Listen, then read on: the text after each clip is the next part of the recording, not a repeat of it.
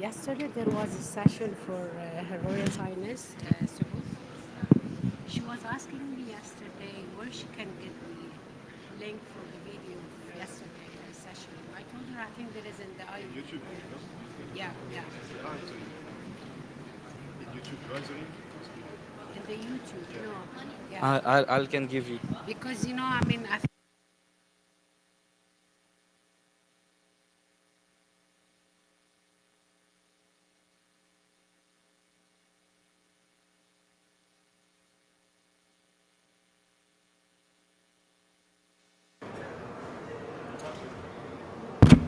Okay, welcome everyone. I'm pleased to welcome you to this session that is co-hosted by the Society for Ecological Restoration and IUCN Commission on Ecosystem Management, as well as the FAO Best Practices Task Force on guidance, resources, and case studies to support delivery of global restoration goals. My name is Bethany Walder. I'm the Executive Director of the Society for Ecological Restoration, and I'll be both your MC and also giving a few short presentations today as well. I'm pleased to introduce our panelists, and I actually have to read to make sure I get everybody's titles correctly.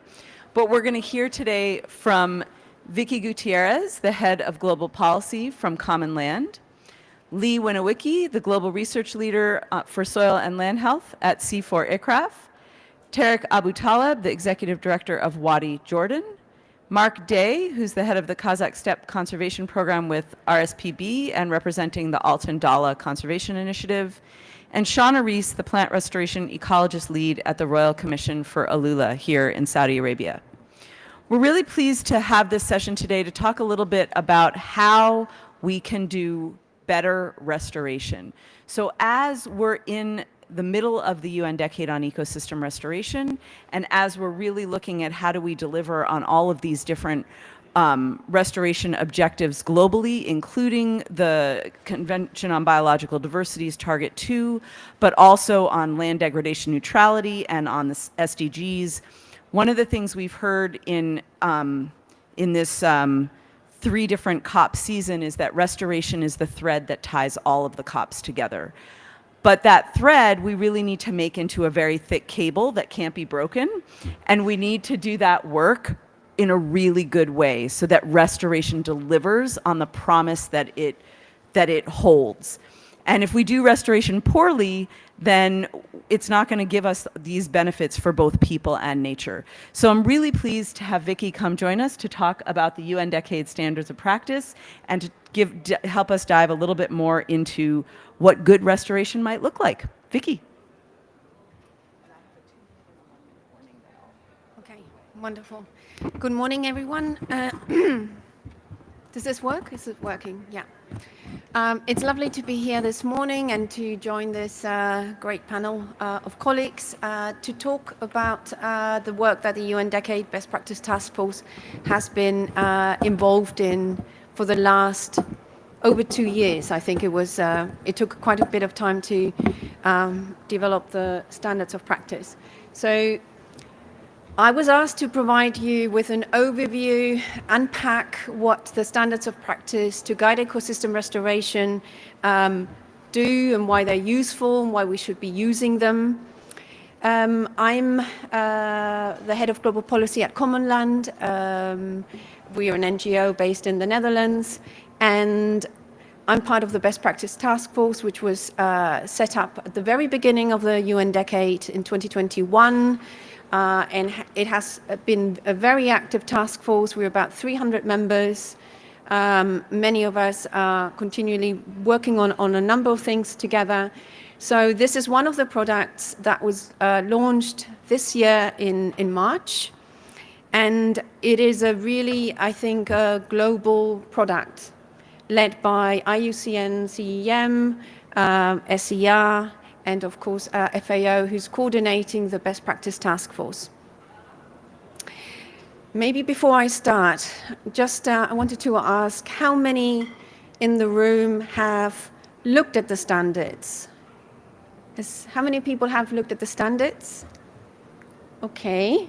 How many people know about the standards? Good. And how many don't know anything about the standards? And that's why you're here. Okay, fantastic. So hopefully by the end of the session, you feel encouraged to have a look at them and to use them. So this product was produced for the decade. As you know, as Bethany was saying, we're halfway through. The UN Decade has already produced a number of contributions. One of the, I think, important contributions is to very, very importantly bring together a global community that has different generations, has different professionals, has different sectors, all coming together to really elevate the importance of ecosystem restoration.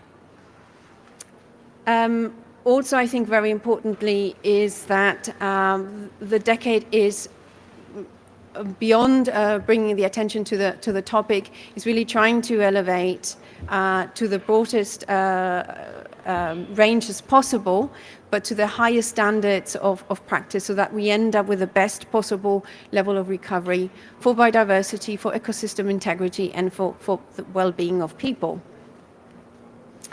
So at the very beginning of the decade, in 2021, IUCN, FAO, and SER produced the principles of ecosystem restoration. And these were 10 principles that were not sort of brought out from nowhere. They were built on already existing knowledge, a review of papers from across different types of ecosystem restoration activities. And they very much lay out the fundamental elements of what ecosystem restoration means. So to me, principles are very important because they really unpack the concept of ecosystem restoration. And the principles are 10, and they cover a whole range of aspects that are fundamental to ecosystem restoration. I'm not going to go through them, but you have a QR code, and I encourage you to have a look at them. So once the principles were produced, it very early became apparent that then we needed something else to be able to implement these principles to the higher standards to produce something that could help people, facilitate people to implement these principles wherever they worked, and regardless of their objectives within of course, the objective of restoring ecosystems. So that is why the standards of practice, this is what we're going to focus on, was developed. And as I said, this took over 2 years. Very many people were involved. I think the global community was involved. And the standards of practice, the aim of this product was very much to bring together those activities that we know have been associated with positive outcomes. And I work for an NGO. We have our own framework for returns framework. We have a guidebook. We have a monitoring framework. We have a community of practice. So we're already extracting what works, what doesn't work. So I guess the question would be, why would we, in addition to that, also be part of the standards of practice that the UN Decade developed? And I think for me, what is important is that if we are really keen to achieve the best possible outcome for restoration, and we know that this is going to take a lot of time, we really want the best set of recommended activities that we know have worked. And to do that, the best way of doing that is to bring that information from the global community. And that is really what the UN Decade is doing for us. So I think the Best Practice Task Force is doing a great job in that respect. I'm just one of the authors who contributed. There were, as you will see, many other authors, but so we will use the standards, of course, in our practice. So the standards of practice are applicable to all types of restorative activities, all biomes, all geographic regions, and ecosystem types. all sectors can find recommended activities that apply to them. And I think also what we should have added there is it also incorporates different types of knowledge. So indigenous knowledge, scientific knowledge. And this is developed to support the 10 principles, so they all connect nicely together. Of course, under the UN decade, we acknowledge that ecosystem restoration covers a broad range of ecosystem management activities that go all the way from reducing societal impacts, so removing, for example, unsustainable activities that are having a detrimental effect, all the way to the right to the full recovery of ecosystems, and via ecological restoration. The restorative continuum, of course, can be categorized into has four groups. As you see, they're overlapping, but they capture all forms of activities that, at the very least, need to have a net gain outcome for ecosystems and people. So that is the underlying common criteria. In addition to ecological restoration, which has the highest level of recovery for biodiversity, ecosystems, and people, there are a very broad range of other activities, such as finding ways of increasing sustainability in cities, regreening, agroecological systems. So I really encourage you to have a look at the very broad range of actions that have been included. It is, as I said, a product of the global restoration community. It was initially based on a review of 125 papers that looked at all sorts of restoration activities, and then building on that, we developed the standards of practice. As you can see, there are 33 authors that contributed to the product, and 25 organizations. But in addition to that, of course, many reviewers and many different layers of review to get this product done. So the standards in themselves are organized in the following way. So there are 5 components that can resonate with any implementation, with any project that focuses on restoration. That includes assessment, planning and design, implementation, ongoing management, so this is for the long term, and monitoring and evaluation. So those are the 5 different components. With each of these components, there are subcomponents, and with each of those, there are the recommendations.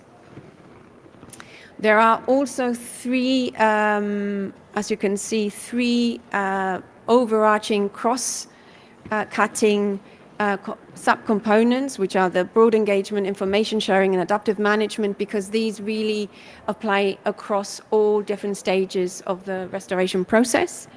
So these will show up across all different the 5 components.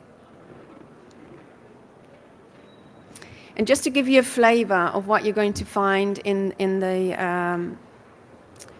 the primer, you're going to find, for example, in the assessment, this is one of the components. It has 5 sub-components. And if we look at the first one, which is broad engagement, you have 6 recommended practices, activities, that are important to really capture best practices for assessments. And if I just pick up one, P3, this has to do with inviting and encouraging stakeholders and rights and knowledge holders to participate and contribute their knowledge and experience in co-developing and co-creating the assessment of the project. So this is, I think, very innovative, very inclusive. And just to give you a flavor of what this means, this is a session we conducted 5 days ago on the 5th here at the Restoration Pavilion. And I think my takeaway is that if you bring people together and you ask them to contribute they want to contribute. So it's actually very easy to get people to share and to want to be part of things if the conditions are right. So I think it's really about thinking about how we set up restoration initiatives to be able to include people. So broad engagement, this cross-cutting, as you saw, applies to assessment, but it also applies to planning and design. So for example, these are 2 of the recommendations. There are 15 recommendations in total. So the number varies across different components. And you have, for example, identifying and building relationships with key local leaders to build trust with stakeholders and right and knowledge holders. So this is just an example. Then, of course, there's also broad engagement for implementation. There are 8 recommended practices. There are also for monitoring and evaluation, so engaging people, broad engagement for monitoring and evaluation. So this is just an example of broad engagement as a cross-cutting theme for the 5 components. And then when you look at the different components, such as planning and design, you can see that there are 13 different subcomponents. And if we clicked in each of them, you would have different recommended practices. The same applies to implementation. The same applies to ongoing management. This is what happens after we've implemented the main implementation design. We continue managing for sustainability so that we don't regress back, we don't degrade what our achievements. And then finally, there's also monitoring and evaluation. So you have 11 subcomponents. A very important contribution of the standards is, of course, that the inclusive aspect. And there was a global consultation by the Indigenous Peoples Unit at FAO that conducted a global consultation where we got a lot of feedback, a lot of very excellent ideas to enhance and improve the existing draft. So after the consultation with Indigenous peoples, there were some changes that were incorporated. And I think what is also important to, of course, highlight is that it's not just about developing it with them, but also considering what do we need to do, what are the best recommended practices if we work with them and we are not Indigenous peoples ourselves. So what you find is that we included 6 additional boxes that specifically speak to Indigenous peoples, and there are specific recommendations that also speak to the importance of enhancing territories that are governed by Indigenous people. So some of the recommendations, for example, are that we need to the extent that it's possible, support development of new legal tools, and actions to protect and recognize people's territories. So, in a nutshell, the standards of practice are a synthesis that brings together over 300 recommended practices that we know are associated with positive outcomes for ecosystems, for people, for human well-being. And if you haven't had a look at them, you can download them using this QR code. I hope people have a look at them. There will be different ways in which we all use them, because we will be engaged in different types of ecosystem restoration. We will have different aims, different objectives, and so we may use different aspects of it. But I think one of the important contributions of the piece is that knowing about these recommended practices will allow us better decision making about which kinds of what practices to include in our work. So that will lead hopefully to better outcomes. And so I leave it here. Yeah, in time.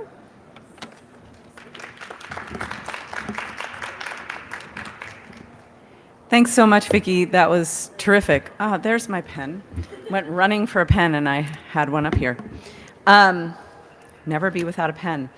So I'm going to continue on this idea of guidance, and I'm going to walk through another new guide that has just come out in October with the Convention on Biological Diversity Secretariat and the Food and Agriculture Organization. I had updated that, but it doesn't say that. We have put together a guide for parties for delivering restoration outcomes for biodiversity and human well-being. I just realized that I fixed 2 slides on the old presentation that I didn't fix on the new presentation. Oops. There might be a couple of slides that have some little glitches on them because we had to upload some new slides this morning. This is one of them. So my outline is that I'm going to talk about the purpose and development of this new guide, some guidance for the key elements of Target 2 of the Global Biodiversity Framework's restoration of the Global Biodiversity Framework, and also a couple of new tools that are now available.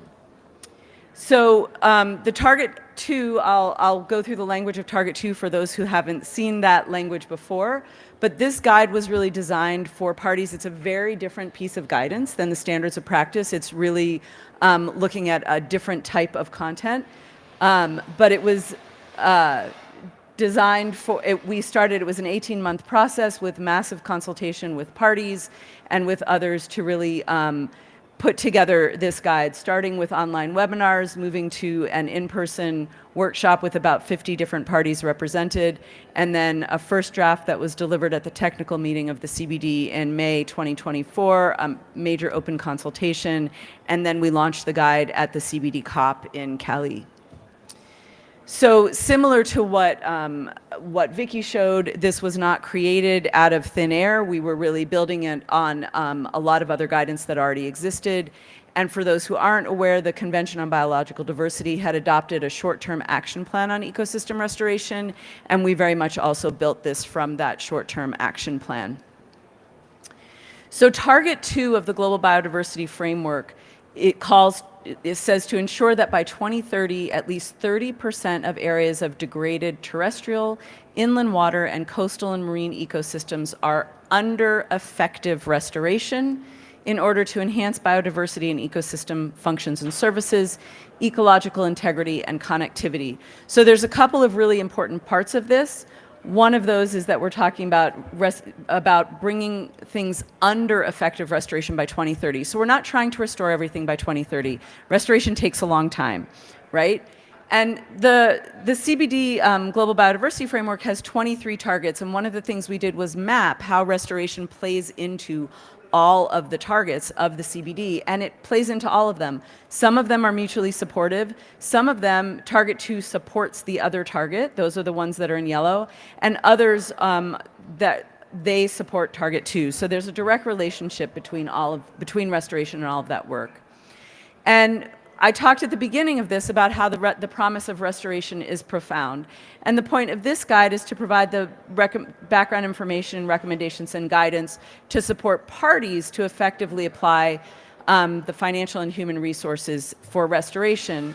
And in the guide, we basically say that Target 2 elevates and coalesces work on existing country commitments to the SDGs and MEAs, that includes things like land degradation neutrality, into a new global objective for restoration for life on Earth. So we want to help parties get from commitment to action. So the key elements of the target include that it's all 3 major ecosystem types, that we need to define a baseline, set national targets, look at the 4 key outcomes, and then implement effective restoration. And I'll very briefly walk through those. For the CBD, we have defined the baseline as the period from 2011 to 2020, and it is the spatial extent of degraded areas within a country at the end of that baseline period, disaggregated by major ecosystem type. And again, I think this is applicable to land degradation neutrality.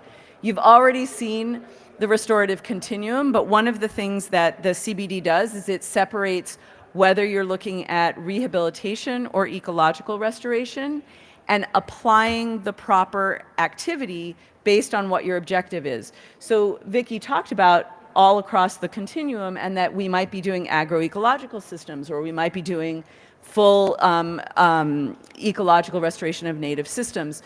So if you're looking at restoring a native ecosystem, you are going to apply ecological restoration. If you're taking a degraded production ecosystem and bringing it to a high functioning production ecosystem, you're going to be more likely using rehabilitation. And sometimes you're somewhere right in between those. But you want to apply the right tool for, or the right type of activity for the outcome that you intend. So the 4 key outcomes that are defined in the CBD are biodiversity, connectivity, ecosystem functions and services, and ecosystem integrity. In rehabilitation, you will always be focusing on ecosystem functions and services, and biodiversity and ecosystem integrity will be supported outcomes with connectivity as an encouraged outcome. If you move into ecological restoration, then biodiversity, ecosystem functions and services, and ecosystem integrity will all be primary outcomes with connectivity as an encouraged outcome.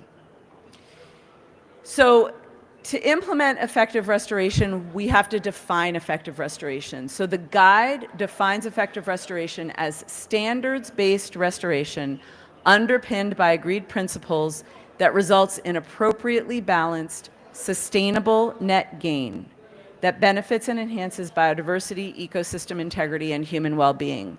It's based on the principles and standards from the UN Decade, from the Society for Ecological Restoration, and from other guidance out there that exists. So we don't say you must use these standards. We say that effective restoration should follow standards because of all the different reasons that Vicki just said. But to add another reason why standards are important, standards can actually help reduce risk and uncertainty in the delivery of restoration. Restoration fails a lot. And there's reasons restoration fails, including that ecosystems are just dynamic and they don't respond the way we expect them to.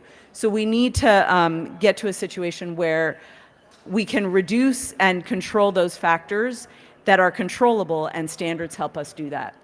So I want to go through very, very quickly a few tools and resources. The guide includes so many tools and resources. I just encourage you to look at it. I have there was a QR code at the beginning, and I think I have it again. But we also, here's the QR code for the guide.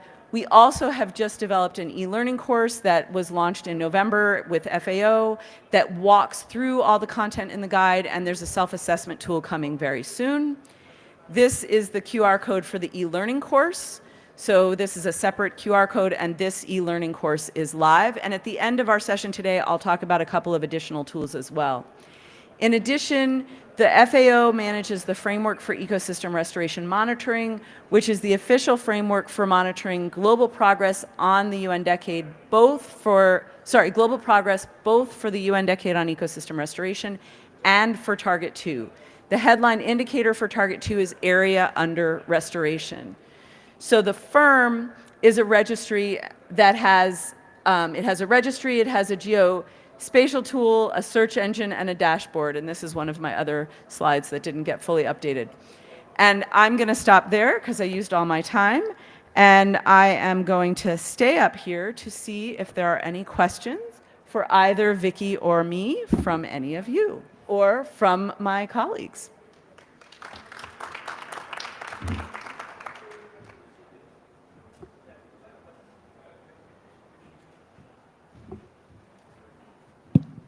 Thank you so much. Good morning, everybody. My name is Hisham Al-Askari, Professor of Earth Observations and Data Science and the ex-Vice President of the Egyptian Space Agency. When you are talking about the systems being dynamic, what kind of tools you guys are using in order to monitor such a dynamic process? Because part of the restoration is to collect data, to be aware of what's going on the ground. So I would love to hear about tools, data science-oriented things, observations. That would be good. Thank you so much. Yeah, do you want to start first, or do you want me to?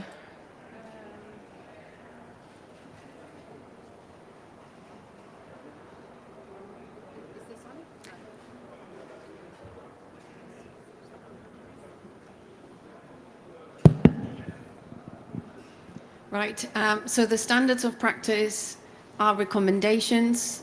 Part of those recommendations are, of course, ongoing attention to what is going on in the landscape. There are Of course, ways in which you can do that with people. So these are not, there are recommendations and practices that you can do for best outcomes. And they do take into account, because you do an assessment of where you're working, you're planning, you're designing it with people. So the dynamic aspects should have been integrated within the assessment, within all the activities that you do. So if you know your area very well, whether it's a landscape or something else, site, the dynamic aspects should be included, whatever that is, right? It could be physical, it could be people, it could be a whole range of things. Very quickly, like, you know, when I'm aware of something on the ground, and I can use lots of data sets in order to assess what's happening as we speak, we can also use some predictive models in order to be aware of what might be happening in the future.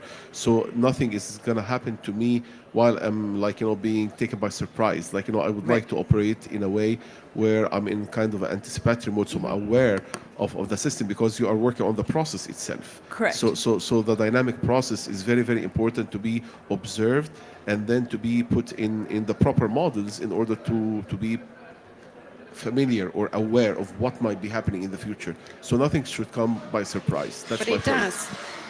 I think it does, right?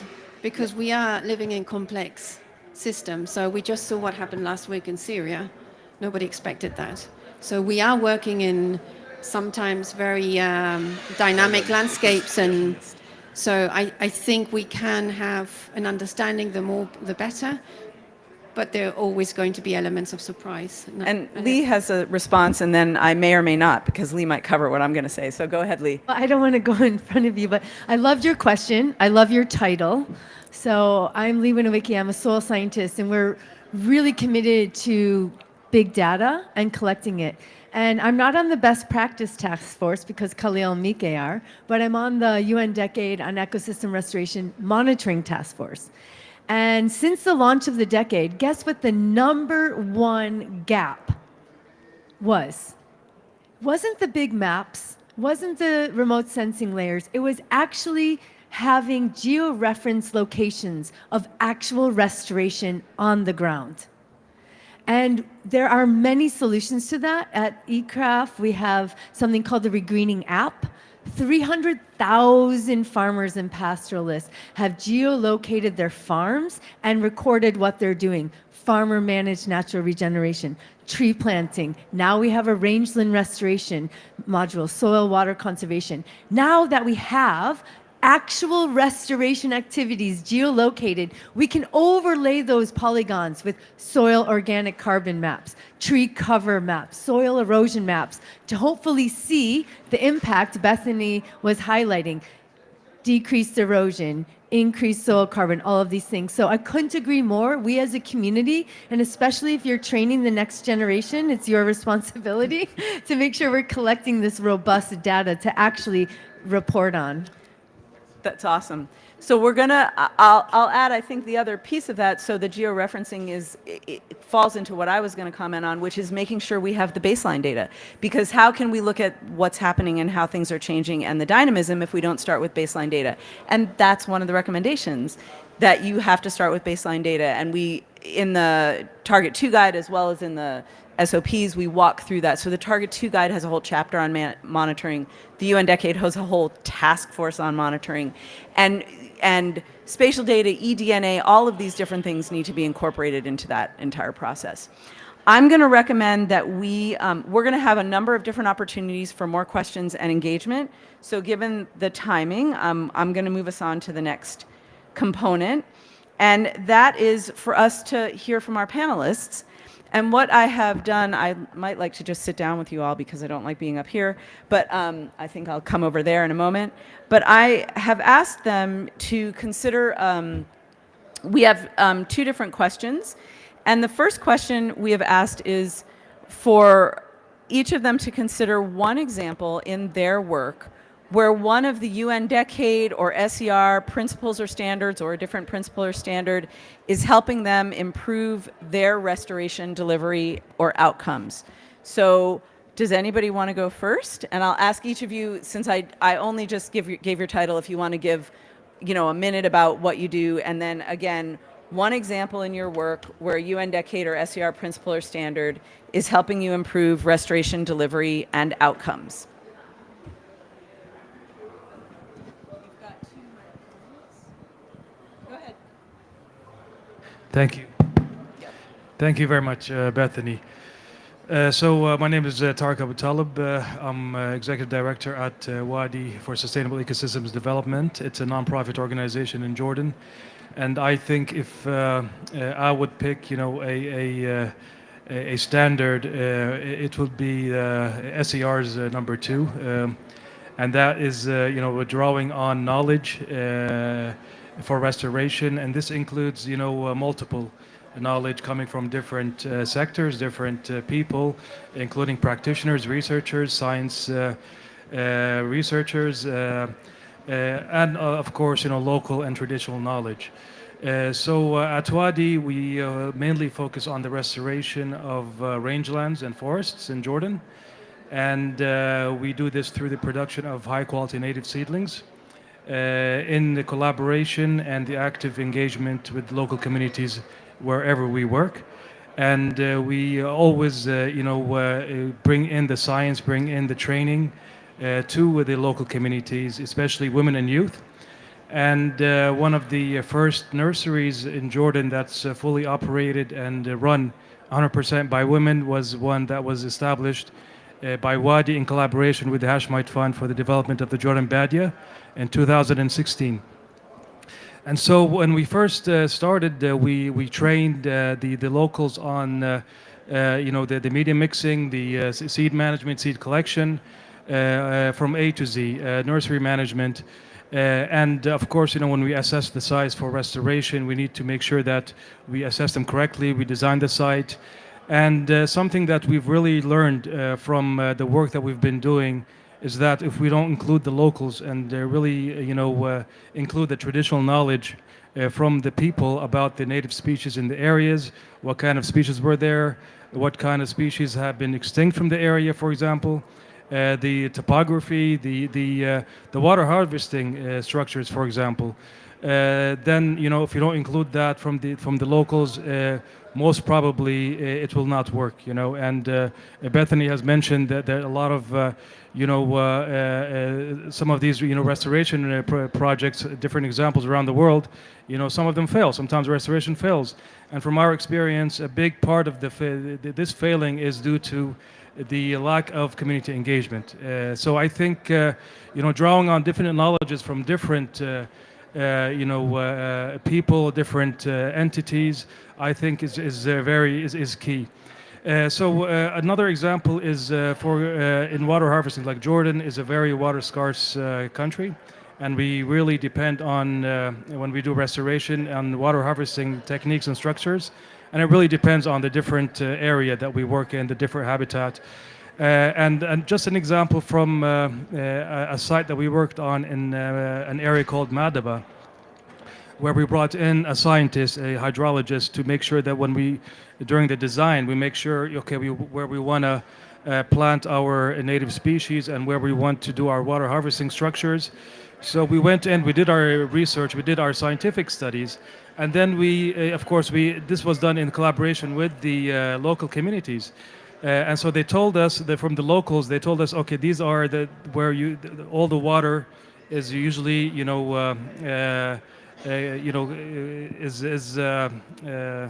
collected. Yeah, this is where we're usually collected. And from the scientific study that we did, it was in different areas.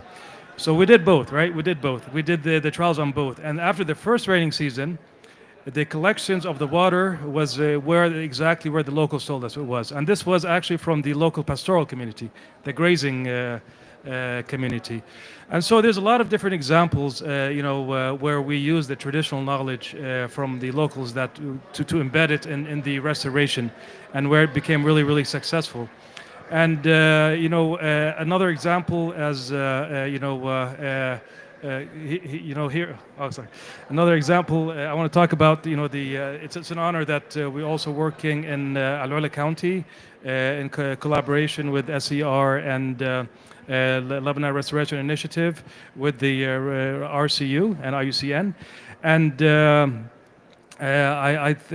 We worked on a gap analysis, and we worked on the different gaps that are in engagement, let's say, and in practices for community engagement, stakeholder engagement, and we did work on some of the strategies for stakeholder engagement. And the things that we've also noticed, and we worked with when we met with the communities, and the feedback we got from the communities are very similar to the work that we worked in different areas, outside. The communities have the local knowledge. They have the knowledge of the native plants.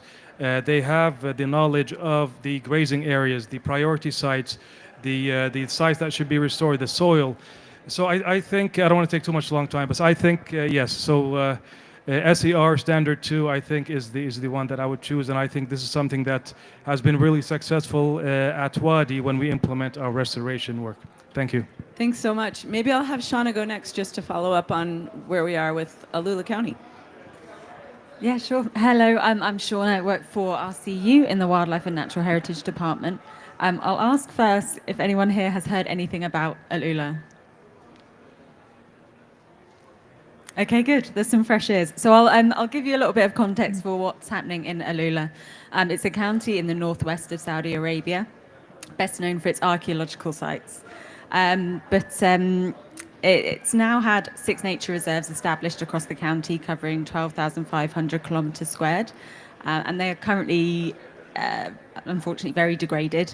So RCU are working on bringing back the native ecosystems in those nature reserves. So that's through sort of enhanced protection of the nature reserves, wildlife reintroductions, and then what my department works on, which is the habitat regeneration.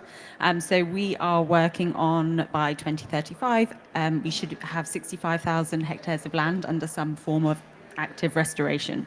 And then underpinning all this, we've got research so that all of our decisions are based on strong evidence. My team currently are working on our 10-year strategy and action plan for ecosystem restoration. So whilst we're trying to make sure that we're achieving RCU's goals, these also contribute to the Saudi Green Initiative goals, which you've probably seen around the conference. Big national targets to restore 74 million hectares of land in Saudi Arabia and plant 10 billion trees. So working on these ambitious goals, there's a lot of pressure to work at speed, and we want to make sure that that doesn't come to the detriment of quality, and so that we can make sure that we do restore those functioning native ecosystems. So with that in mind, when we were developing our strategy, we have chosen to integrate the standards into the strategy. So whether it's the SER standards, the UNCCD principles, and we've chosen to do this because this strategy is going to guide our work for the next 10 years. And so integrating those standards in it will reduce any risks associated, as Bethany was saying, and also sort of try and increase our chances of successful restoration for those native ecosystems. So we are working with the IUCN, SER, Wadi Jordan, and Lebanon Reforestation Initiative on that strategy, so that we can build in the various standards. So whether it's, as I said, the SER standards, UN principles, the Target 2 guidance, so that we can build all that in whilst making sure it's locally appropriate in the Al Ula context. So as Tarek said, one of the key elements of that is the community participation. We have a lot of communities adjacent to the nature reserves that have been there for a long time. And so we need to make sure that any restoration efforts, they're fully involved from the outset in the planning and design of the restoration, so that we can make sure that they benefit from the restoration. Also to make sure that we can benefit from their knowledge. As Tarek said, a lot of the time, local communities know where the water collects, they know what plants grow there. And so how do we make sure that we can integrate that into what we're designing? We also, sort of looking at principles, the SER principles is what I'll be talking to. When we look at Principle 8, working across the restorative continuum, the the RCU strategy sort of lends itself quite well to that when we're looking at sort of protection of the nature reserves to reduce those societal impacts on the ecosystems, through to planting strategies to start building up that ecosystem, and then the reintroduction of wildlife that have a function in the ecosystem. But the strategy provides the bare bones of what needs to be done across the continuum. And so sort of working within the standards, that's sort of building on that. So what do we need to do to make sure that we effectively work across that continuum? I think let's keep going to the Yes, next person, of course. if that'll work. Yeah, no worries. Okay. I've got Just another keep it- challenge, so we've got that one ready. Yes, we're going to come back to that in the next session. So let's go on to Mark Day. Thank you. So I represent the Altyn-Dala Conservation Initiative, which is based in Kazakhstan. This is an initiative defined by the historic range of the Saiga antelope, which is an area of 75 million hectares of grassland, wetland, and semi-desert areas. Obviously, it's a large, it's a migratory species moving north to south during the year.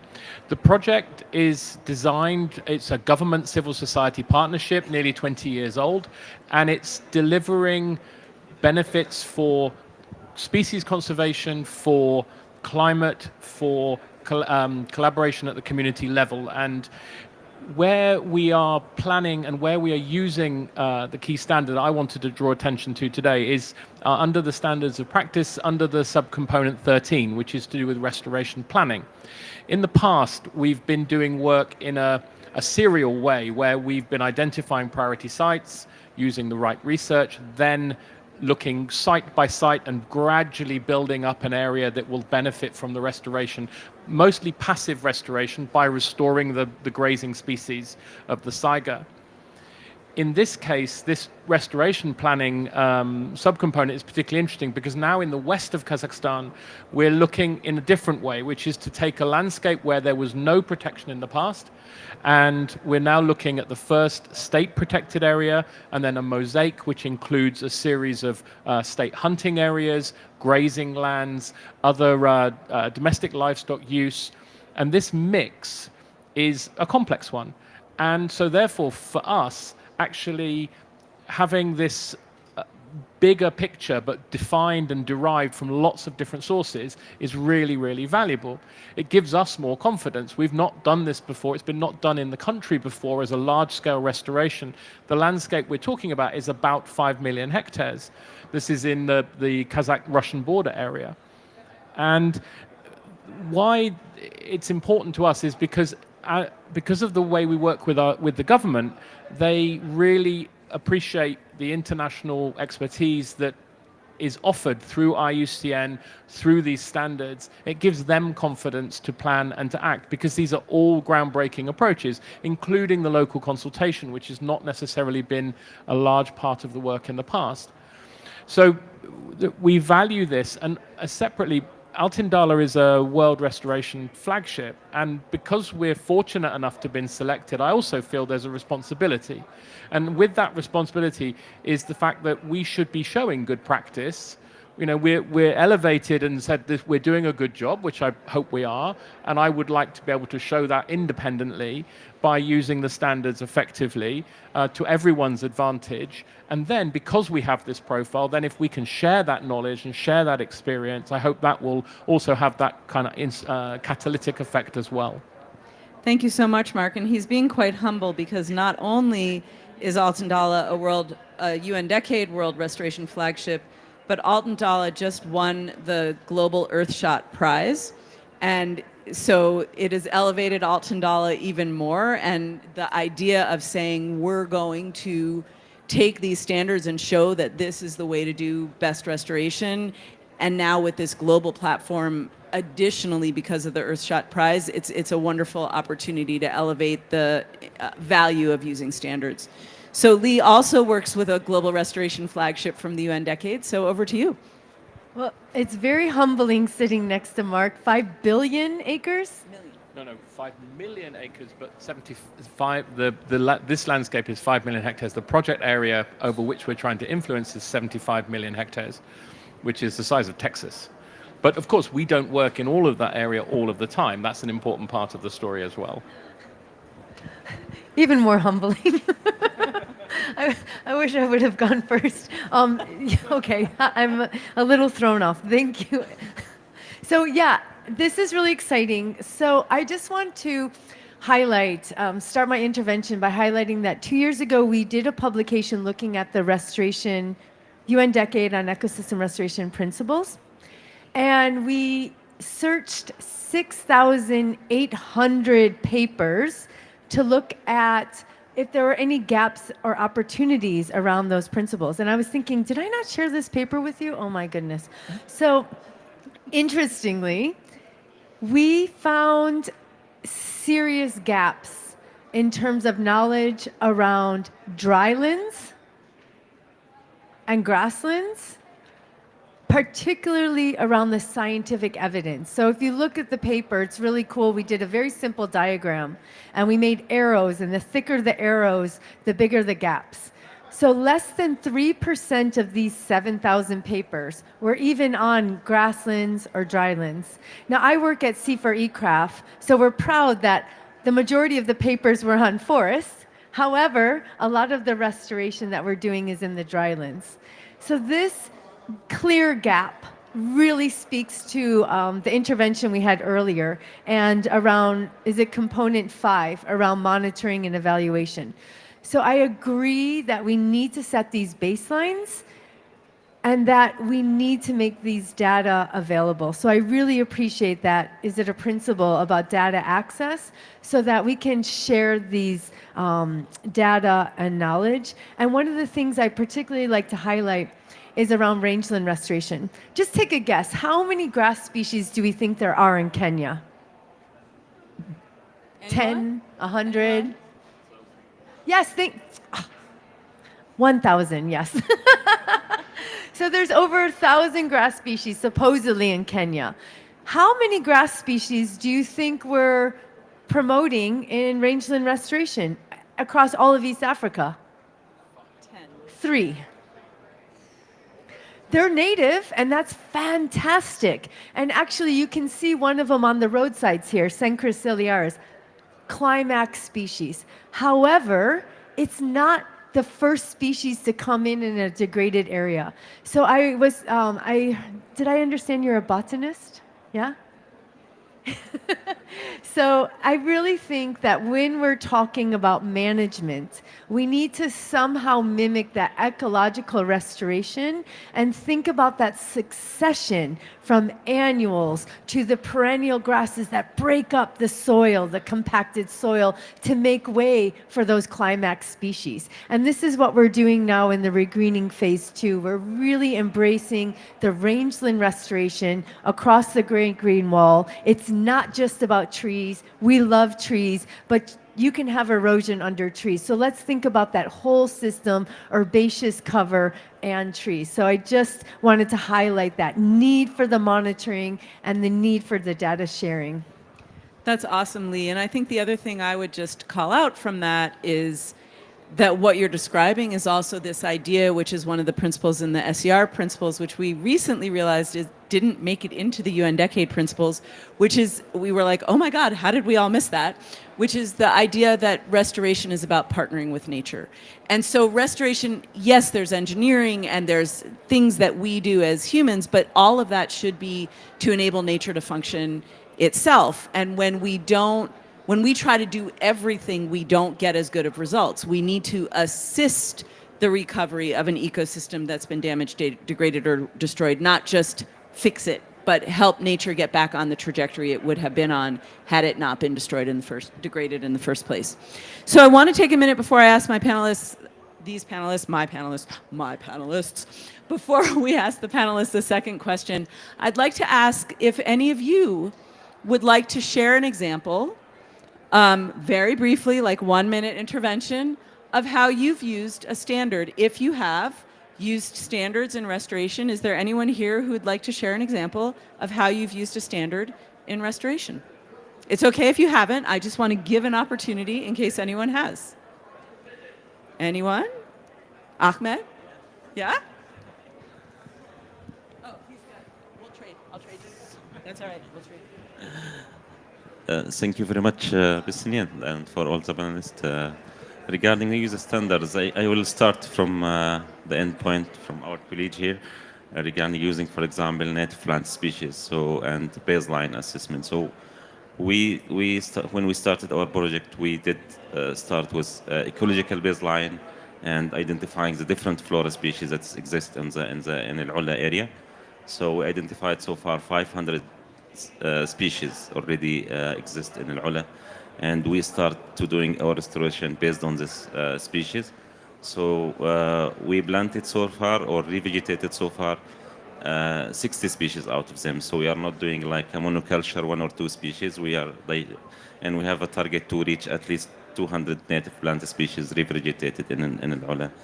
And thank you. I have a small comment, if you allow me, regarding the standard, because I might not have a chance later. And I will start with pointing back to my friend, so he don't, Tariq. Because Tariq, he just broke like a very simple standard of ladies first, and he start talking. So, and this will take me to you when you said like we don't have to apply all the standards. So, what if we break 1 or 2 of this standard? Is this gonna impact our restoration plan, or it's gonna be as simple as Tariq did, for example? If you break it, did you say? If you didn't apply all of them, if we didn't apply all the standard, right? If we say this is one we are not gonna apply it, how this is gonna impact our restoration plan? So that's a very good question. Do you have to do every standard, right? And I might give Vicky a chance to respond to that as well. But in the UN Decade Standards of Practice, there's over 300 standards. No one will use all of those standards, and you cannot. And there are even standards that might not be, I can't say not consistent with each other, but that you might not be able to apply. All of the standards don't apply to all places and all projects. And so what I think is important is looking to the 10 UN Decade Principles and the 8 SER principles and the rewilding, there's rewilding principles and there's regeneration principles and agroecological principles, right? So I think that what we need to do is look to make sure that the restoration we're applying and designing and implementing is consistent with all of the principles and not inconsistent with the principles. So are you planting invasive species? That would probably disqualify it from standards-based restoration, right? So I think there would be disqualifying activities, but there's nobody who will ever apply all of the standards, if that makes sense. Maybe just to add, if you remember the slide of the restoration continuum, there are different categories of ecosystem restoration. So they have different aims and objectives.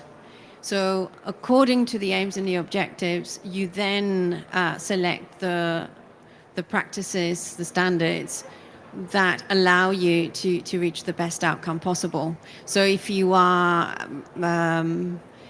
removing harmful, unsustainable practices in cities, then you still want to engage a broad range of stakeholders in your practice. But then you're not doing assisted natural regeneration or taking baselines that are consistent with that. So I think it has to do with your aims, with your objectives. But I think it's a very good point to think about that you cannot cherry pick whatever it is that you want. So if you're working in territories that include indigenous peoples, you just don't say, okay, I'll skip this one and do this other one. So I think it's very important to be coherent with the understanding that there's a whole spectrum of activities and aims.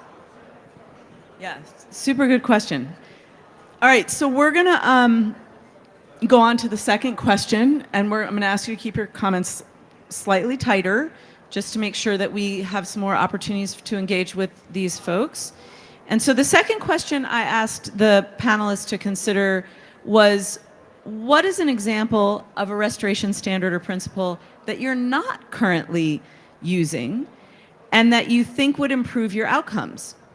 And if you want to share why you're not using it, it might be because you didn't know about it, but any example. And maybe let's start from the other direction. So Lee, if you want to go first this time. And then you don't, have to feel like you're following Mark. You can make him follow you, because most of us are like, Lee, oh my gosh, she knows so much. Well, actually, I didn't recall that question, so thank you. Tariq, yes. Oh, great. So I didn't recall the question, but maybe could I just talk about the management component? Sure. Because I think one thing that the UN Decade is really trying to improve communication on is that a lot of this restoration is going to be farmer-centered, pastoral-centered, and many of us took some complication with the term FLR, so forest landscape restoration, and they went through great lengths to tell us that landscape included the working landscape, the agricultural land, but then why have forests first, right? So I really like the component 4 on management, because what we're doing at C4ECRAF is very much farmer-centered restoration, and I think we still have a ways to go with the UN Decade to bring that to the forefront, that agriculture, rangelands can be part of the restoration solution. So I guess my plea is, let's do a better job at communicating that and showcasing those examples in the best practices, because it really is going to be the farmers and pastoralists who are the stewards of the land, who are going to be implementing the restoration.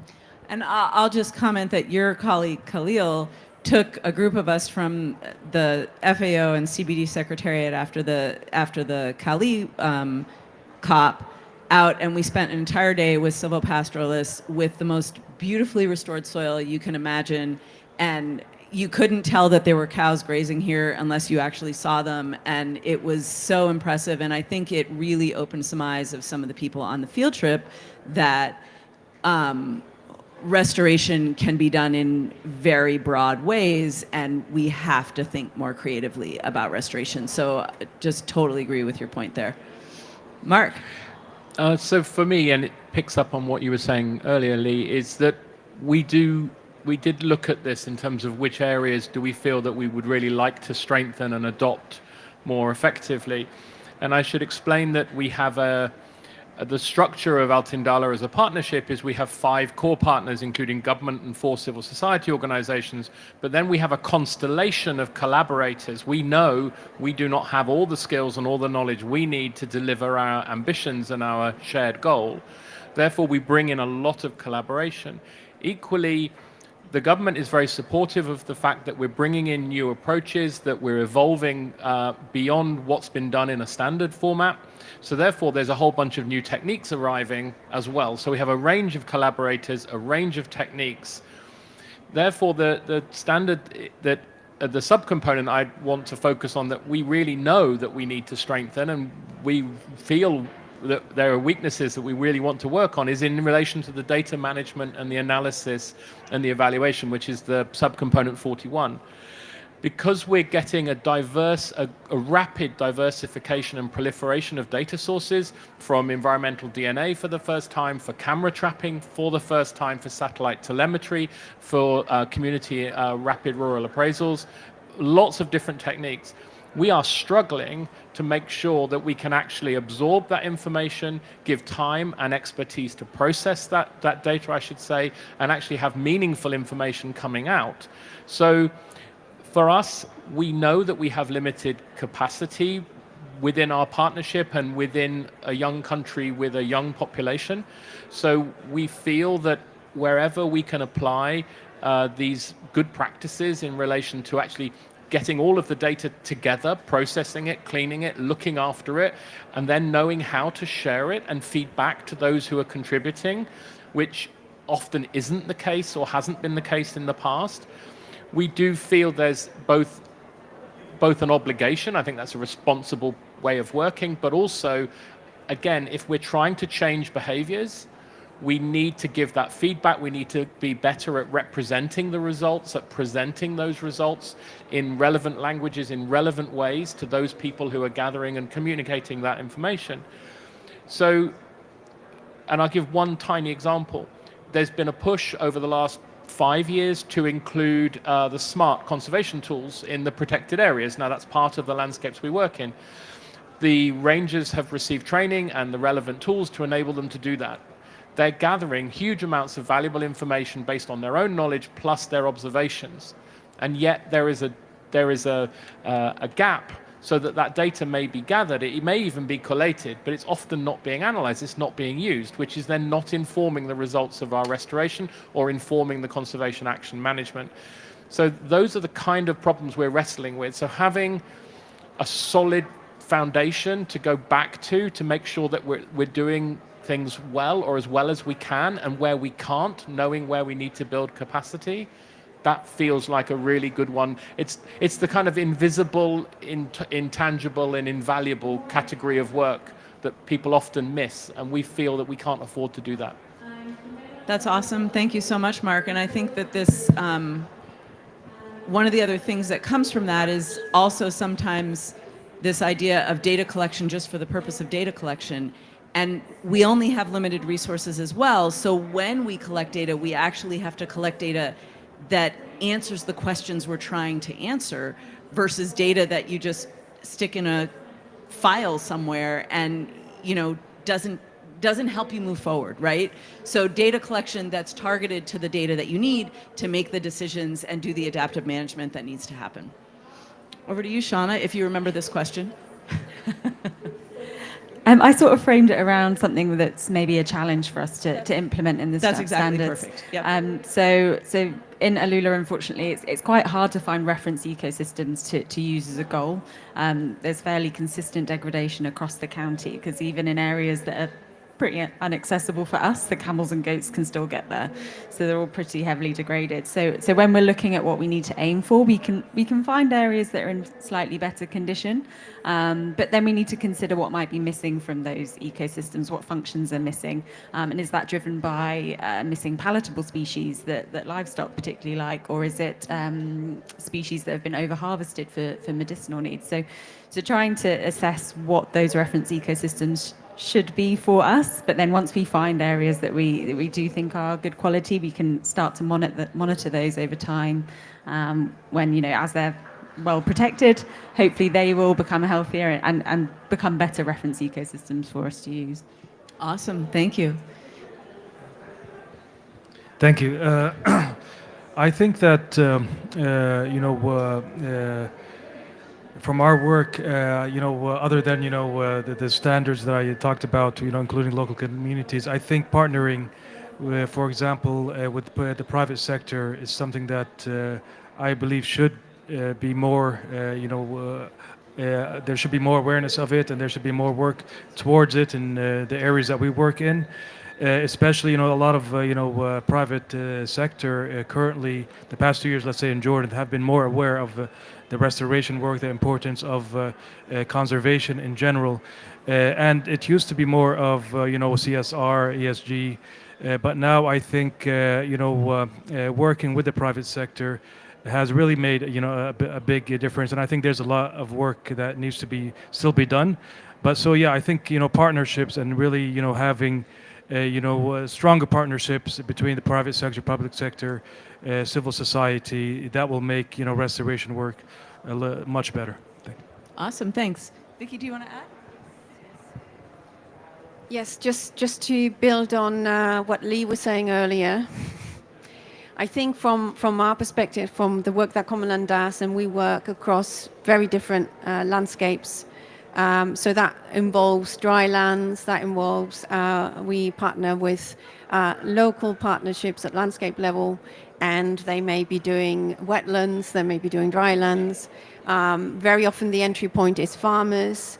So I completely agree with you that the assumption is not that this is going to be led by governments or research institutions, but very often it is. And we want it to be the people on the ground that partner with local actors but that what that means is that these baselines or a lot of these efforts are going to vary. And so capacity is going to vary, knowledge is going to vary, but in taking a holistic approach, I think you are dealing with a lot of these processes that ensure that people can drive and encourage all this work. So to answer your question about what kind of standards we are not applying, I think because people are trying to focus on what matters most to them or what they have to be doing next, and in taking a long-term perspective, they still have priorities. I think very often it is in setting up local businesses, in trying to create more resilience, but very often we miss, because we also work in very large landscapes, so some of them are 1 million hectares, others are smaller. But we often miss the linkage between the rural and the cities. And I think we just had a primer published this week on the urban-rural linkages. And I think it would be nice to engage people who are not living in the rural with those who are living in the rural. And there are some standards there that we could apply. Yeah. That's awesome and a new topic, so thank you. So I want to shake things up a little bit here. I'd like to ask you all to take a few minutes. I'm going to ask you, you might have to stand up because I'm going to ask you to talk to someone you don't know. So if you came and you're sitting next to someone you know, I'm going to ask you to stand up and move over and talk to someone you don't know. So I would like you to discuss briefly, I'm going to give you about 3 minutes, to talk about an obstacle or challenge that you would face in your own work in applying standards to your work. And then I'm going to ask for, like, let's say little groups of 3 or 4 people, no more than that. So 2 or 3 people. Yeah? Yeah, we'll have some questions, but right after this. Yep, I got time for questions too, but I want you guys to talk to each other because we're always talking at you, right? So we'd like to have you talk to each other. So I'd like you to find a neighbor, 2 people, 3 people, and talk about a challenge or obstacle that you think you would face or that you already face in applying standards to restoration. And my panelists are welcome to go join these join folks.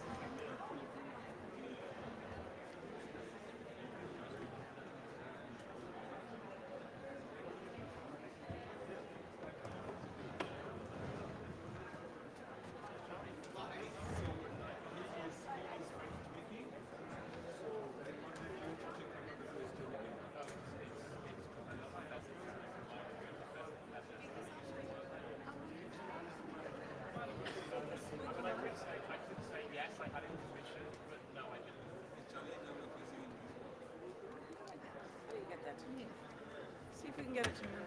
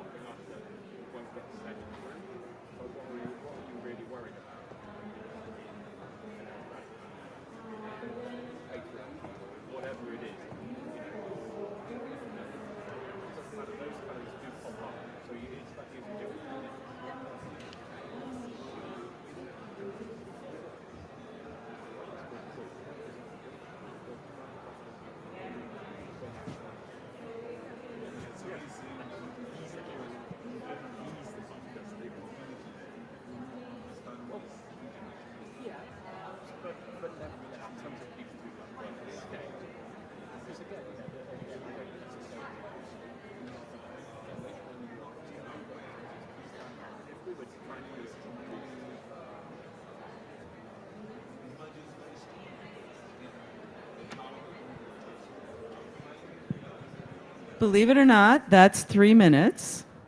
So yep, that was 3 minutes. So I'll give you 30 seconds. 30 seconds to wrap it up.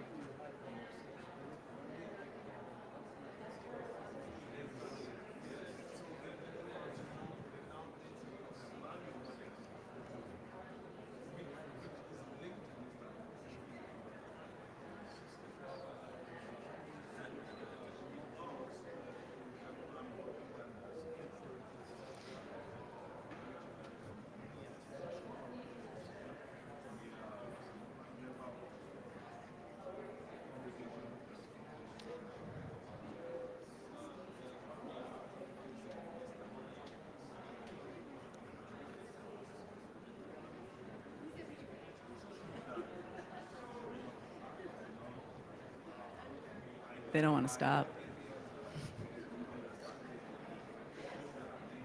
All right, so try to wrap it up.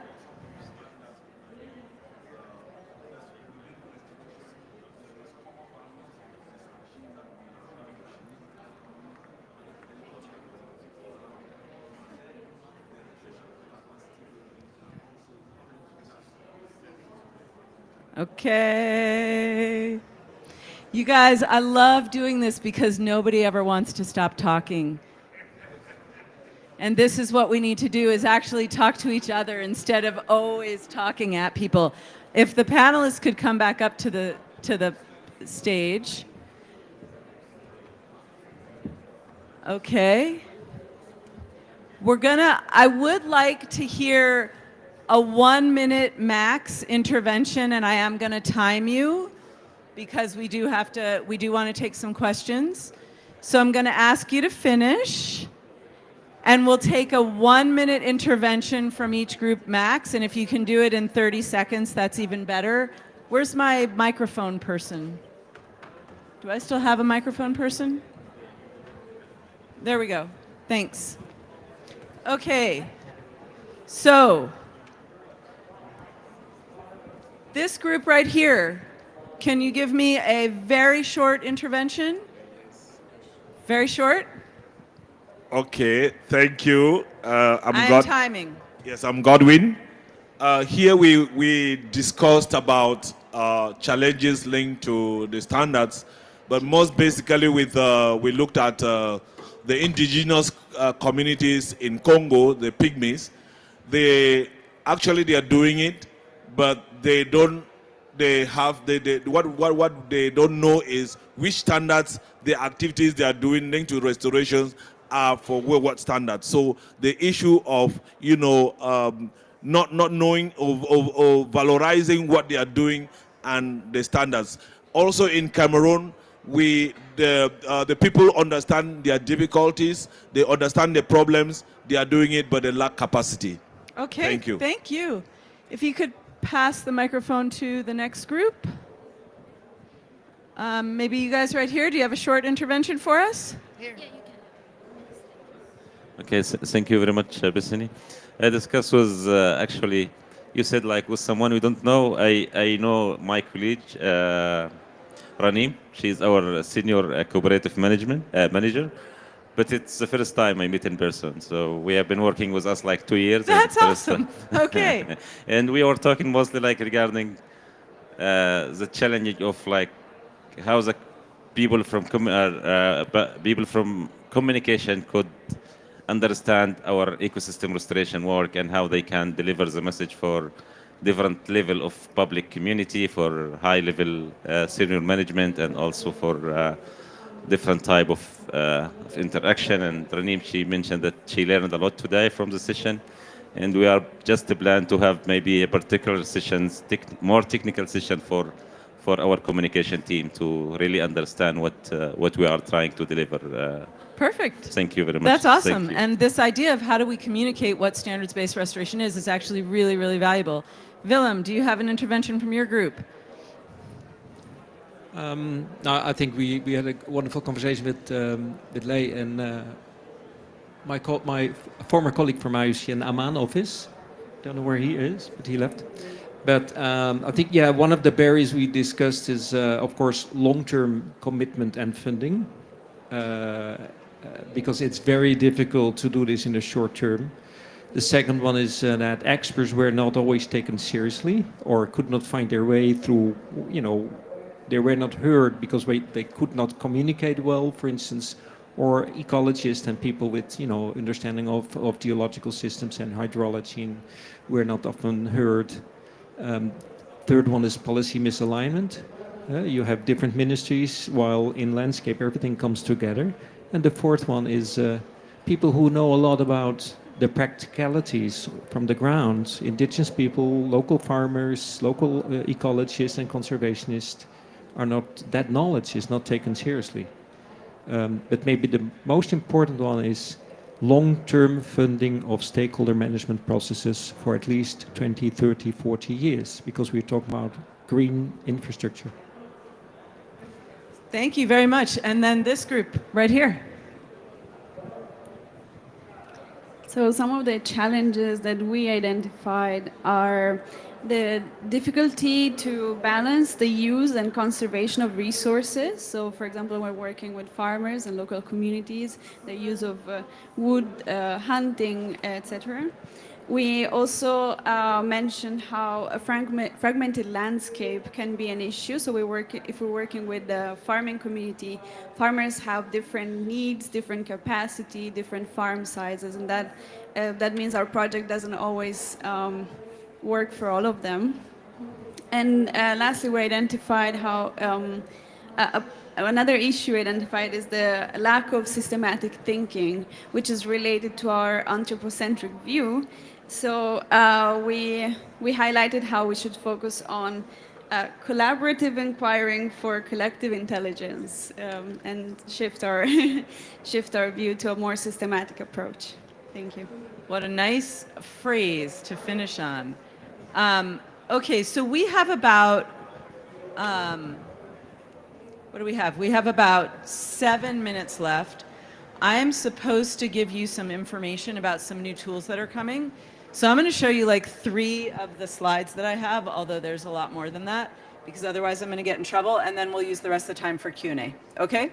So can you make this? Oh, maybe it's working now. Yes. So I want to be clear that with the Best Practices Task Force, there are a number of tools that are coming to support the use of the standards of practice. So they are developing a navigation tool, an e-learning course, and a decision support and self-assessment tool. That QR code there is for the actual SOPs. But these are going to launch in October 2025 at SER's World Conference and also at the IUCN World Conservation Congress, both of which are in October. So the first is to develop an interactive and searchable navigation tool. And it's going to have a couple of key features, including navigation links, but also that it'll be a searchable resource guide. So this comes back to the question that Ahmed asked earlier about, do you have to use all the standards? There's or practices. There's 300 of them, so we need to understand which ones apply to my project. And this is going to be an interactive tool that you'll answer a certain question, and then it'll tell you here's the types of standards that you would need to use. And it is going to be available in several different languages. We're also developing an e-learning course, which will have 6 lessons, and those are going to include the 5 different components, thank you for the word component, that are included in the SOPs. And then the decision support tool is, again, going to start with, you'll provide some type of brief overview of what you're doing, and then based on the responses that you select, you will get guided to different content. So it will move you towards helping with customizable project planning and a checklist for self-assessment, and then how ideally for those who want to share that data. And when we talk about all this knowledge sharing, something that hasn't come up today is that sometimes people don't want to share their knowledge because knowledge, especially with indigenous communities, there's been a lot of abuse of that knowledge. And so all of that has to be with free, prior, and informed consent and whether or not you're interested in sharing. But for those who are interested in sharing, there'll be the opportunity to maybe collect some global metadata. And so that was my 3-minute version of what is supposed to be a 10-minute presentation. And we're going to do the rest as Q&A. So any questions that we have, and I think you had one earlier, and he's got a mic there. Thank you. So unfortunately, I got the tail end of the discussion. I came in a bit late, but I think I managed to get the crux of what the panel was discussing. So my question is to the gentleman at the far end. Sorry, I didn't get your Mark. Didn't get your name, Mark. All right. So you mentioned collection of data from projects that are being implemented in local fringe communities in the developing world. So I assumed you said in the developing world, right? So my question is 3 questions actually. So what has been the buy-in from the local communities with regards to the collection of baseline data? And is the data qualitative or quantitative? And if it's qualitative data, how can we remove issues of biasness so that we can rely on this data? So that's the first, it's a bit long. So that's question number 1. Question number 2 is, so how readily available is this data from data repositories and data centers to local communities on the ground so that they can analyze and implement during their day-to-day activities, whether it be grazing or crop rotation? That's question number 2. And then lastly, but not least, my 3rd question is there any feedback loop mechanisms to ensure that the data is plugs gaps, and if adaptive mechanisms can be included so that information gaps can be bridged. Just to rephrase, is there any feedback loops for this data from the local communities to the people who are actually analyzing and interpreting and cleaning the data? Yeah. That's a lot. Thank you. We are working in Kazakhstan, and there is, in the past, there was a system of, let's say, top-down release of information rather than bottom-up gathering of information. So what we're trying to do is introduce new approaches that do actually ask questions and do actually listen on the ground and try to absorb that relevant information. So in terms of your first question, actually we're finding, whether it be local government or local community or local businesses, we're finding that there is actually good buy-in because they really are pleased to be asked. And we always work in local languages, and we always work gently because this is a new process for almost everyone. And we know we have to tread carefully.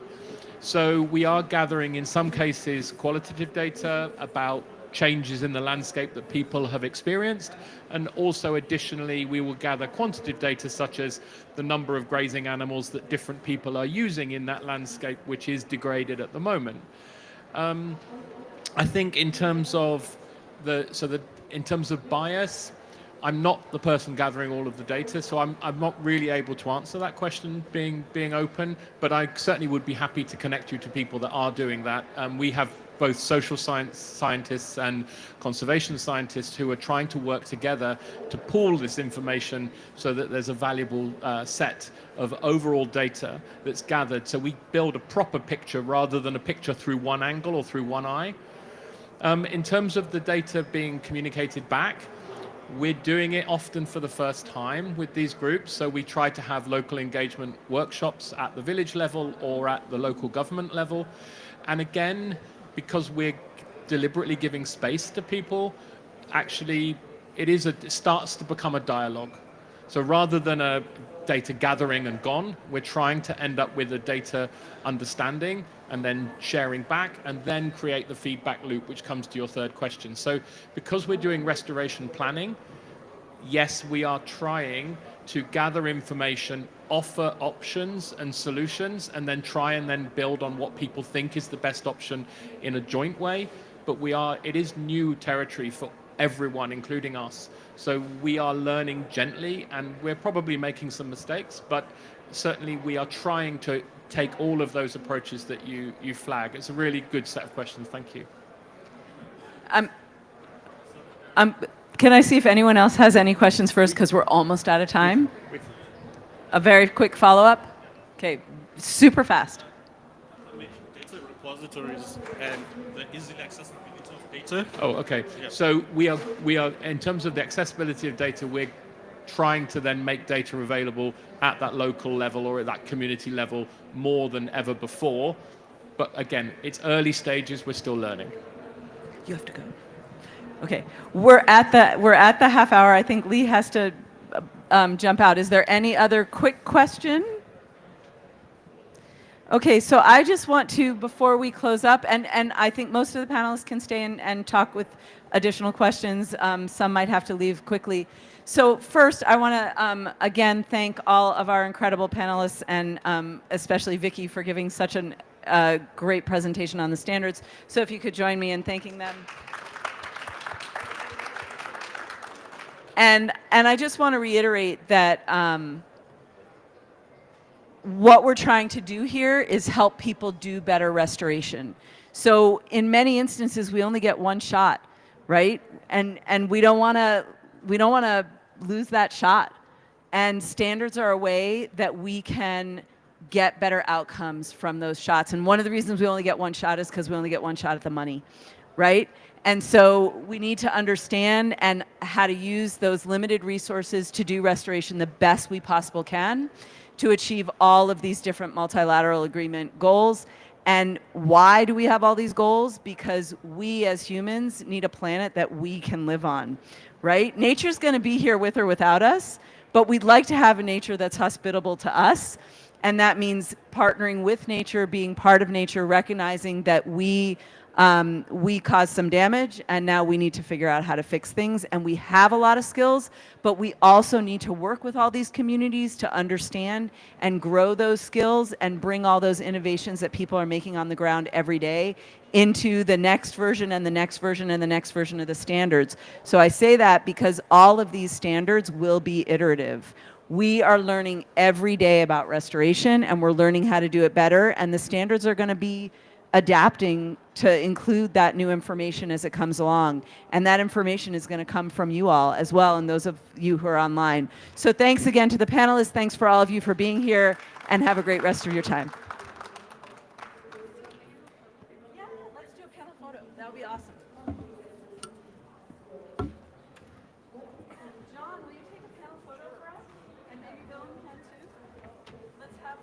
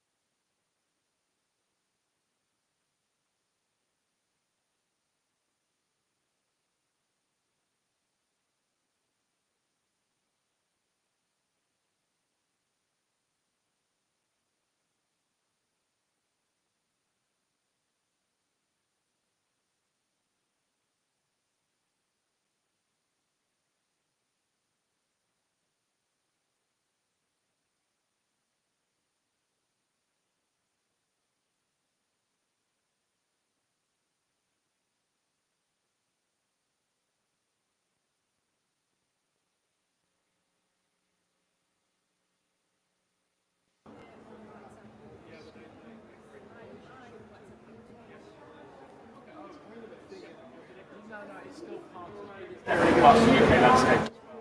I mean, also, where are you physically based now? Or you another digital nomad in fact?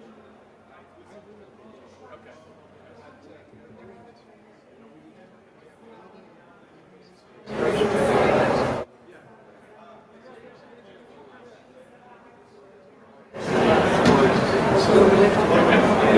Yeah, some will always be more active than others.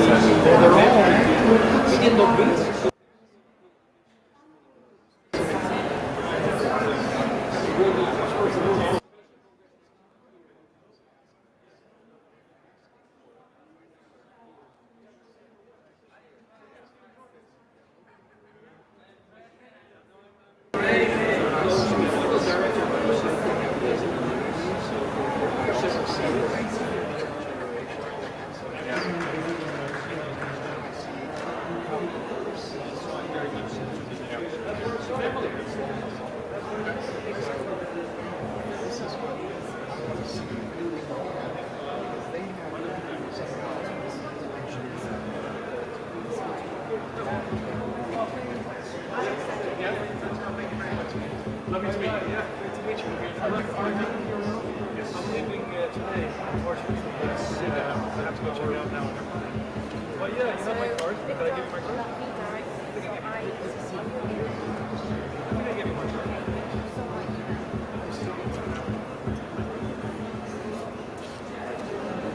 Oh, there we go.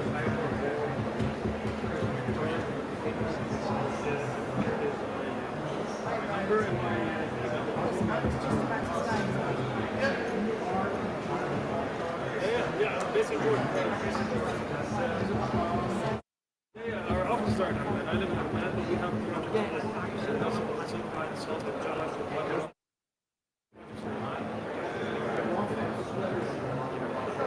oh no, maybe we can recover it when we go back.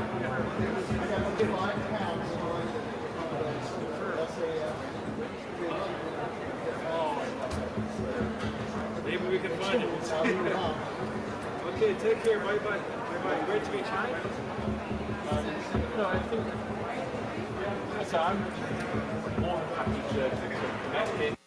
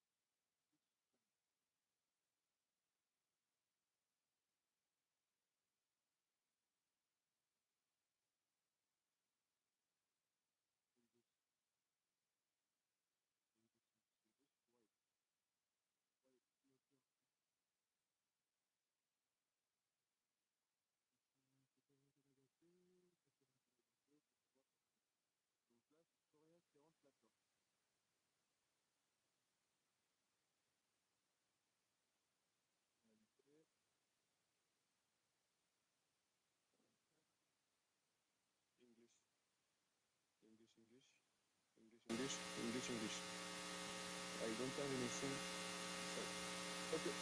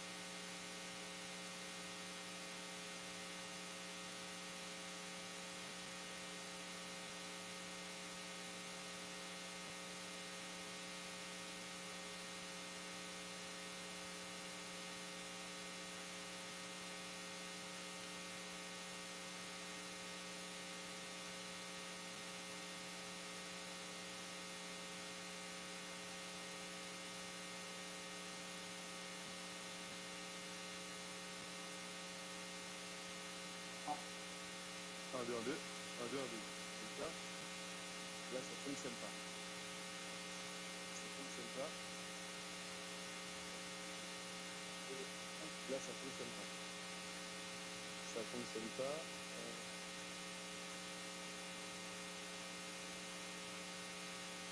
Ça fonctionne à... Donc là, en gros, ça me manque. Et là, ça pas. Si je mets...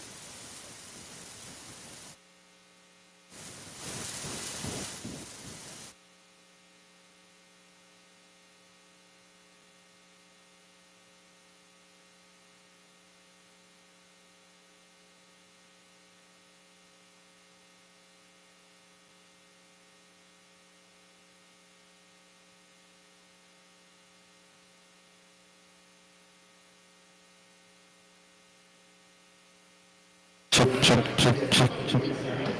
See, see, see, see. Check, check, check, check, check, check. See, see. Hey, hey. Check, check. See, see. See, see.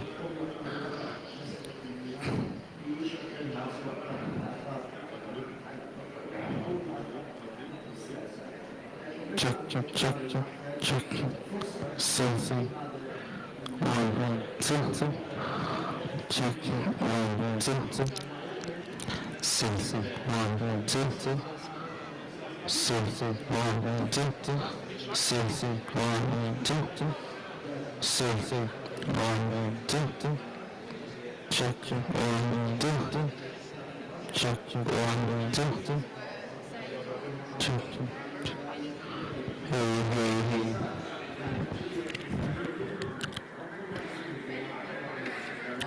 Check, check, check.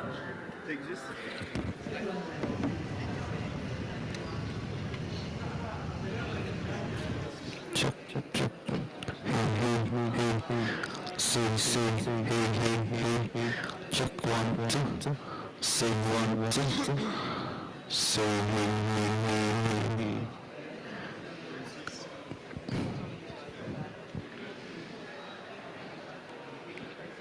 Check, check, check, check, check, check. Say hey, hey, hey, hey. Say hey, hey, hey, hey, hey. 1, 1, 2, 2. Say hey. 1, 1, 2, 2. Say hey. Check, check, check, check, check, check. Say hey, hey, hey, hey, hey, hey. Check, check. Say hey. Say hey. Check, check. Check, check. Check, check, check, check, check. Check, check, check, check.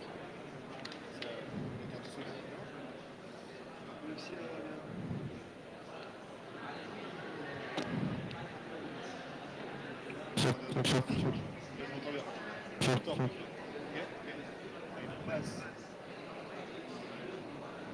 Hey, hey, hey.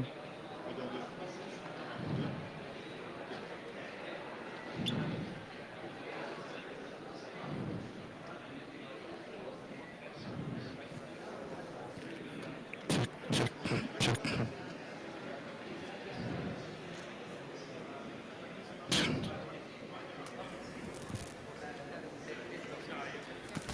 Check, check, check, check. Check, check.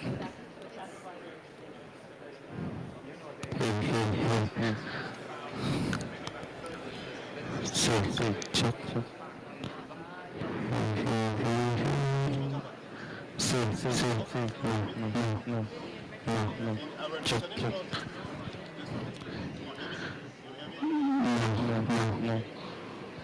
check, check, check. Check, check, check, check, check. Check, check, check.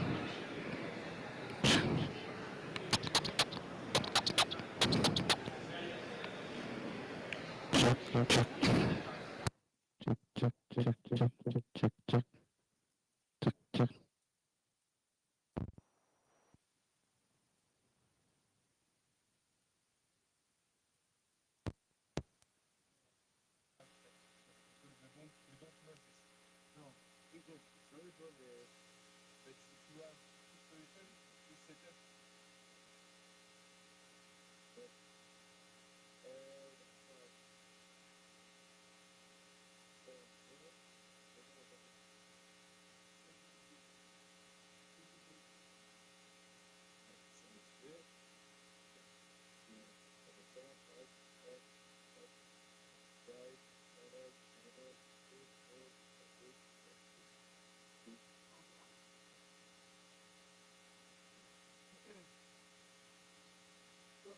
Listen, please.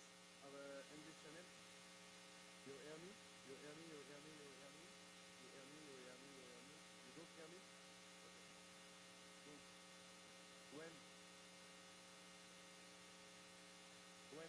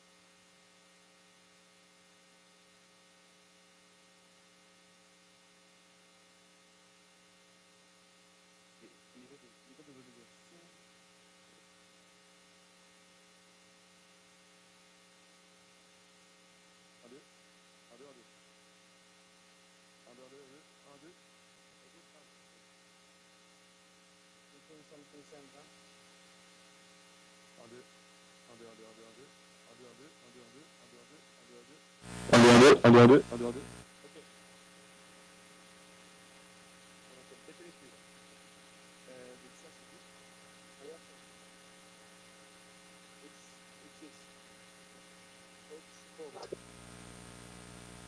Definitely. Un, deux, un, deux, un, deux, un, deux, un, deux, un, deux, un, deux. Ok. Ok, nice. Well,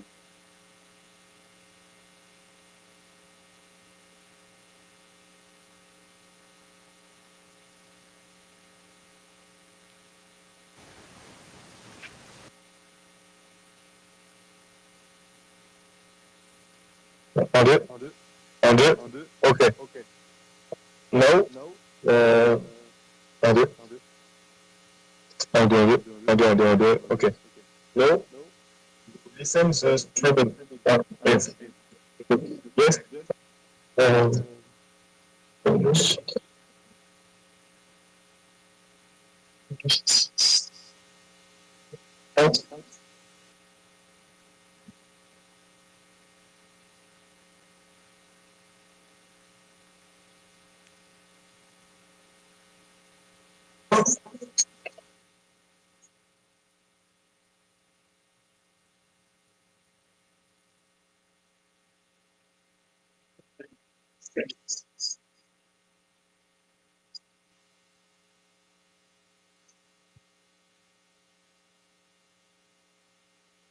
1, 2, 1, 2.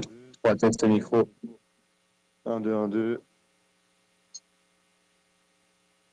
1, 2, 3, 4, 5, 6, 7, 8, 9, 10, 11, 12, 13, 14, 15, 16, 17, 18, 19, 20, 21, 22, 23.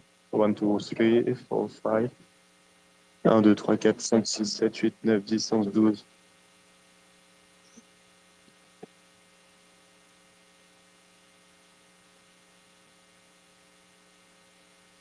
That's English? Yes. That's English. Yes. Okay. Okay, this is English, right? Yes, just, um,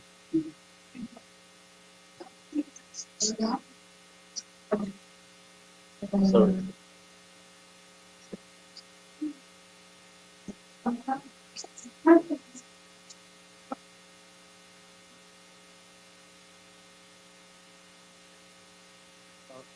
Un, deux, un, deux, un, deux, un, deux. Un, deux, un, deux, un, deux, un, deux, un, deux, un, deux, un, deux, un, deux, un, deux, un, deux, un, deux. Un, deux, un, deux. Un, deux, un, deux. Un, deux, un, deux.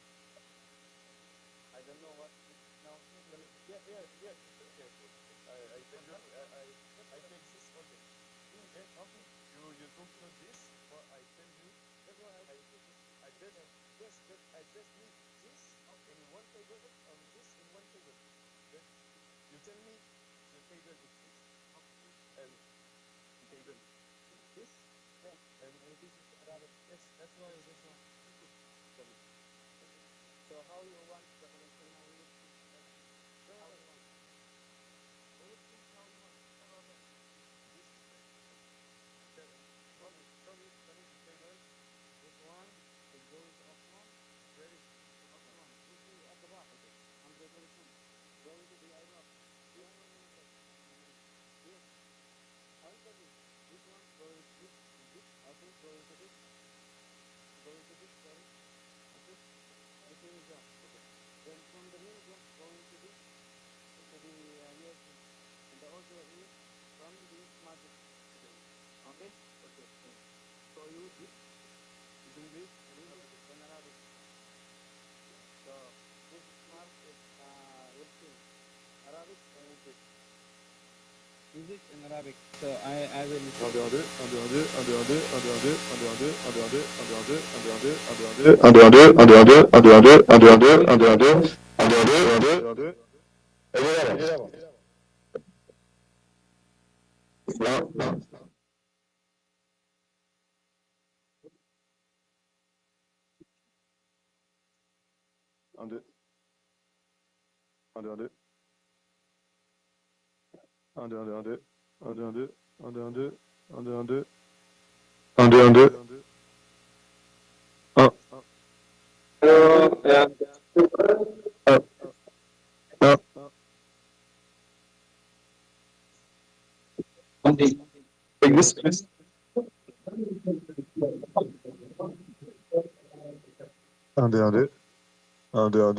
You hear me in English? In English? You hear me? Un, deux, un, deux, un, deux, un, deux. Okay.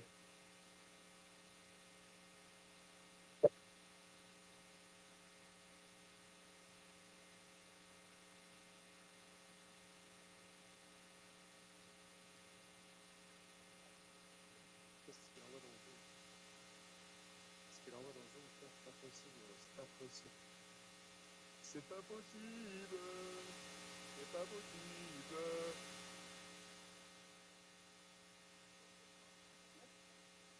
Allez, allez.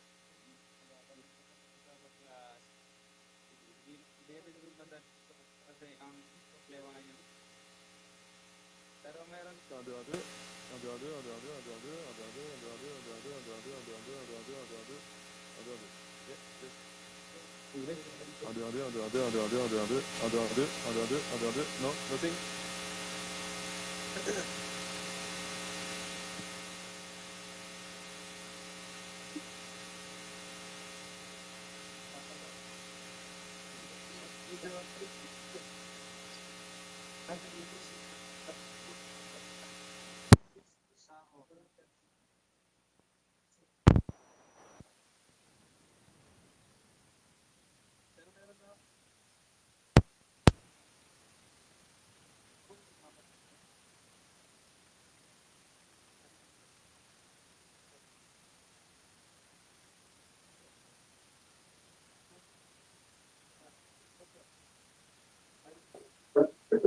Take the receiver.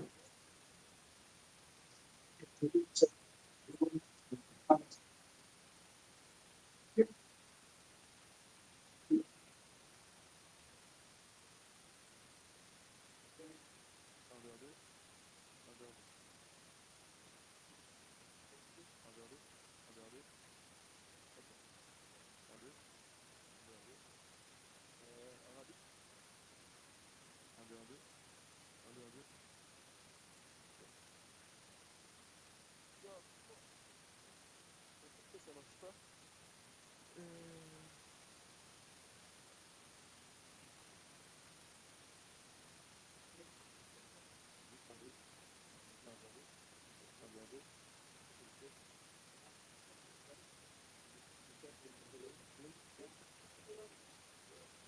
Ça, c'est exact. Non. 1, 2, 1, 2, 1, 2, 1, 2, 1, 2, 1, 2.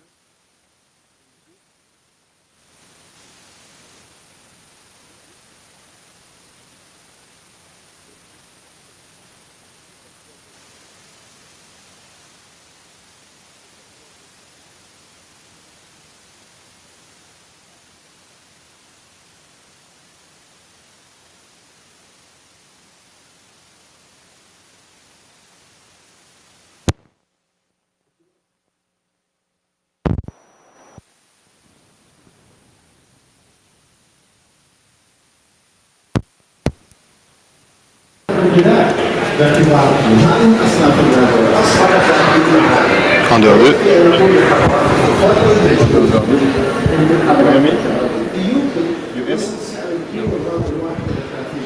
French, English man.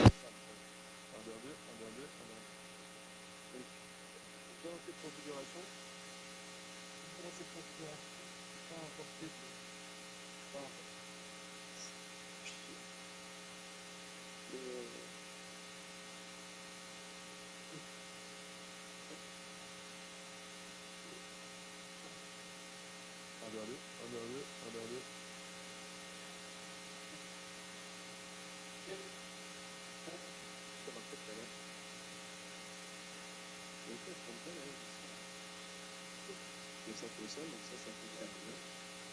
Donc là, je vais rentrer derrière et je vais aller ressortir la langue de reste. Mais là, actuellement, ça ne veut pas. Ça ne veut pas.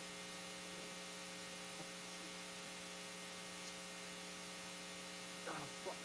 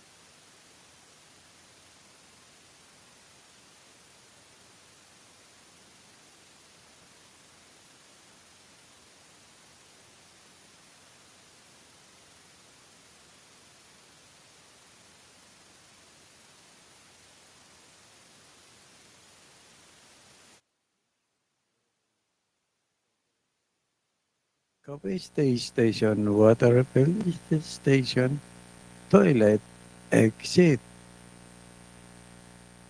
del A, del C, del D, IUCN, home of I speak in the English. I speak in English. Interpreters. I speak in English. I speak in English. I speak in English. I speak in English. And Ernest speak in floor. And me, I speak in English. I speak in English. I speak in English. You don't have me? I speak in English. I speak in English. I speak in English. I speak in English. I speak in English. I speak in English. I speak in English. I speak in English. I speak in English. I speak in English. I speak in English. I speak in English. I speak in English. I speak in English. testing this Tell me. translation. You still keep testing this translation of home of the Navy. Continue. IUCN United for Nature, IUCN Pavilion, and UNCCD COP16. We would like to thank all of you. If you want to go out, coffee station, water refill station, toilet, and exit, you should take the left side and you go out on the 10. You will see the Del AA, Del C, Del D, and Del B. Del B. Republic of Nigeria, Minister of Linguadwi, de las Soles Sabes, and de la Rabia, Republic of Iraq, protect the planet and secure the future. This is the aim of the United for Nature, home of the nation, IUCN. Yeah, UAE Pavilion is on the left side, and the other Young Dream 2063, it's on the right side. Now,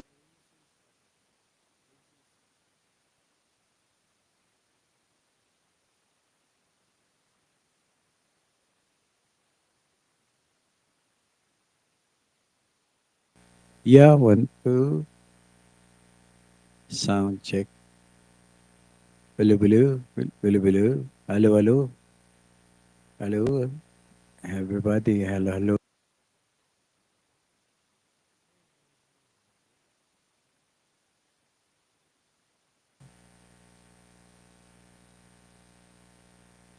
This is a flexible export situation on an ICUCN, Unite Partner, home of the Union. Uh,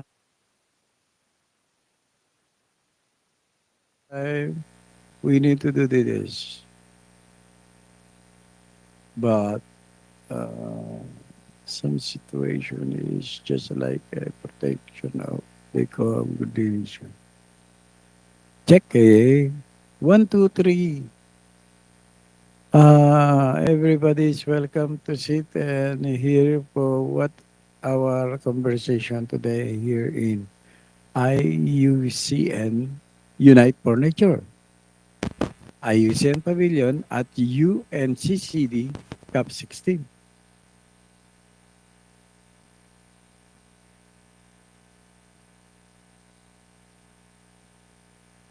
Sound check. I heard my voice. I cannot hear my voice.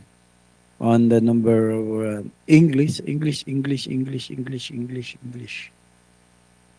Arabic, Arabic, Arabic. Floor, floor, floor.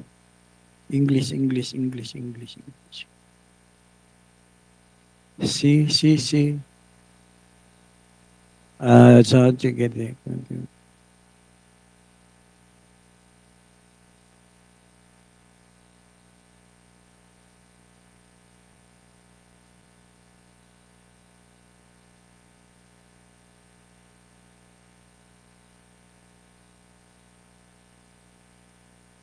Check. 1, 2, 3. Good morning. Good morning. Morning. 1 o'clock to 2:30. 3 o'clock to 4:30.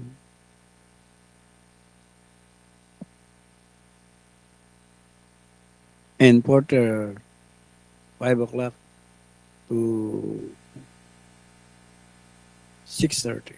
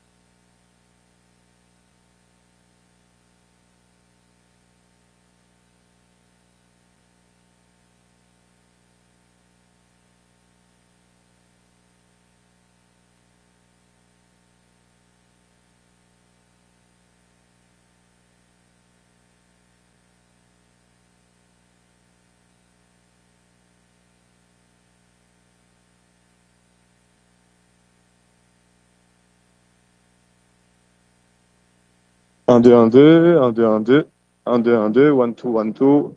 C'est un test micro. Bonjour à tous. Bonjour, bonjour, bonjour, bonjour, bonjour, bonjour, bonjour, bonjour. 1 2 3 1 2 3. 1 2 3 1 2 3 1 2 3 1 2 3 1 2 3 1 2 3 1 2 3 1 2 3 1 2 3. 1 2 3 1 2 3 1 2 3. 1 2 3 1 2 3 1 2 3 1 2 3. 1 2 3 1 2 3. I don't hear Ernesto in Zoom. 1 2 3 1 2 3.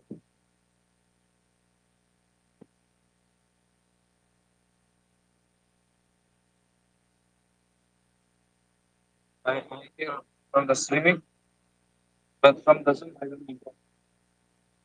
Oh, it's okay. Nice. It's okay. All right.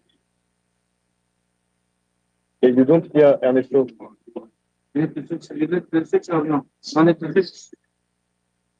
So,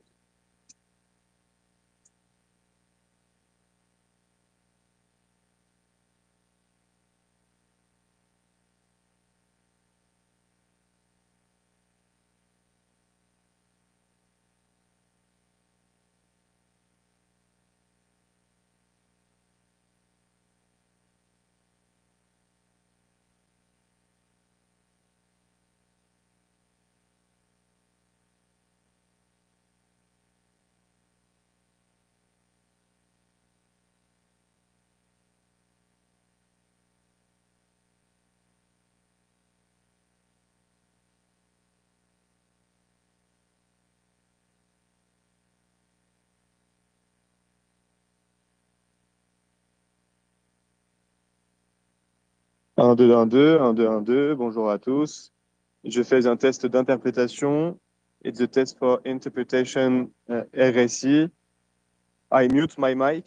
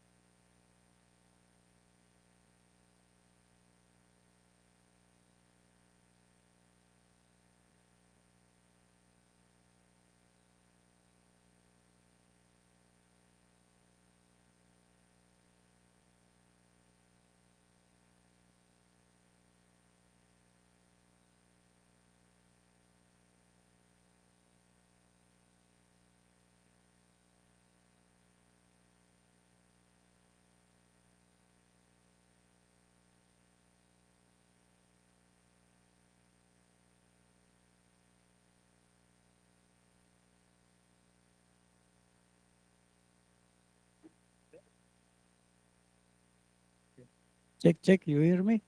You hear me? You hear me? Okay, you hear me?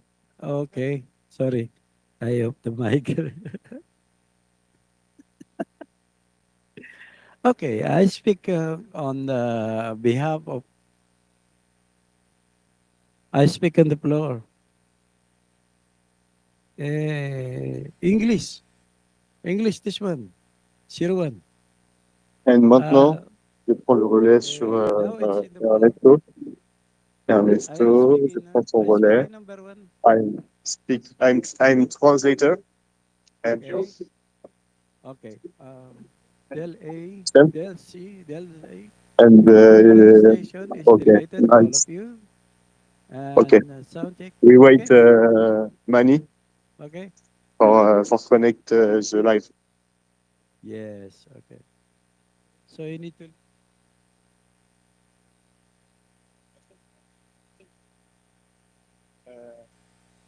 The you exactly.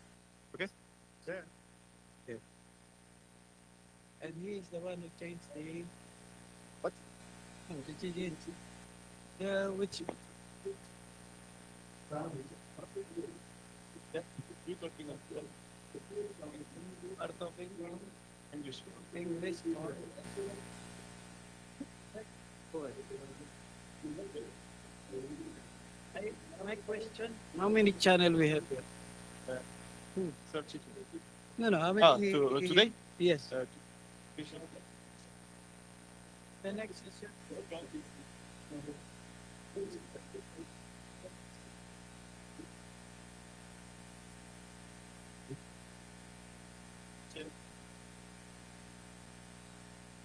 The people.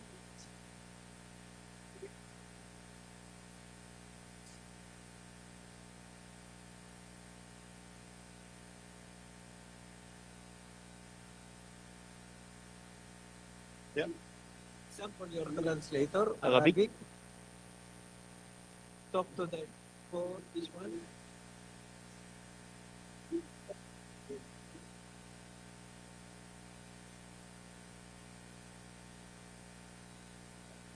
Okay, I will talk.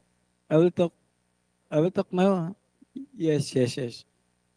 Yeah, yeah. I'm Ernie, and thank you so much for the.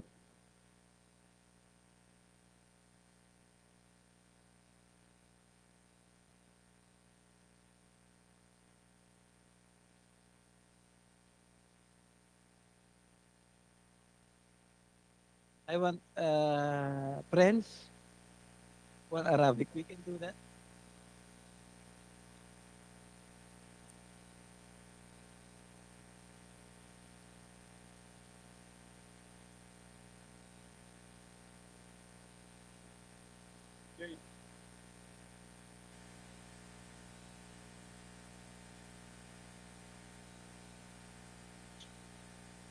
No, oui, yes. He said. I'm the translator. Yes. I speak Arabic because I listen English. I translate to Arabic. Another. He speak French. One guy cannot do that. Yeah. Impossible. Only It's big one. this is But the one. lot of money. Yeah, this is the one I asked to the people. When they come to me, he said, friends, I don't have friends. Arabic only. What's friends? No, when the guy, they tell me, do you have friends? Friends. I said, no. I have only one translator guy, Today. only Arabic. Tonight it's English and French. Tonight. Two translator guy we need. Yeah. Huh? Yeah. Okay. It's okay. Because Ernest power off this mic. I agree. Yeah. No, just it's possible to listen on the stream and we test another. Elon. Doon nga wala pa lang mic. Fragment.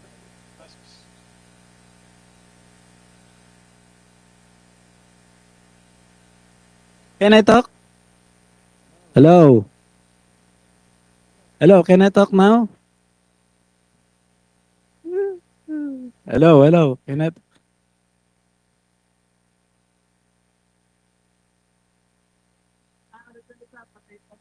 I'm a Now my translator mic in is open. I English. can talk I'm a to you now. translator in I English. speak English. I'm a You speak translator English. in English. I'm a And you translator translate in in English. Arabic. I speak just Hello, one hello. time. I speak just one You speak time. I English, speak English, just one English. time. I And you speak need to just one talk to time. Arabic. United for Nature. Huh? You heard me? Huh? You heard me? I'm talking English. This English, English, English. Home of the Union. Unite for Nature. I speak English, English, English.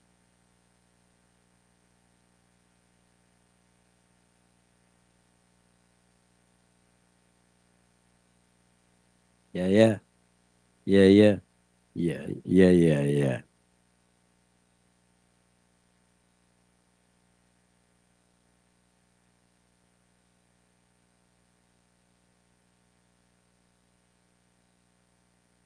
Hello, hello. I speak English. Home of the nation. Union, united for nature. I would like to thanks all of you for coming here in the session. And according to the Un, deux, protect, un, deux. Je suis I'm Sam, interpreters you in heard me? English. I will I'm speak in interpreters in English. English. And I I'm speak interpreters English, in English, English. English, And you have English. Ernesto a little bit. Yeah, yeah, you heard me? You Okay. hear Ernesto? You Yeah, hear? you heard me? Little, little. Est-ce que c'est vrai Okay. que tu speak? Okay. Translator speaking. Good afternoon. Okay, I'm Good talking afternoon. Good Tagalog afternoon. now. You need to translate Good in English. afternoon. I'm talking Speaking in in English. English, English, and then Kumusta ka? oh my God, nalaglag ang cellphone ko. I'm Tinamanan ko na ba? talking in English. Hello, hello. We would like to thank all of you for Yes. coming this presentation. Thank you. And Morgan, how is it? you are Is number everything one. okay? How is it now, Mr. Morgan? Mr. Morgan is testing everything for the situation of this equivalation in the nation. I am talking here on the podium. I am the moderator. Good morning. Good morning, ladies and gentlemen. I'm talking English. English. And you need to change in Arabic. Arabic. You need to change in Arabic. Okay? Talking in English. And you should change to Arabic. Book your pavilion at the IUCN World Conversation Congress. Join the biggest conversation gathering in the world, the IUCN World. Blah, blah, blah. Pala. This testing for translation.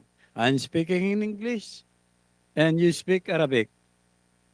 All right? Can you please translate in Arabic or Hindi, whatever you want? You can do translation in Hindi. How is it now, guys?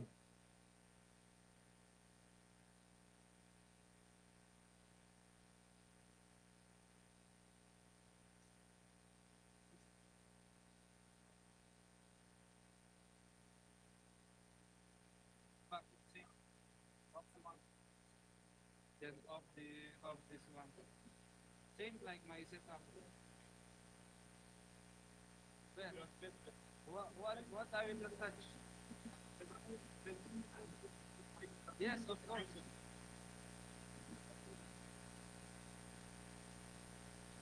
Can I touch this?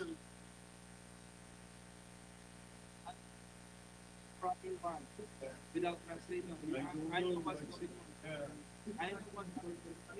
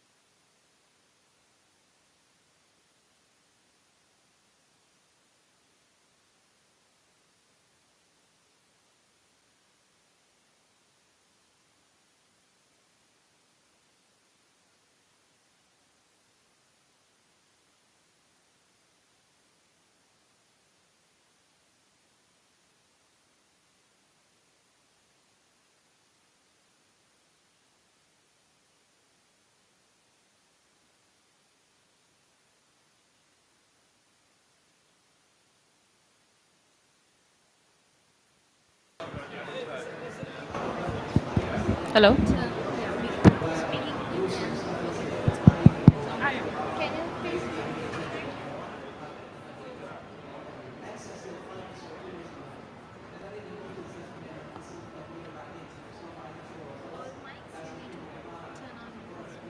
And then turn off again? Or not? Okay. Okay. Okay, great. Thank you.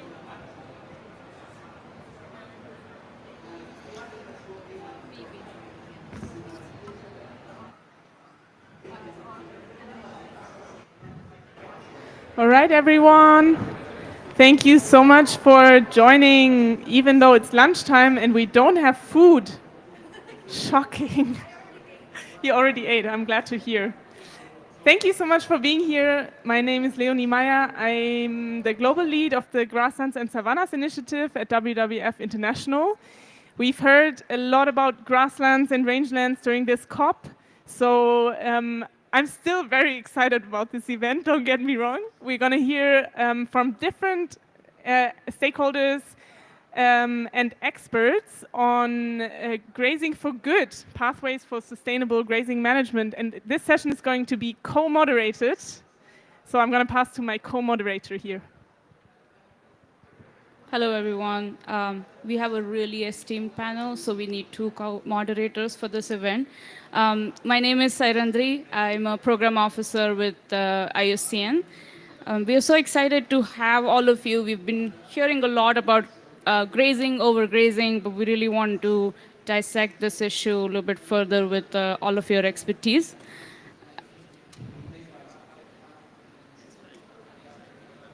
Oh, okay. Maybe can we start? Okay, great. So to open the session, we have with us Professor Ahmed Al-Mahdi. He's the General Manager of Research and Innovation at the Department of, at the National Center for Vegetation Cover Development and Combating Desertification with the government of Saudi Arabia. Welcome to our session, and please do the opening remarks for us. Thank you.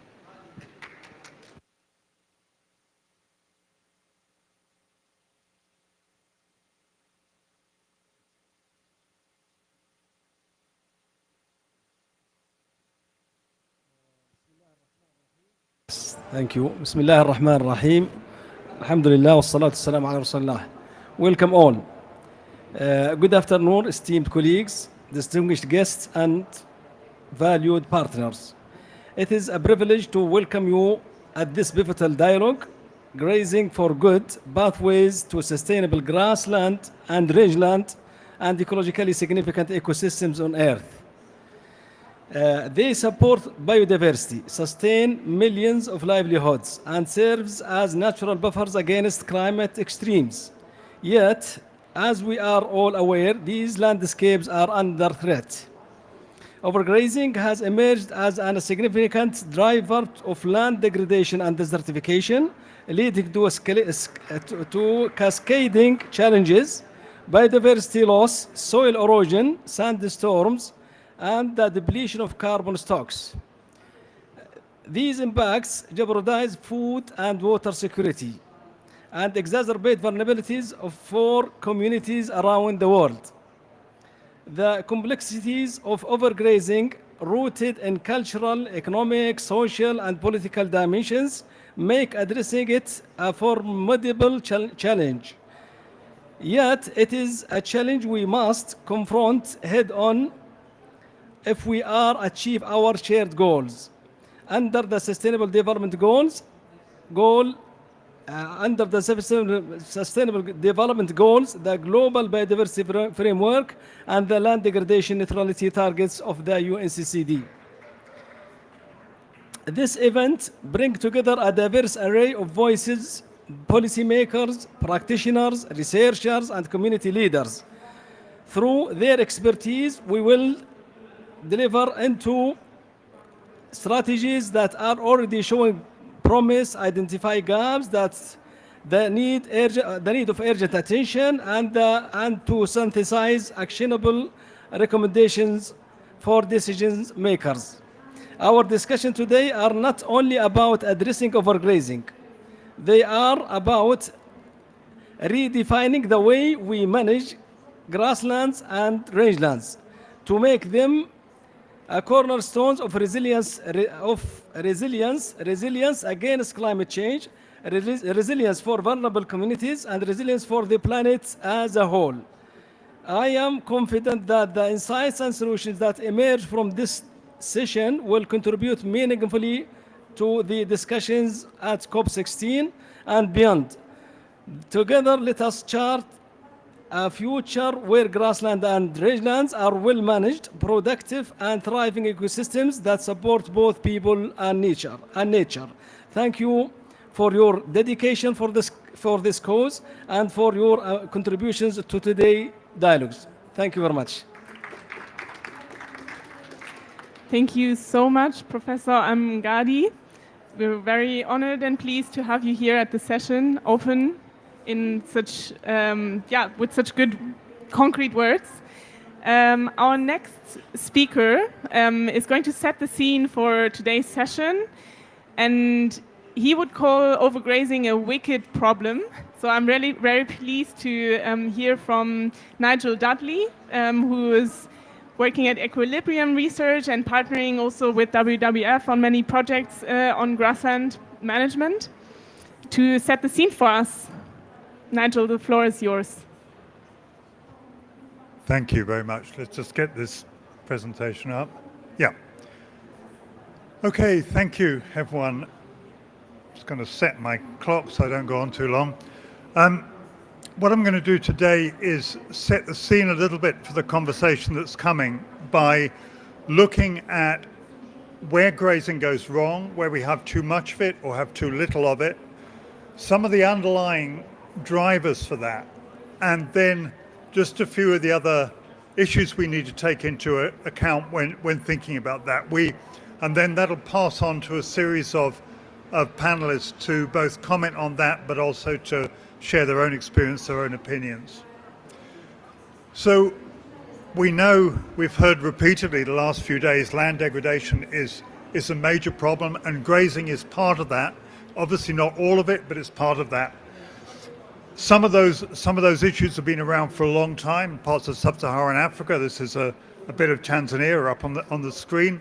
But one of the things that I've really been noticing in the last few years, and apologies, this is not a particularly good photograph, the inset, but I'm seeing serious degradation in places I really wouldn't have expected to see it before. In southern Brazil, this is Mongolia, this is desertification in Mongolia.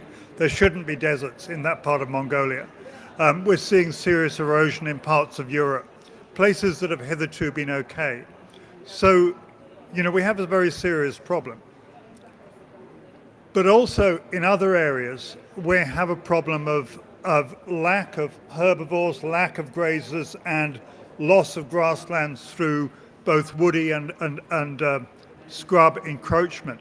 And that's, whether that's a problem or not depends on your perspective. In some ways, it's probably sequestering more carbon, but it's impacting on biodiversity. It's also impacting on many very traditional cultural traditions.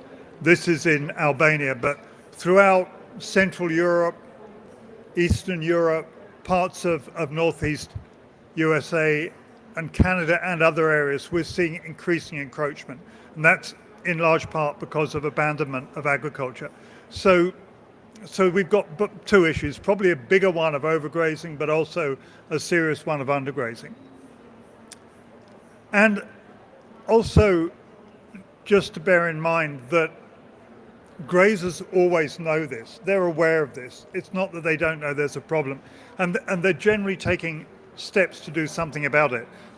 Interesting thing I saw in the Sierra Nevada in Spain a few years ago, where the grazers use a kind of code system tying different knots in patches of grass to show where they could go, where they couldn't. A very collaborative effort to try and manage the grassland. The whole area is, however, fairly overgrazed. So they've got a problem, but they're trying to do something about it. And so what I'm going to do for the next few minutes is look at some of the drivers that push grazers into in this case mainly overgrazing, but also why they may step out of that role altogether and end up with undergrazing. And I'm calling this a wicked problem. Not wicked in the terms of evil, but wicked in the terms that it's really intractable. It's hard to tackle. There's multiple things affecting it all the time, and so it's not like you can sort something out. You can change a law, or you can add a bit of money. It isn't the way to solve it. It needs to be solved in a very multifactorial way. So political issues. We've got a range of political issues that impact. Forced settlement has been very, very important in some areas. I first went to sub-Saharan Africa in the 1980s, and then in Tanzania, the hitherto mobile grazers had just been forcibly settled, and they hadn't a clue what to do, really. It wasn't their fault, but they didn't know how to farm. They'd lost a lot of the drive they'd lost their traditional lifestyle, and they were clearly very traumatized. And it was a very well-meaning effort by the government, but it had big costs. It can also, another political issue is perverse incentives. In Mongolia, if you have more than 1,000 head of cattle, you get extra money from the government, which is a terrible incentive in a country which admits to having major overgrazing problems. And in the European Union, a lot of it changes over time, but the way that subsidies come in is quite often on head of cattle or head of livestock or area open to grazing, all of which tend to lead to land degradation. And there's also political problems from conflict with cash crops or with forests.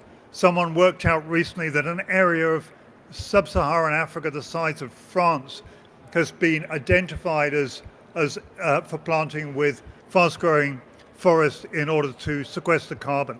Most of that is on natural grassland, and most of those forests will actually lose more carbon than they gain in the process.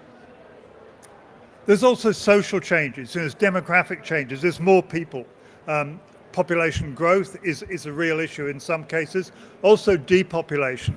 And we're seeing people move out of areas where they previously grazed, big issue in parts of Europe.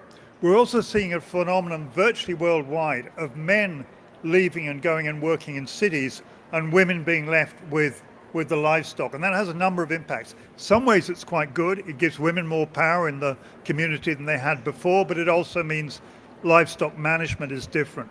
Often takes place nearer the home, has immediate sort of physical impacts on the ecology. And just changing lifestyle expectations. If you're the first generation where the kids go to school, you need money. So something that would have previously been much more subsistence becomes, you need more livestock to raise money to do that. So something that we'd see as wholly beneficial, like an educational system, actually has knock-on effects. There's tenure issues. If you've got a very uneven tenure system, big areas of land quite often get managed very badly. In the United Kingdom, where I come from, in Scotland, about 500 people own most of the Scottish Highlands. It's one of the most concentrated land ownership patterns in the world. And most of that land is managed for deer hunting, and most of it's managed with overstocking of deer, and that has long-term impacts. But also, if people feel, if they don't have secure tenure, then they're much less likely to manage sustainably. We know that. There's ecological changes, there's climate change, which is having big issues. Invasive species are having big issues, and loss of grazers can have immediate impacts on grazing, on grassland. So, for example, we've got big areas of lantana invasion in parts of Tanzania, and including in the Ngorongoro crater, where pastoralists have been moved out, for conservation regions. I think we can see that really backfired.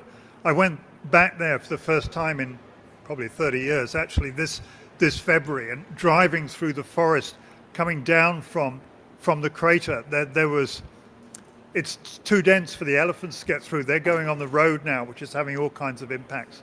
So invasive species important, and a whole range of other ecological issues. There's economic issues, lots of economic issues, but the one I'd like to just point out, because I think it's particularly important for pastoralists and for nomadic grazers, is that if you don't own a house, your collateral against loan is often your livestock.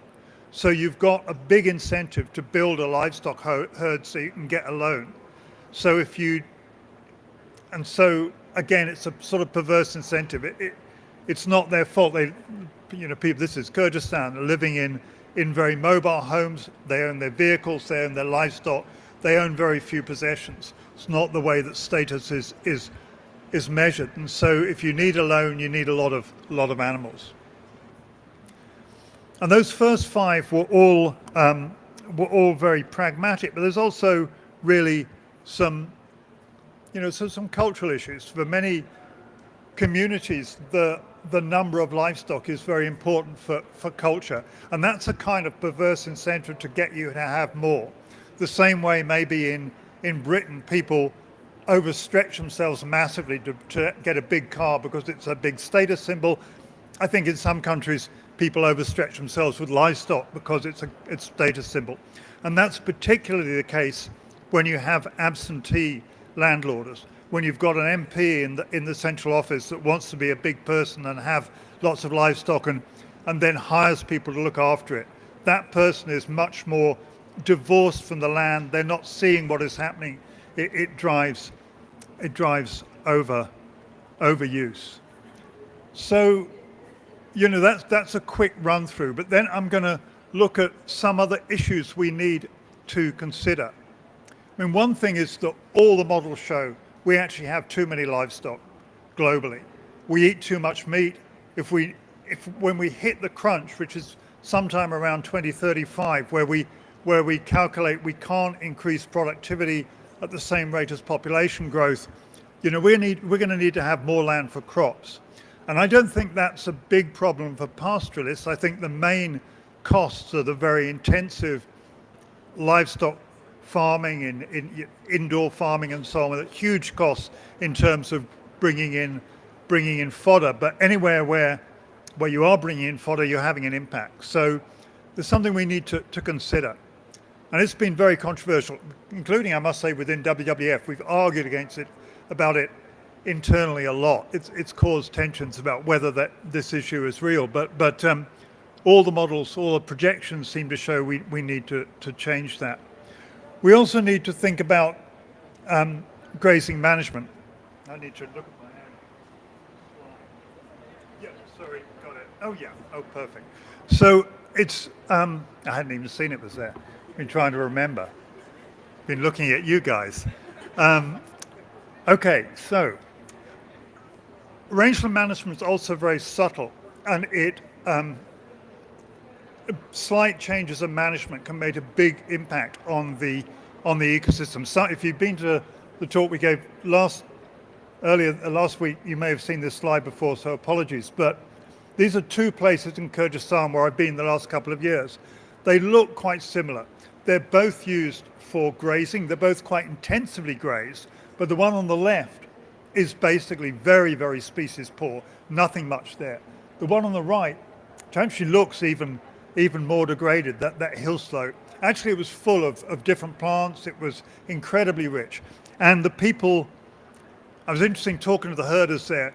First of all, they were moving the stock all the time. They were really managing. You'd see people on horses just moving them several times a day. And secondly, they really valued the variety of plants. They said, look, if we want a healthy stock, we need to feed them. So they understood. The other ones, I would say, probably didn't in the same way. So, and they're not that far apart. So lots of subtle management issues. And also this means that things like satellite imagery don't tell you much about grassland health. You need to get down really on the ground looking in many cases to see what's happening. We've got very poor data for most of the world. In Mongolia, Some figures say 10% of the country overgraded, some figures say 70% of the country overgrazed. Probably somewhere in the middle, but generally we're lacking in data. And I think as this becomes higher profile, one of the real pushes must be for better data. We've not heard much about wild species, but one of the things, but livestock do not graze in exactly the same as wild species. They have different impacts. Different livestock have different impacts. Different breeds of the same species have different impacts. And first of all, we need to know a lot about that. But secondly, we have some real opportunities to bring native herbivores back and farm them. I was in South Dakota in the summer, and for the First Nations people there, bringing back bison is incredibly important, both culturally, but also it's having really good impacts on the grass. And so, in some of the African states, there's farming of wildlife as well. As a conservationist, I welcome that. I think that can be really positive if it's done properly in Namibia and parts of South Africa. So interesting to see what happens there. And this slide, it's a bad slide because my wife took it out of the window of a plane a long time ago flying over Serengeti. You've got about 1 million antelope there, and there's a pinch point in the road. They only feel good to cross at one time, so they bunch up on one side and they whiz across. But the point of showing this is that it's often not the number of animals, it's also where they are and how far they can move. And if I've worked in Serengeti many times, if you see a storm way off in the distance, the herbivores will start moving towards it. They'll be running for a couple of days to get there, but by the time they get there, there'll be fresh grass. So, one of the issues in grazing health is to ensure that connectivity. We're fencing more and more, and that is immediately has an impact on grazing health. It doesn't give the mobility that either wild herbivores or livestock need to survive. Then finally, and this is my last slide because I'm now 15 minutes, I know. I mean, this is a COVID slide, but just a note that, one of the other wild cards, and I don't know the implications of this, but we're much more concerned now, rightly, about zoonotic diseases and about crossover between livestock and wildlife. A lot of the things that we as conservation organizations have been doing the last few years is mixing, encouraging the mixing of livestock with wildlife. I don't know what the implications of this are, but there are some implications. So that's it. It's a really complicated issue. It's a really exciting issue. I think we're way less advanced in our understanding, despite the presence of some fantastic scientists working on this, than we are, for example, on forests. Grasslands have had way less investment in the last few years. A lot of things to do, a complicated issue, but really exciting to see a sort of momentum to do something about it. Thank you. Applause for Nigel. Thank you so much. You've covered a lot in your presentation, and I'm sure if you have any questions, keep them for now, and we will invite Nigel also later to the panel so you can ask them there. And Nigel has already provided a few examples, and what I learned at least is really that it's complex, that it's also context specific. Before we go to our great panel, we wanted to show a quick video of one of the projects that also with IUCN, WWF and partners we're involved in South America, specifically in Argentina, just to give you a bit of an idea of how also livestock management and grazing can be a driver for positive change in conservation. So let's quickly watch that, and then Sairandri will introduce the panel to us after. Me gusta vivir en el campo y no me imagino viviendo en el medio de un maizal o de una pastura de alfalfa. Me imagino viviendo en el medio del pastizal con sus 130 especies de aves y sus pastos y toda la vida que contiene. Una vez que reemplazás el pastizal con una pastura o con un cultivo, ya no hay vuelta atrás. La conservación de lo que queda de esta ecorregión y de su biodiversidad depende mucho de la ganadería sobre tierras no convertidas.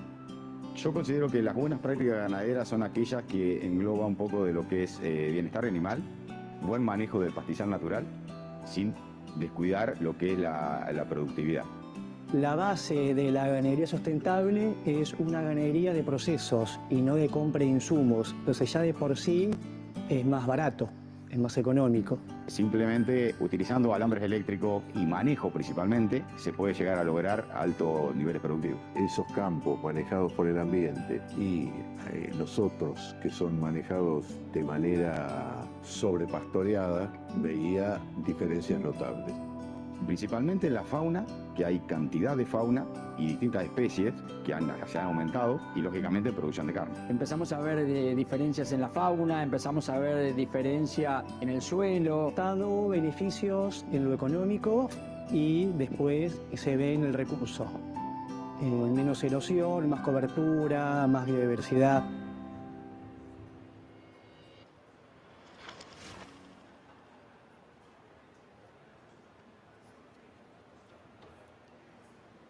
Great. So let's move on to what we really want this session to be about, is about discussion about grazing, overgrazing. I'm going to introduce our panelists, and I would really like all of you to join me on the stage. Our first panelist today is Lee Winowicki. She is a soil and land health global research head at C4ECRAF. Thanks, Lee, for joining us. Our next panelist is Joab Osumba. He's a policy and agriculture lead at Adaptation Consortium in Kenya.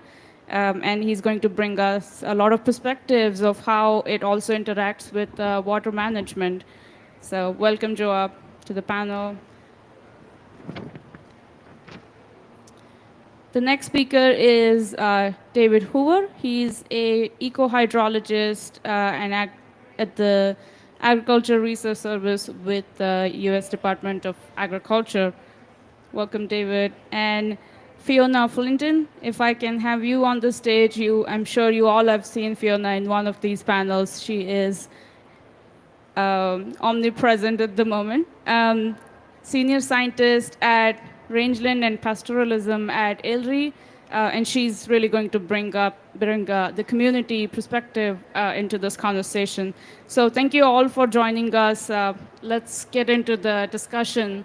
Leonie, if you want to get us started.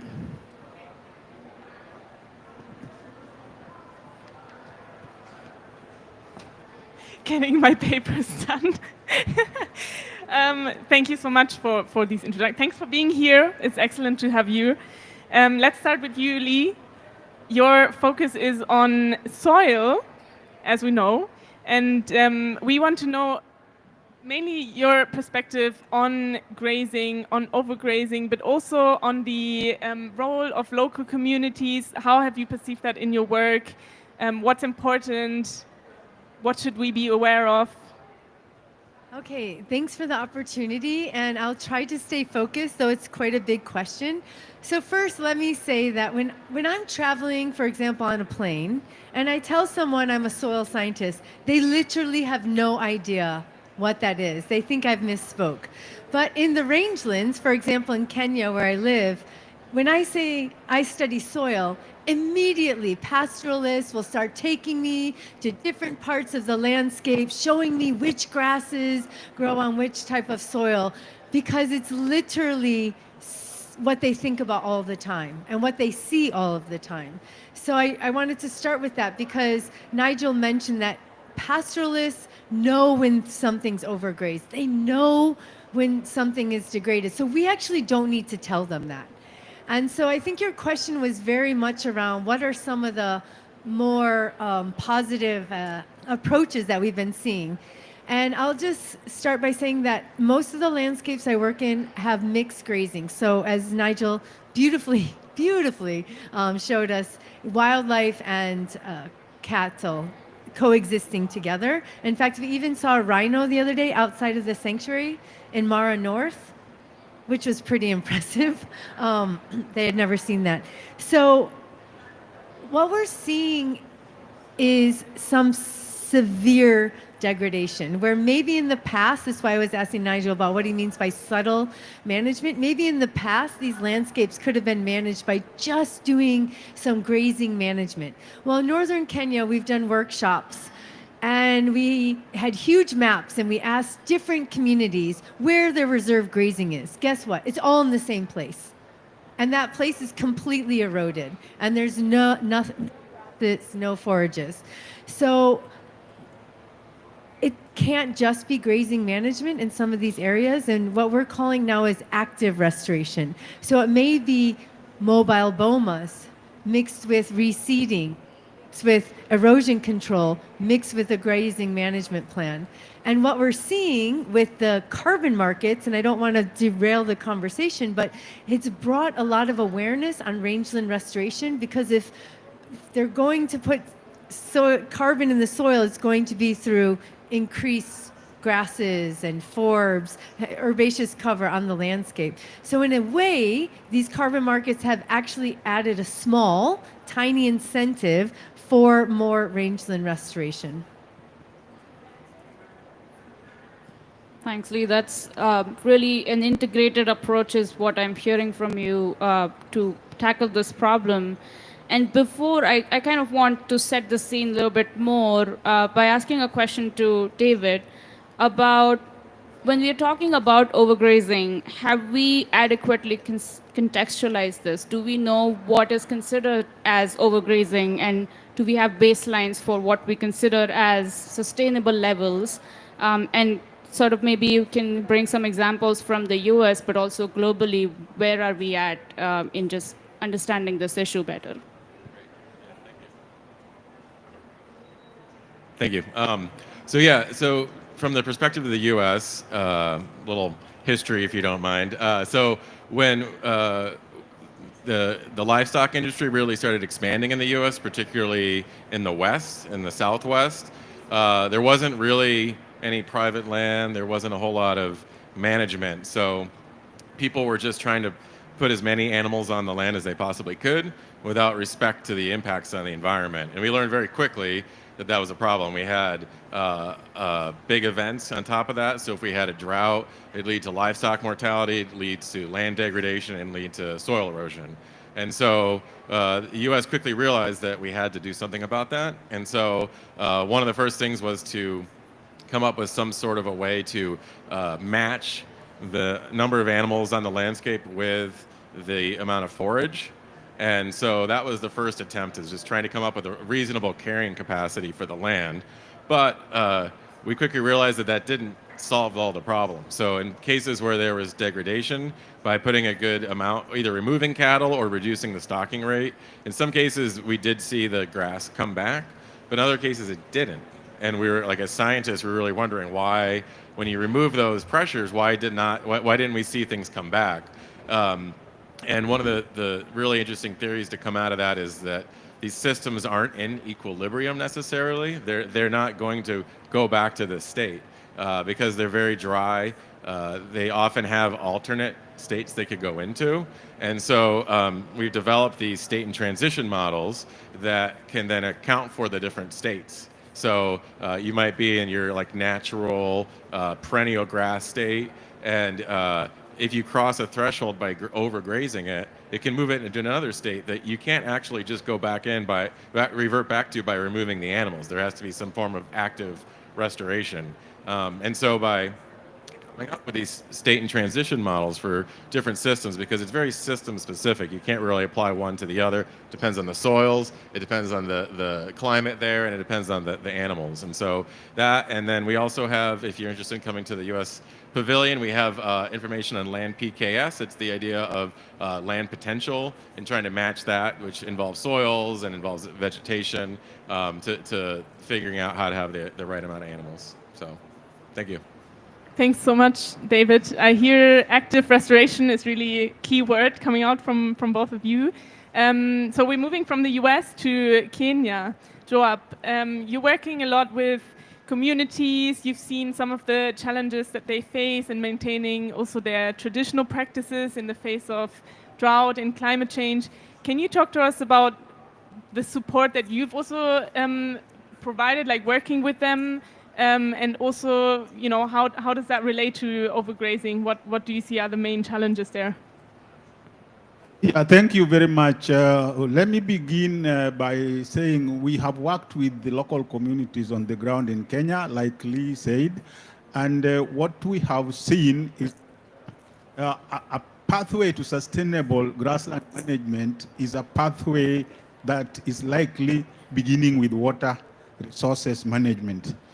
Because we did with communities and we empowered them to make their own prioritization, and they prioritized 114 interventions across 8 years of the piloting period. And out of that 114 interventions, 95 of them were water interventions in ASAL areas in Kenya. That is 83% of interventions prioritized by local communities themselves. The only thing we did was to support the process and provide the money for the intervention. The prioritization, they did themselves.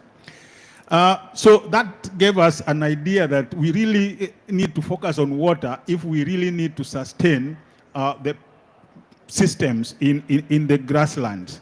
And again, saying the support we gave, and one of the supports we gave actually drew from our national constitution. We have a very progressive constitution that devolved decision-making powers to subnational levels and to the communities. And we used that opportunity to help the subnational levels to legislate this process of community committee establishment. So it is institutionalized. And in that institutionalization of community committee establishment, traditional ways of doing things got into the committees because the elders and the women and the youth that were elected into those committees brought those traditional practices into those local committees. So the support we gave really helped to make the committees empowered to do what they needed to do. The other support that we provided was capacity building. We trained them on a few areas that the participatory process showed us gaps. And then we also kept refreshing them and oversighting the work that they were doing to just help them to be on the right track. Thank you. That's a really important point because we often don't think about water in this equation. And so thanks for bringing that perspective. Building on your point about traditional practices, I want to turn to Fiona to maybe give us some, tell us about how pastoralists have maintained or what are the practices that they have to maintain a sustainable level of grazing in their landscapes. And the second part is, how is land degradation changing these practices? Is that posing some challenges to actually continuing with those? So would love to hear about that.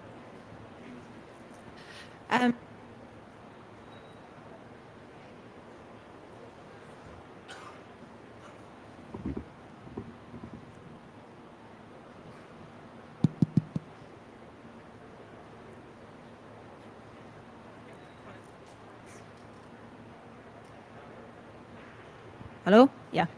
Okay. Okay, so I mean, it depends on which pastoral group you're talking about, but let's take typical pastoral group in East Africa, who these days Kenya, Ethiopia, Tanzania, they typically have a settlement base and then move out from that settlement base to access grazing, and that grazing can be within the near vicinity or it can be further away. Pastoralists tend to operate at a rangeland landscape level, and within that there will be dry season grazing areas and there will be wet season grazing areas. And the wet season grazing areas tend to be nearer the settlement. It will be where during the wet season there's regular, it'd be areas of regular rainfall, Whereas the dry season grazing areas will be where there is a permanent water point. So that could be a river or a deep well, or it could be a borehole that is opened only during the dry season. So pastoralists operate across this landscape and would tend to only use the dry season grazing area during this dry season when there is not water available closer to home. So this rotation protects the land from degradation, but also from a health perspective, like moving livestock. You don't want to keep livestock on the same pasture all the time, particularly when there's not health services there for dealing with health problems that come up. So it's also from a health perspective. The problem is that the dry season grazing areas, whether that's along a river or where there's a permanent water point, are the more attractive ones to investments. So if a government is looking for free land, as such, free land for, say, a private sector, large-scale agricultural cropping area,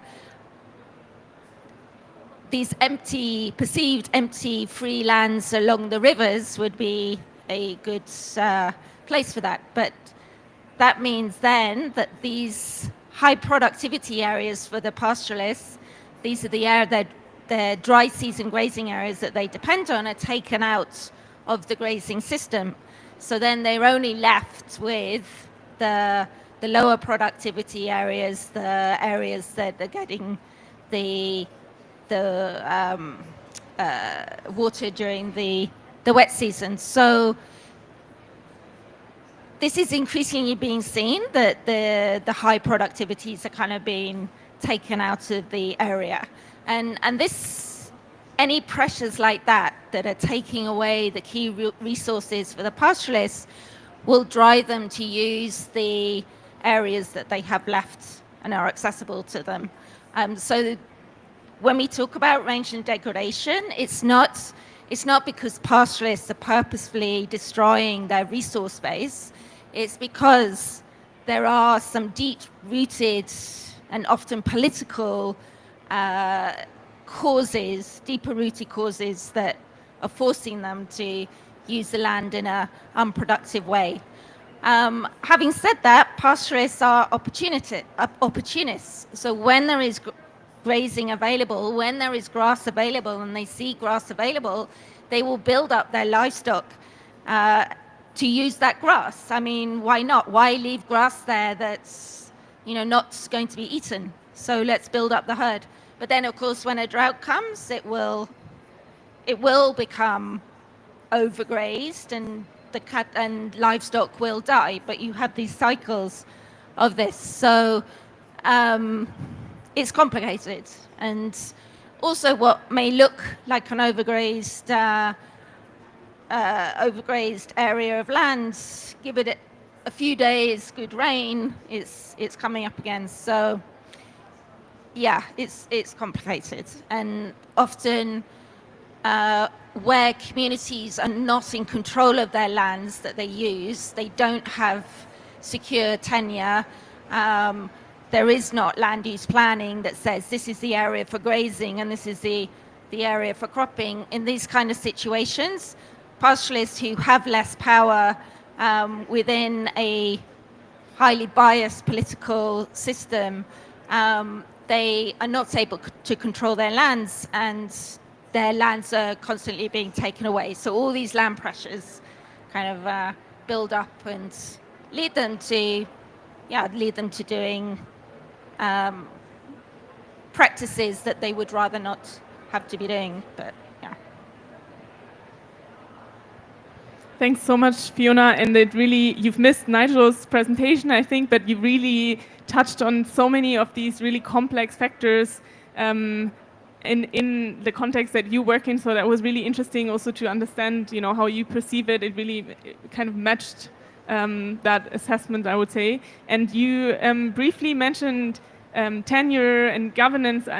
Maybe I'm throwing an open question to all of you, but from all the discussions that we've had here also at COP, talking a lot about, you know, improving policies, do you have any like key message, any recommendations, anything where you would say this would need to happen in order to tackle degradation, also connected to grazing issues?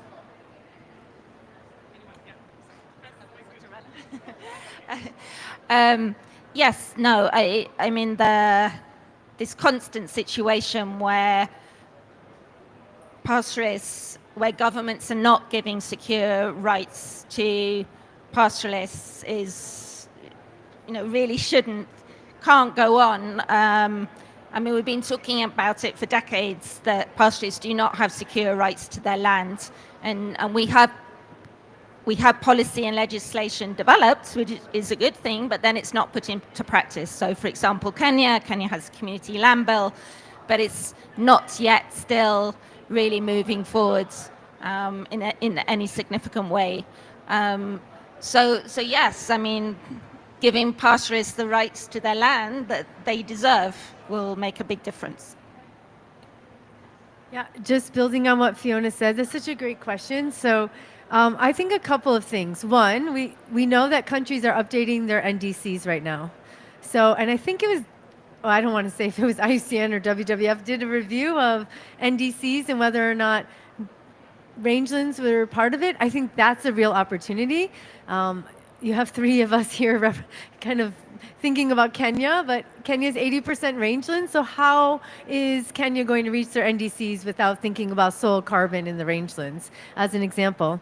Another is, I don't know what you think about this, but we just had the Africa Fertilizer and Soil Health Summit. All African governments have signed on to this to develop national soil strategies.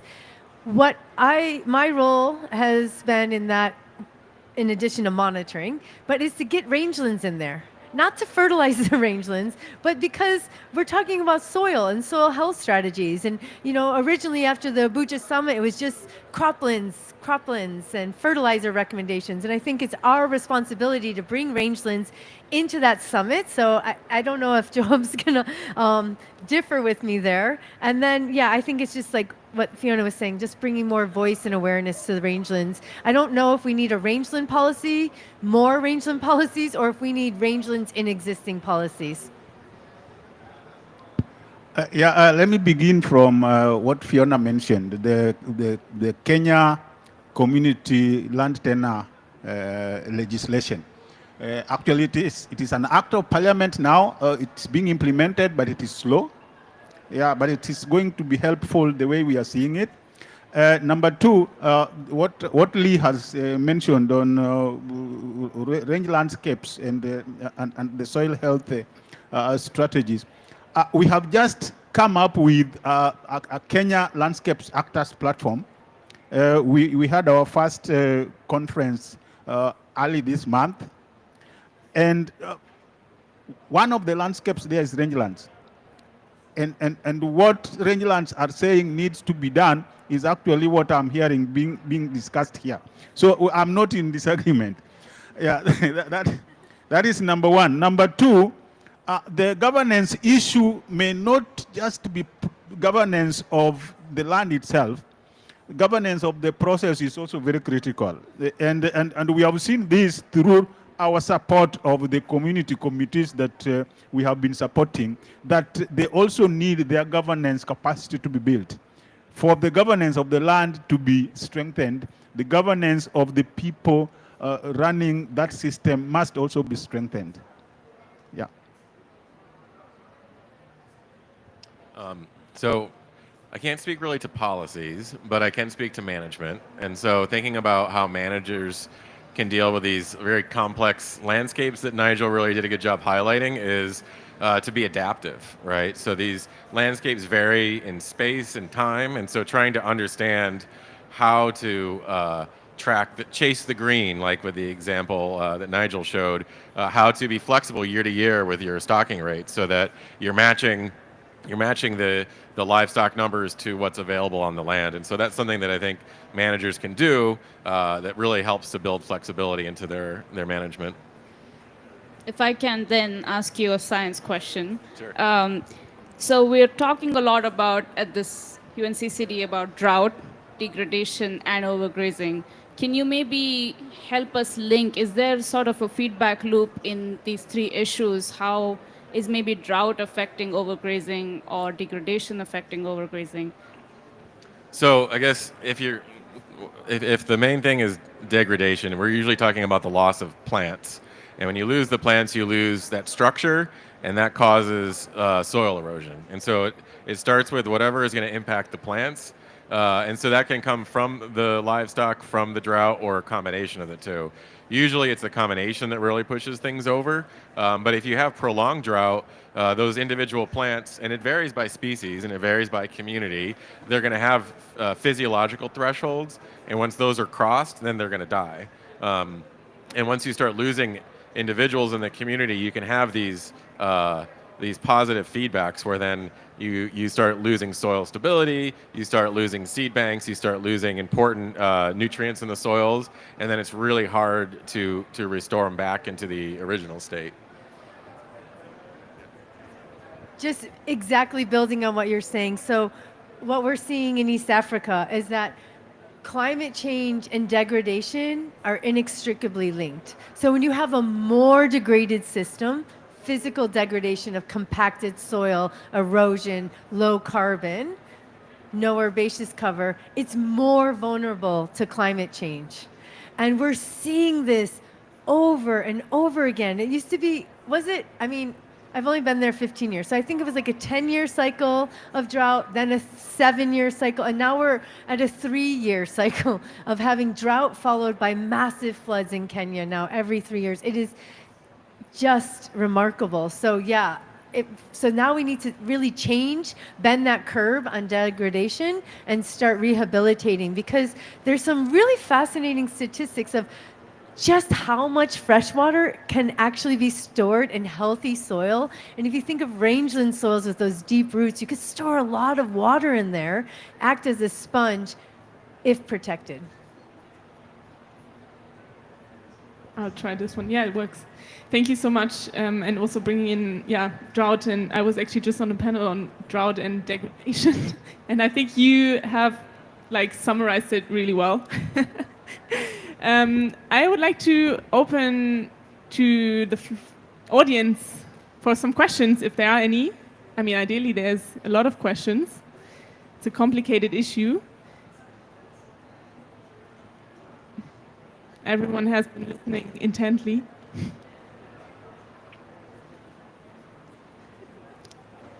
Nigel. Yeah. Yeah, can you hear me? Yeah. I guess the question, one of the questions we're wrestling with is where we need the most new information most urgently, if you like. I mean, Lee will probably say soil, but overall, is it status? I mean, it does worry me that we've got these massive differences in understanding about overgrazing or degradation, for example. We don't really have clear definitions. We don't have clear baselines in many countries. But what you'd see is, building up maybe to the next UNCCD COP in 2 years, what we should be really pushing for.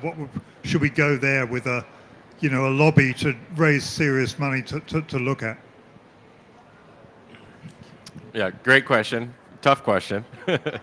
So I think there's two things. One is very small and one is very big. So there's a lot of complexity in these systems and a lot of nuance. And so each system we're talking about has its own properties, and it's not always translatable. You can't take what you learned in the US and apply it in Africa. You can't, even within Africa, apply it with different parts of Africa. So we need a lot of very localized information. Some of that we can get from scientists, some of that we can get from local practitioners, land managers. The other thing is really big, right? So satellites, there's emerging technologies that allow us to observe the world from far away and really track what's going on. So our research unit does a lot of work trying to couple this on the ground data with satellites. And so it's not practical for a land manager to collect all this data. And so if we can figure out models that can take what is happening on the ground, but using the spaceborne observations as the monitoring tool, that can allow us to kind of figure out things in real time and adapt to the situations as they evolve. Thank you very much for that question. Where do we need the most information? That is, I think, how the question was framed. And I opened my statement by giving what we have seen happening in Kenya, a pilot that was implemented in 5 out of 47 counties across 8 years, covering 114 investments, and 83% of those investments were on water. So that gave us an idea that if you really want to get an entry point, that entry point will be through water. And we have come to a conclusion that this gospel is the gospel that needs to go out, that actually water is to adaptation what carbon is to mitigation. And you can take water out of soil and you will have nothing going on there. Take soil out of water, you can still go on with this water. So that is the basis of our argument from the evidence that we have gathered in the pilot that we did for 8 years. I think we're having an internal conversation, but I love the question, Nigel, because I would say two things. One is more on plant species diversity and functional traits. So that's what we're trying to build in East Africa right now. We went to Kalro, asked them how was the Kenya Agricultural Livestock Research Organization, how many grass species are in your functional database? Do you know how many they had? No idea. Do you think more than 10 or less than 10? Less than 10. Less than 10. And I think that I'm completely fascinated with grass and forbs and identification and understanding their functional traits. And I think if we don't fill that data gap now, we're going to have landscapes where we don't even have diversity. So all of our sampling framework on the ground is 100 square kilometers, 10 by 10. We can have something in Laisamis, northern Kenya, with 10 species of perennial grasses versus a conservation area in equally dry with 59, 93 species, which is still low. So I think really getting that species inventory of forbs, grasses, and their functional traits, because that's the really interesting bit. And what we're doing now at C4ECRAF is actually matching, like you were saying, and we need to talk, is coupling the ground truth data with remote sensing. We're actually able to map some of these bigger, bushier, like Cenchrus stramenius or Mesianus species across the landscape. And I think doing some of the associations is also really cool. So at least doing some plant associations. That would be what we're trying to do and what I think more people should do. Thanks so much. Last opportunity for a last question before we close. You said it all. Take it as a compliment, I would say. No, with that, I think we'll release everyone into a late lunch break maybe. But this was a really enriching discussion. We've heard a lot of things. I'm trying to summarize also for Sairandri.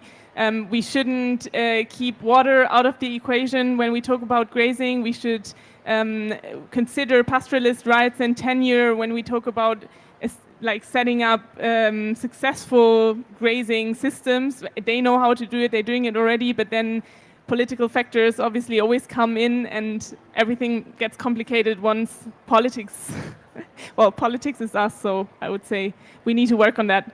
But yeah, thank you all and have a good rest of your afternoon.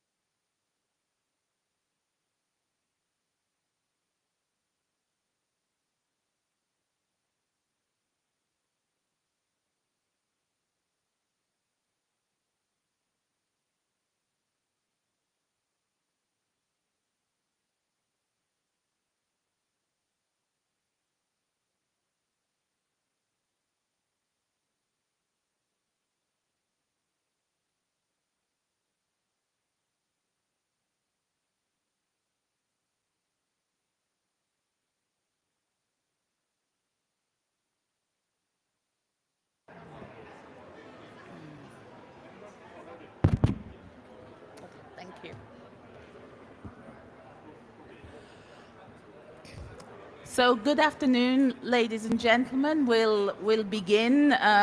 It's my great honor to be moderating this session around nature-based solutions and also around disaster risk reduction. We've split the session into two parts, and we hope that you will enjoy and grasp the connectivity, but also the different elements of both parts of the session.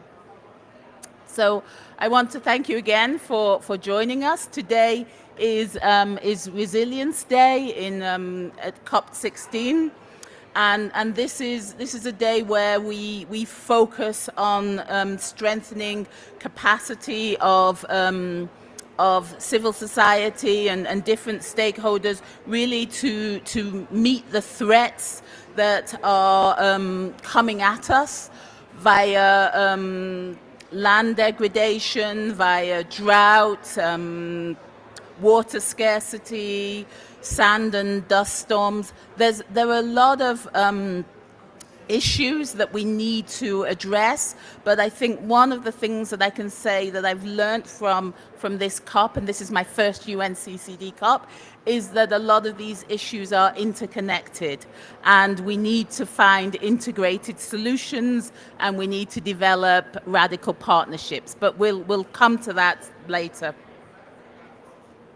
So as I mentioned, over the next hour and a half, we will present some key publications that are aligned towards the themes that I've mentioned, that exemplify the power of science, the power of collaborations to meet these challenges around resilience. And therefore, to start the session off, it's my great pleasure to introduce Stuart McGuinness, the Deputy Director General from IUCN, who'll do some scene setting for us around the session. Thank you.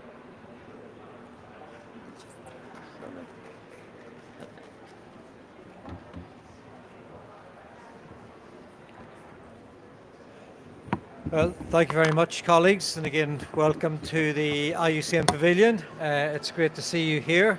Great to see that there's still some energy. And again, I really would like to thank you all for turning up on today. Because I do think this is actually really a key, a critically important discussion topic. We're in the process now of wrapping up the third COP in just over 2 months. And I think it's clear that these planetary crises of climate change, biodiversity and land degradation, they really are a tangled web that amplify each other. I think one of the things that really we've made progress on is getting away over the last few years from land degradation and desertification was over here, biodiversity is here, climate change is here, and they should stay in their own lanes. If they stay in their own lanes, we're not going to be able to achieve the outputs. They are fundamentally interconnected, they're interrelated, and we therefore need to be able to find ways to be able to start to advance addressing them in a more coherent, dare I say, synergistic way. I think also it also gives a focus on nature as well, because nature's not just there in terms of addressing the goals and objectives of the United Nations Convention on Biological Diversity. Nature is foundational to both climate resilience and to the resilience on land as well, and therefore nature-based solutions do need to be at the heart of our strategies, not just for mitigation or adaptation, but for water security, for land productivity and food security, for resilience of urban environments, for disaster risk reduction, and indeed for economic development It can't just be the avoidance of these challenges. It's got to be a vehicle of actually help. Resilience cannot just be keeping people where they are. It's got to be a vehicle of actually helping to lift those, the most vulnerable, out from where they are to a more secure space. And so, again, as you all know, this calls for action and collaboration across all sectors and regions to align climate and biodiversity and land goals within a shared vision of resilience. Now, many of the figures we hear are sobering, and we know the challenges are significant. But I also think we should take note that there has been some progress this year. We are hoping, maybe too early just to say what the progress will be here, though we're hoping that there will be good progress. Signals look relatively good. In Cali, a fund, a really historic agreement was established to share the benefits of digital sequence information. There was a subsidiary body set up to recognize and engage in indigenous peoples as a key constituent. After nearly 10 years, we've got agreement on how to operationalize Article 6.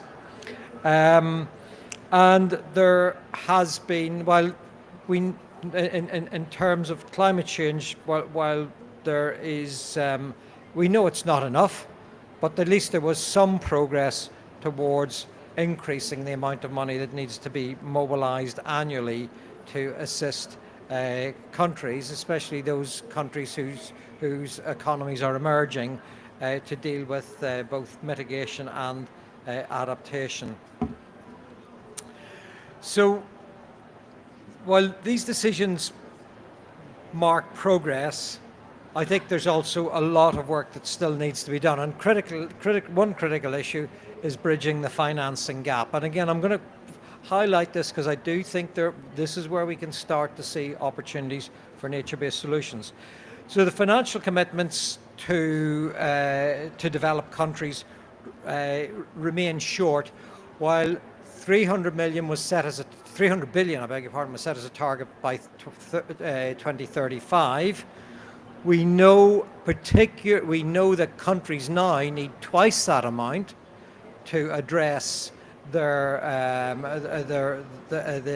energy transition and to protect their economies against climate change. And whenever we get the enhanced NDCs coming in February, that figure could move up to a $1 trillion gap. So we've got that. We've also got $500 billion a year to address a gap required to address the Kunming-Montreal Global Biodiversity Framework, and approximately we've got a 300 billion gap on to address land degradation, 300 billion each year up to 2030. So several large significant gaps, and I think it's worthwhile reflecting, well, this sounds a lot of money. Let's look at the flip side of the account sheet.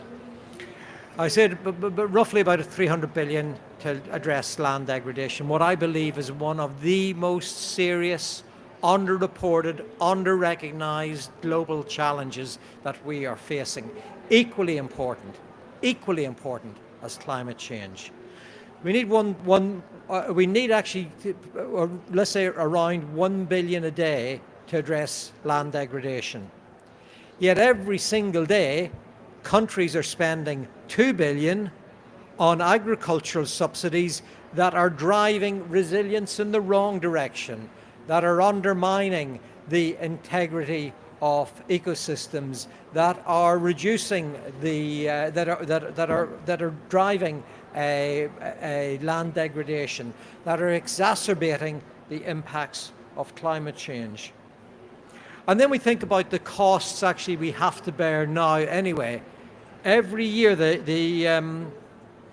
the recent report on the economics of land degradation has highlighted that the costs of drought to economies, and particularly poor economies, are over 300 billion a year. So you just think, I mean, just let's think in terms of land degradation. We need 3 billion a year. The costs already of drought are 3 billion, and we're applying in twice that much. In fact, over twice that amount into subsidies, driving us in the wrong direction. Even worse, if this logic doesn't add up, even worse is that we do know the ELD, the economics of land degradation, has shown that on average there is a cost to benefit yield of 1 to 7 on average. Sometimes it can be as high as 1 to 27. That materializes over 6 to 7 years. So this is why I say when we add up all these large gaps, I think then we actually look at what's actually there and how do we actually, the resources are there, they're just actually being spent in inefficient ways or being spent to clear up a mess that if we had actually taken action, we wouldn't have to deal with in the first place. So I do think this is where MBS can play a role. It's not the total, it's not the complete answer, but it can play a significant role in really trying to bring several of these issues together and being cost effective. As I say, we know the ELD has highlighted MBS generally has an efficiency of about or a return of 1 to 7. It can, while synergies may be a challenge still on how we're going to work those out at the international level, when we get down to the ground level, when we get to the landscape level, these synergies are what operation. A farmer doesn't wake up thinking about, well, the first 3 hours he'll be dealing with land degradation, and then he'll need to think about climate, and then he'll need to think about biodiversity loss, or maybe, sorry, I should say, she will need to be thinking about land degradation, climate, biodiversity, and biodiversity loss. It all works together. The same factor that drives reduction in productivities of soil are the same factors that drive loss of on-farm biodiversity, and especially soil biodiversity. So I do think actually what we want to have a look, and I said at today, is really how we can really see and move forward on MBS. There's 3 things or 4 things I think that we need to maybe identify. One is, of course, synergies, and particularly synergies, or in fact, even if we can't get synergies, at least coherency, lack of competition in national and subnational sectoral policies, so that they are working together, not pulling apart. The other thing, I think, actually, given the requirement, we will need both public and private sector in there. So we need to underpin the security of the return. And I think what we need to do is we therefore need to have high integrity MBS.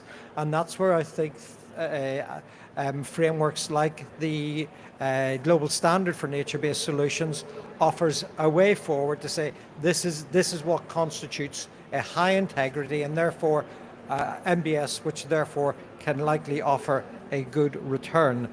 We need equity, and we certainly need gender responsiveness, and we need accessibility.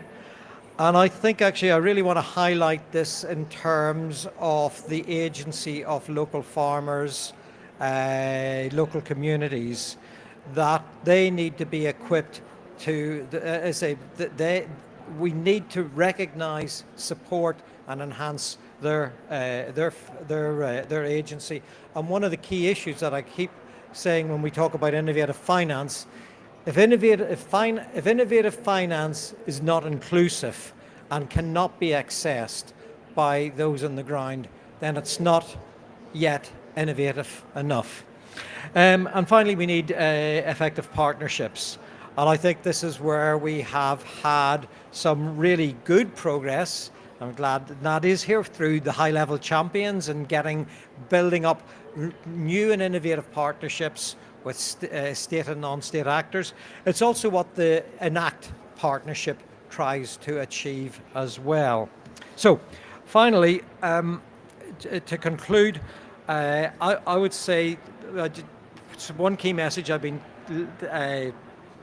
giving in most of the presentations I've made is all this is important. MBS, we can move forward. We know the economics are fine. We know we've got approaches. They are tested.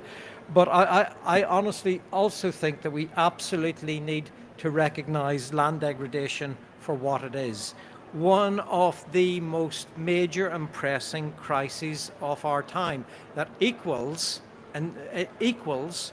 the risks posed by climate change. I would say it probably even exceeds the risks posed by climate change in the here and now, because it's already wreaking havoc with the lives of poor people, and it's wreaking havoc with emerging economies and their development trajectories.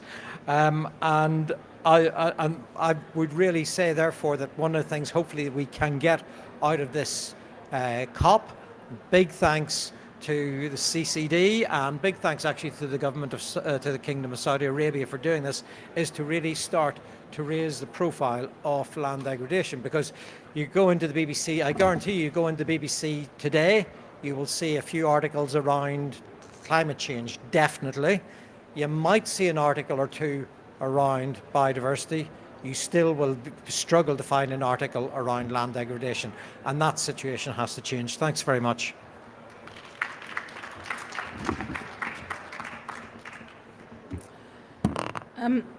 Don't go away, Stuart. We haven't finished. Maybe you could sit on the panel.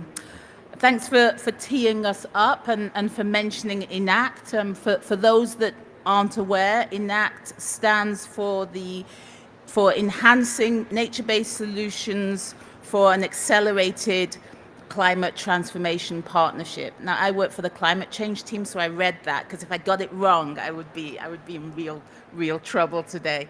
But so how does this partnership of state actors and non-state actors work? So what ENACT does is it provides a hub for parties to work together and to collaborate around nature-based solutions, to build support across the Rio Conventions through a collaborative voice for evidence-based work around NBS. The partnership was launched in Sharm el-Sheikh at UNFCCC COP27, so that there is some use for climate change COPs, and it was launched by the Egyptian COP presidency in collaboration with the government of Germany and IUCN. IUCN hosts the ENACT Secretariat, which leads on the implementation of the partnership. So as I said, in this segment, we're going to focus on ENACT, and we're going to focus on ENACT's contributions towards UNCCD COP16, primarily via the publication and the presentation today of the 2024 Nature-Based Solution Discussion Paper. What this paper does is it outlines key messages and actionable insights that are aimed at advancing dialogue and delivering tangible outcomes from this conference, from COP16, but also beyond. And to set this section going, it's my pleasure to invite Stuart back onto the stage, and also to invite alongside Stuart Dr. Murale Thumarakundi, the director of the G20 Global Initiative on Land for UNFCCD, and Nandi Mahmood, land use lead for the Climate Change Champions. Thank you, and I'll ask you, Stuart, to take the discussions on.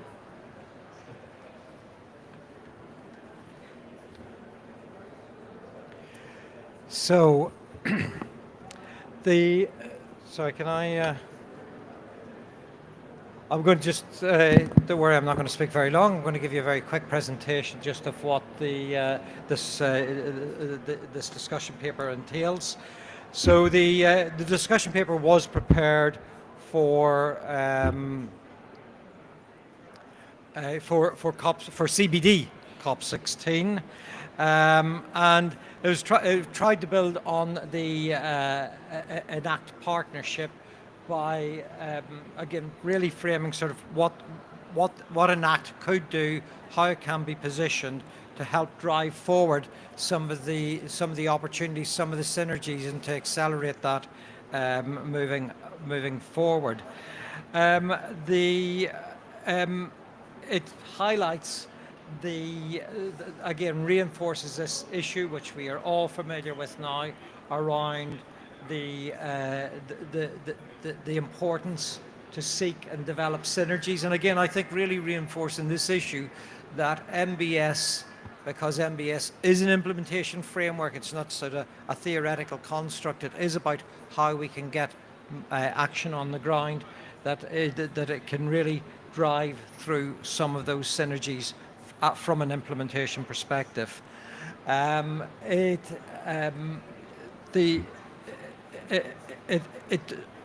also highlighted the benefits from MBS, and really looking back into the scientific literature, and it highlighted, I think one of the things that actually it did highlight, which was quite interesting, was that from the studies and reviews that have taken place from selected case studies in rural areas, that MBS is documented to reduce vulnerability to climate impacts in about 95% of the cases. Now, that doesn't mean to avert them completely, but it certainly does mean to lessen the impacts.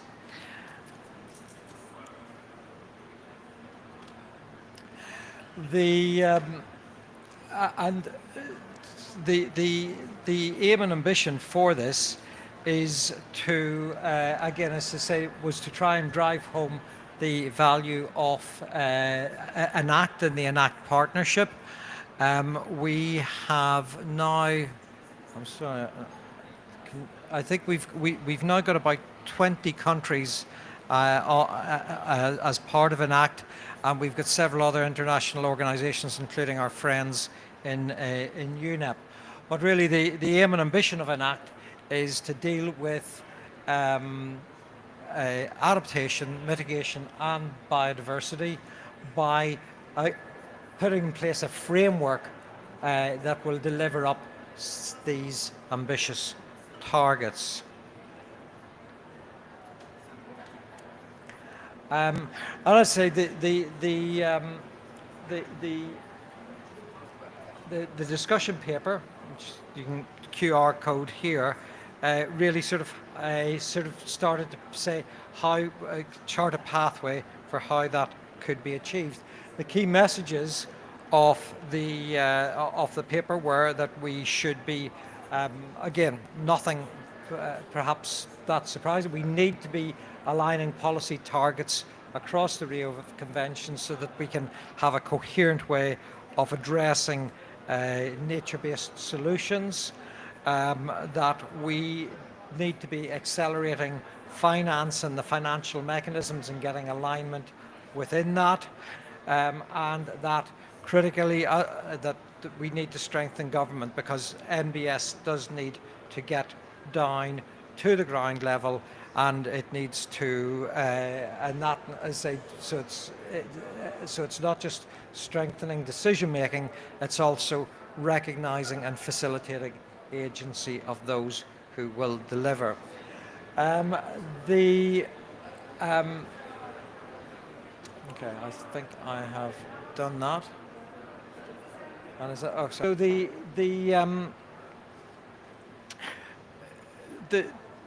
core principles in ENACT are also actually, I say, well, ENACT was launched at in Sharm el-Sheikh at COP27, and in its title, as Rachel said, it's about accelerating climate transformation. The feeling is that it's equally relevant to achieving the objectives of land degradation neutrality. And again, and it's the same messages, so it's not a different set of messages. The need to integrate into different strategies, aligning policies, making sure there's alignment around investment, and as I mentioned, in aligning that investment, making sure that it's underpinned by high integrity, such as that offered by the global standard for nature-based solutions, and finally, that we I say also that we underpin this by investing in those who steward the natural resources. So I think with that, Rachel, I will hand back to you. Thank you.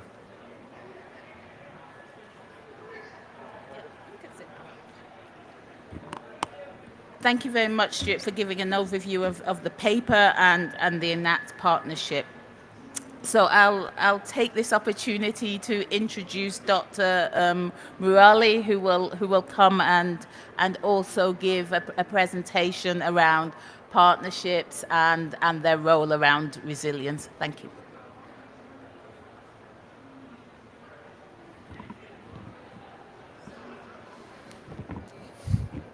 Shock. Thank you, Stuart, and thank you, IUCN, for inviting me to this session.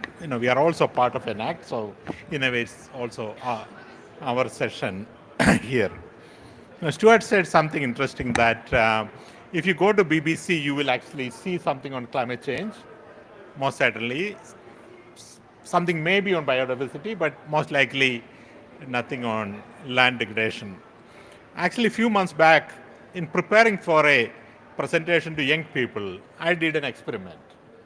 What I did was to Google for climate crisis, and there are 570 million articles which came out. And then I Googled biodiversity crisis, and 69 million articles came out. Then I did desertification crisis, and 2.9 million articles came out. So then I put the logo of the Rio Convention to the size of in proportion to the size of the number of articles. So suddenly you had UNFCCC like this, UNCCD like that, and UNCCD you could not even see. Tiny. Now, for those of you who don't know the G20 Global Land Initiative, we were launched here in Riyadh under the Saudi presidency of the G20 with a mandate to achieve 50% reduction in degraded land by 2040. And I was asked to take up as the first director of this program. And I started reading the literature. I have no background in land restoration. I had a background in disaster management. And I asked, what is 50% reduction mean? And they said it's about 1 billion hectares of land. That's a lot of land. But luckily around that time, the Dutch Environmental Agency had come out with a compilation of the global restoration commitment. It was actually 1.19 billion hectares. So I said, the commitment part is sorted. There are already 115 countries committed 1 billion hectares. Then I came across this famous ELD study, which actually said $1 invested in land restoration will give $7 to $30 in return. I actually have a private sector background, and I knew that if that type of money is available, there should be $1 trillion chasing land restoration now. So I said, I am going to have an easy job. I can retire on this job. The money is there, the commitment is there, the economics is there. You just have to wait and watch. 1 year later, UNCCD came out with their report on the actual achievement on restoration, and suddenly it said not only that we are not restoring, we are degrading 100 million hectares per year. You can look at bond challenge, 200 million to be restored by 2020 and 350 by 2030. Achievement, you can look at the numbers. So clearly, restoration is not going to be on autopilot. It's not going to happen on itself. Yesterday, we launched a report which we jointly worked with the IUCN on what are the latest updated commitments from countries. More countries have now committed. They have committed to 1.2 billion hectares. 135 countries have committed. 106 million hectares by China.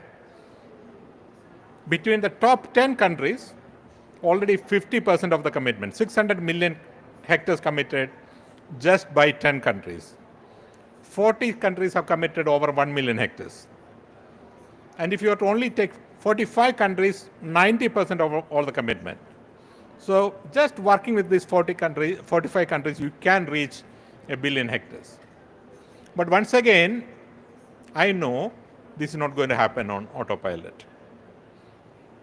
The $1 to $7 which we keep repeating is not real money in the market. These are probably positive externalities which the environmental economists calculate. And no investor, no private investor is certainly not going to put money on private externalities which will accrue from investing in land restoration.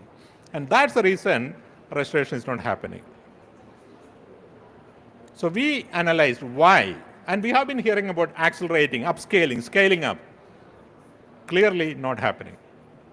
So we looked at why. Why is that the restoration is not happening?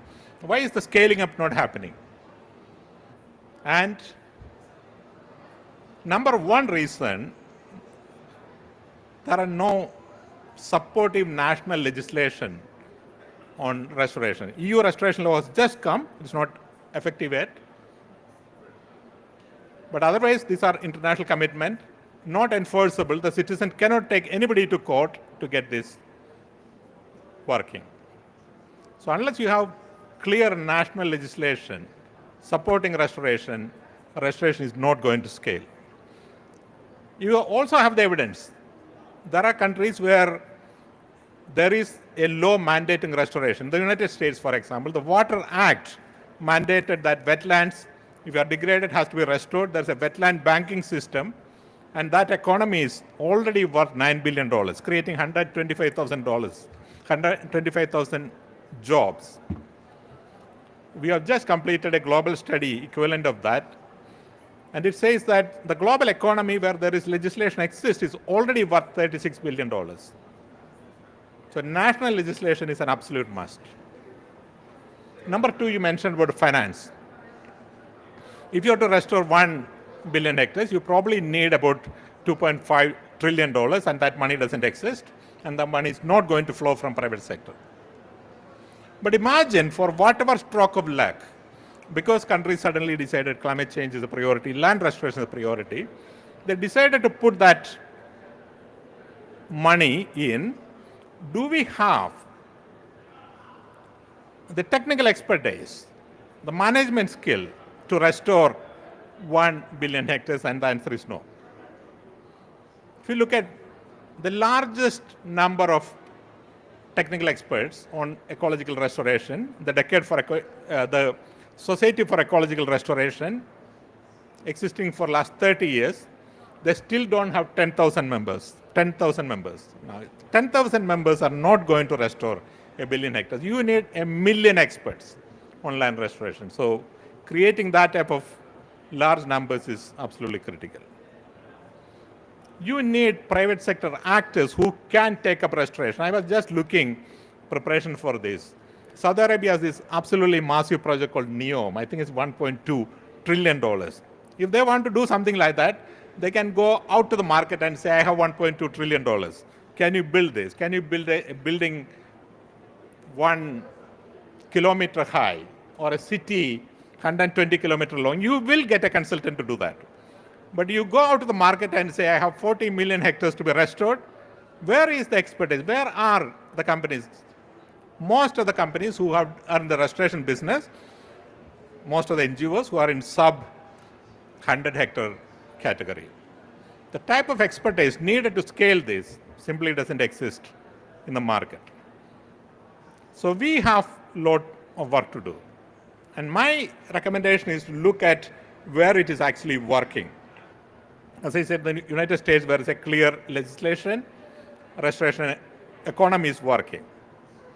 The mining sector, world over, has a clear legislation on post-mining restoration.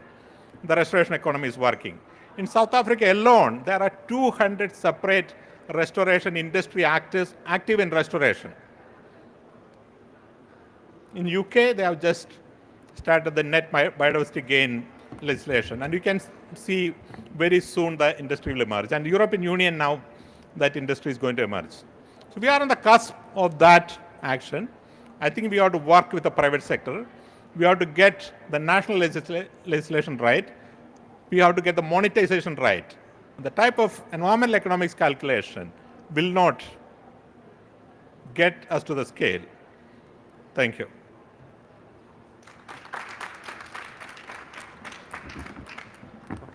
Many thanks. Can I invite Nandi to come and give his insights? Thank you.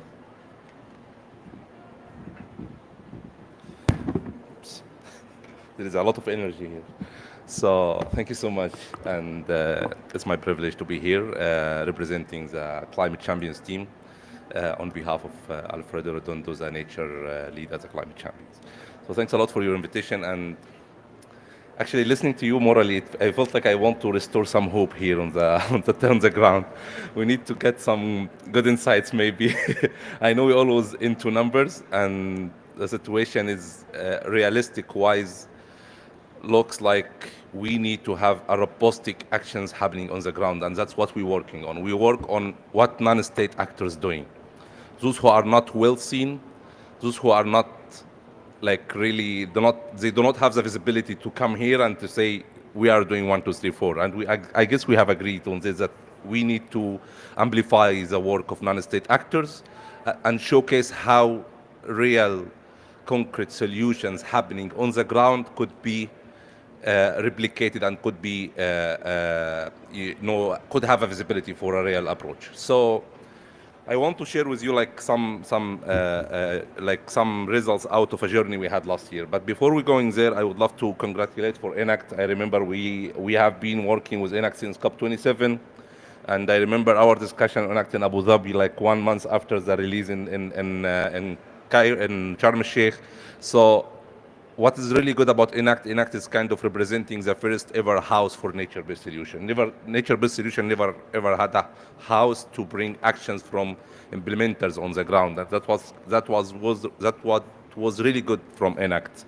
So coming back to numbers and what you have been mentioning morally, I guess the first step, which we have been also agreed on and we have discussed many times, that we need unified numbers. And ENACT, for the first time, I see the 1.5 billion coming together with the 350 million hectare, coming together with the protection of 45 million hectare. And if we go to the CBD, you'll find part of the 30 by 30 targets, I don't know, X number of hectares. So we always call for a unified number. Otherwise, we speak about 3 planets or 4 planets, I don't know. So if we all got like our own numbers, then it means what? Are they the same, like coordinate-wise, geospatial-wise? Are we speaking about the same land or not? And that's why the unification of numbers is really needed. And this is why I really love to see this in ENACT for the first time, bringing together the 350 million hectare for restoration, 45 million hectare for protection, and 1.5, which is the UNCCD and restoration targets. So last year with the IUCN, we were thinking, okay, now we need to know how regions are implementing nature-based solutions. So we decided to use the opportunity of the regional climate weeks with the IUCN and other Nature for Climate and other key partners.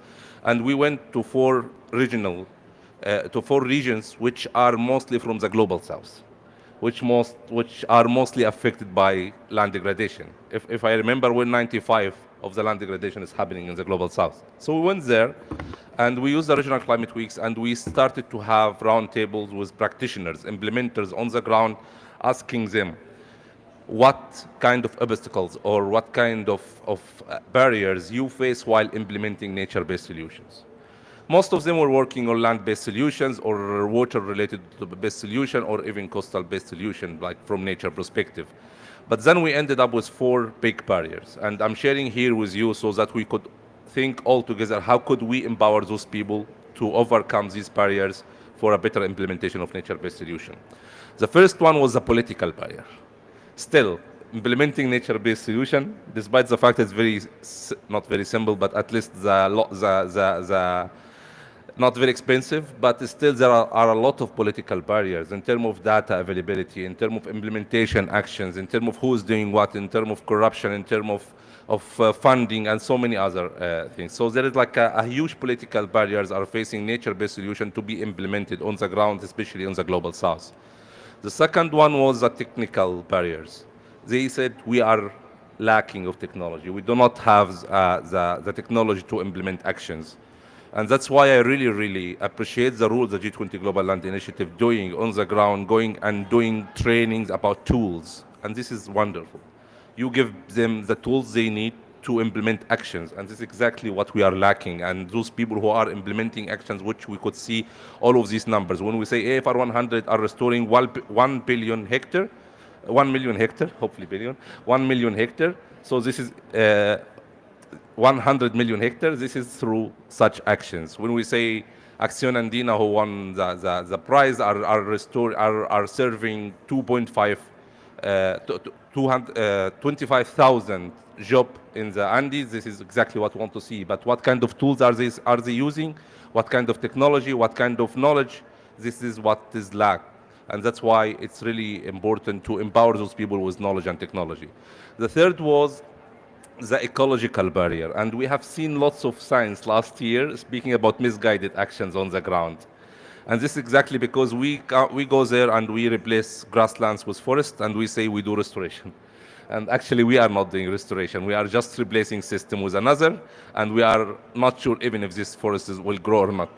So there are a lot of ecological knowledge missed, and there is a lot of ecological barriers happening. So understanding habitats from a local perspective is very important. So we need to understand what they need in their land, and then we could perform actions. So this is the ecological barriers we need to have. The last one was economical barriers, and this is very obvious: lack of fund and the finance gaps, which you just mentioned.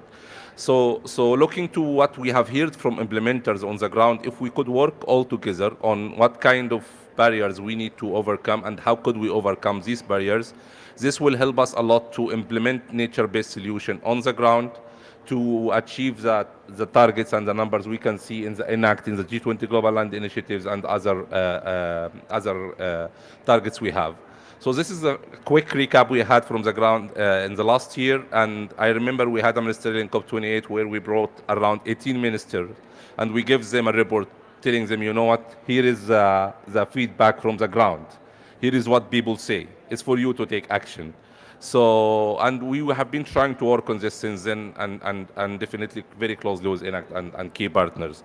So coming ahead, I guess it's very, very important to think about unified numbers, unified targets across different land systems. This is very, very important. And when we say land systems, it's really, really important to include other forgotten land systems which are not getting any visibility or focus, such as peatlands and others. And also to start think about what kind of barriers we need to overcome. So this is very, very quick recap from my side, and thank you so much again for your invitation.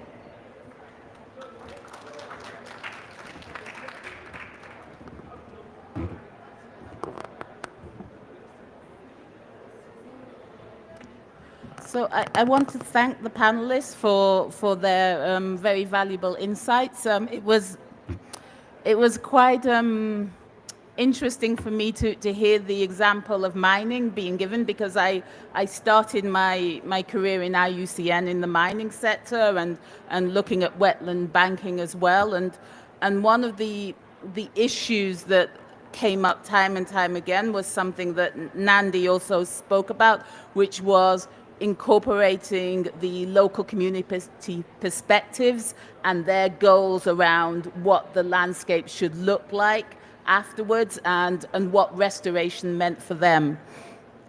And I think it's very important as we lead on to the next session that we think about again how we have as I said at the beginning, integrated solutions, how we bring different stakeholders together and how we are able to share a common objective and a common outview of what the end goal and what success looks like when it comes to rehabilitation and restoration as well. And I think that's a common theme, be it around drought, be it around mine closure, be it around whatever. We need to make solutions happen that work for the environment but also work for local communities, because you don't have sustainability otherwise. But with that and with some of the interesting discussions and the outlooks and the progress report around ENACT, which I can say as part of the climate change team we're very proud of, and as part of IUCN as a whole, I would like to thank the panelists for their insights and for sharing their perspectives this afternoon. Thank you very much.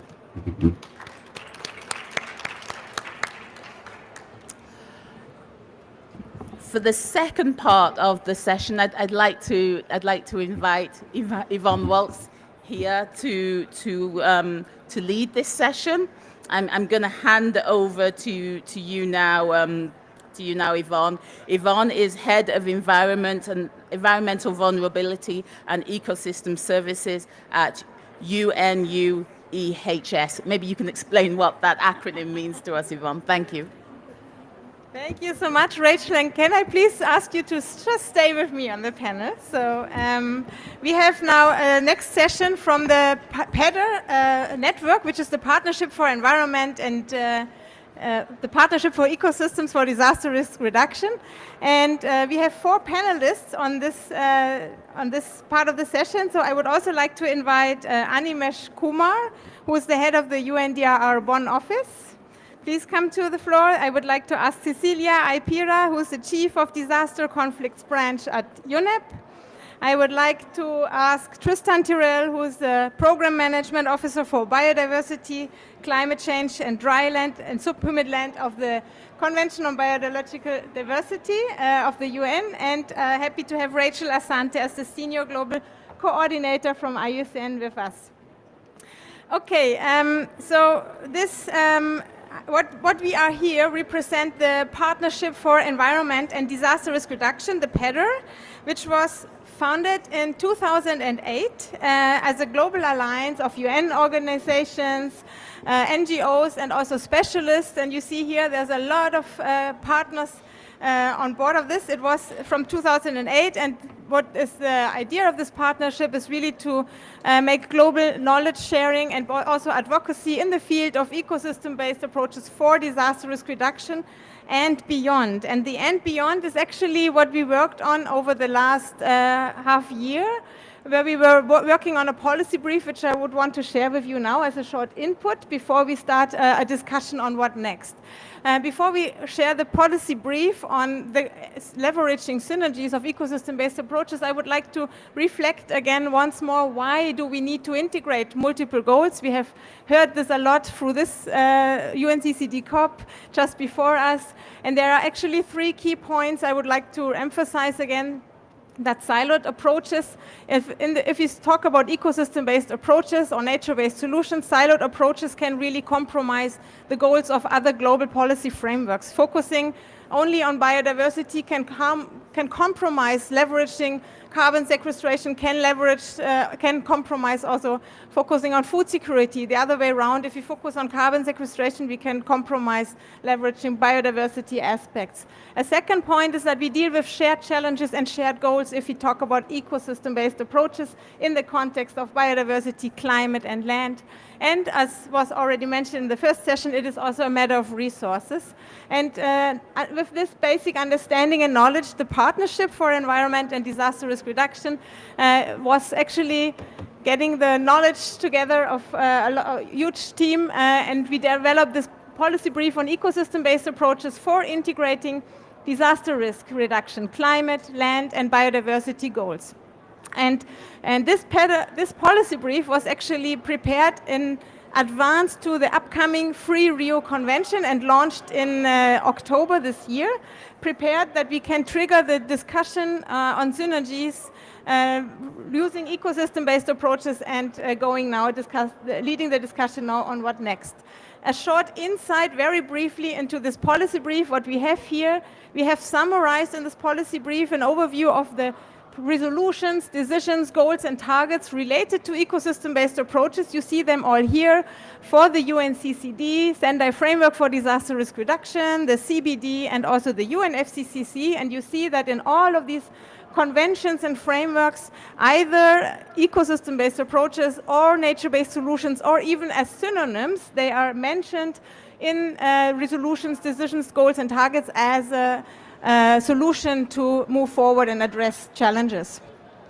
What we also compiled in this policy brief is that we have guidance materials a lot out there and strategies to leverage specifically synergies for national focal points. So there are these national level instruments. We know that there's this national adaptation plan, there is the national, the NBSAPs, the voluntary LDN target setting program and the disaster risk reduction framework. So we have these national level instruments here, and there are guidance to bring the perspectives from the one to the other. For example, we have here national biodiversity strategies and action plans, and we have compiled guidance that exists to integrate disaster risk reduction in NBSAPs or to integrate climate change mitigation and adaptation into NBSAPs and to integrate achieving land degradation neutrality into NBSAPs and all the way around vice versa, that we have addressed each convention and framework, the national instruments, and here you see also for UNFCCC and for Sendai Framework. And with this approach, we give actually national focal points, also information at hand how to leverage these synergies. Here we give the overall framework that ecosystem-based approaches can really address other linkages between these Rio Conventions and the Sendai Framework and can be used to really implement these strategies in a synonymously way. The key recommendations is now actually to scale up ecosystem-based approaches, is to promote and apply spatial planning tools, to involve science to plan and implement multi-goal oriented ecosystem-based approaches, and leverage diverse financing opportunities for achieving multiple goals simultaneously. So this is kind of the key essence of the policy brief, and what we want to do in this session is actually the what next. So how can we now trigger action? Next year will also be a big year. There's the Global Platform for Disaster Risk Reduction in June in Geneva. There will be the IUCN World Congress. And then there will be also the COP30 in Belém. And now the idea that we discuss a little bit what did we learn actually from the 3 COPs? How can we plan forward now and trigger action and scale up? I think this is what I would like to actually discuss with the distinguished panelists in this session now. And would like to start with my first question. Actually, maybe I would like to start with you, Tristan, because you were the one who were really brave enough to attend 3 COPs in a row. So there was the CBD COP in Cali, there was the UNFCCC COP in Baku, and now we are sitting here at the end, the last mile, let's say, in the UNCCD COP in Riyadh. And maybe as a first question is, what are your key takeaways in terms of this discussion on integrating multiple goals for ecosystem-based approaches? What did you bring from this how do you say, the conversations around at the COPs, at the 3 COPs? Thanks very much, Yvonne. Good afternoon, everybody. Yeah, it's definitely been an interesting journey over the past few weeks. The issue of synergies seems to be gaining increasing momentum. There's a lot of discussion around it. There's a lot of interest around it, not least because various opportunities have arisen, including how revision for NBSAPs links to a certain extent with NDCs, and there's ongoing work with NAPs and LDN targets. We just had the midterm review of the Sendai framework, and I think that's helped to give additional push as well. The challenge, though, is that people still seem to be looking at it as sort of an overarching thing, an overarching idea. What does it actually mean in practice?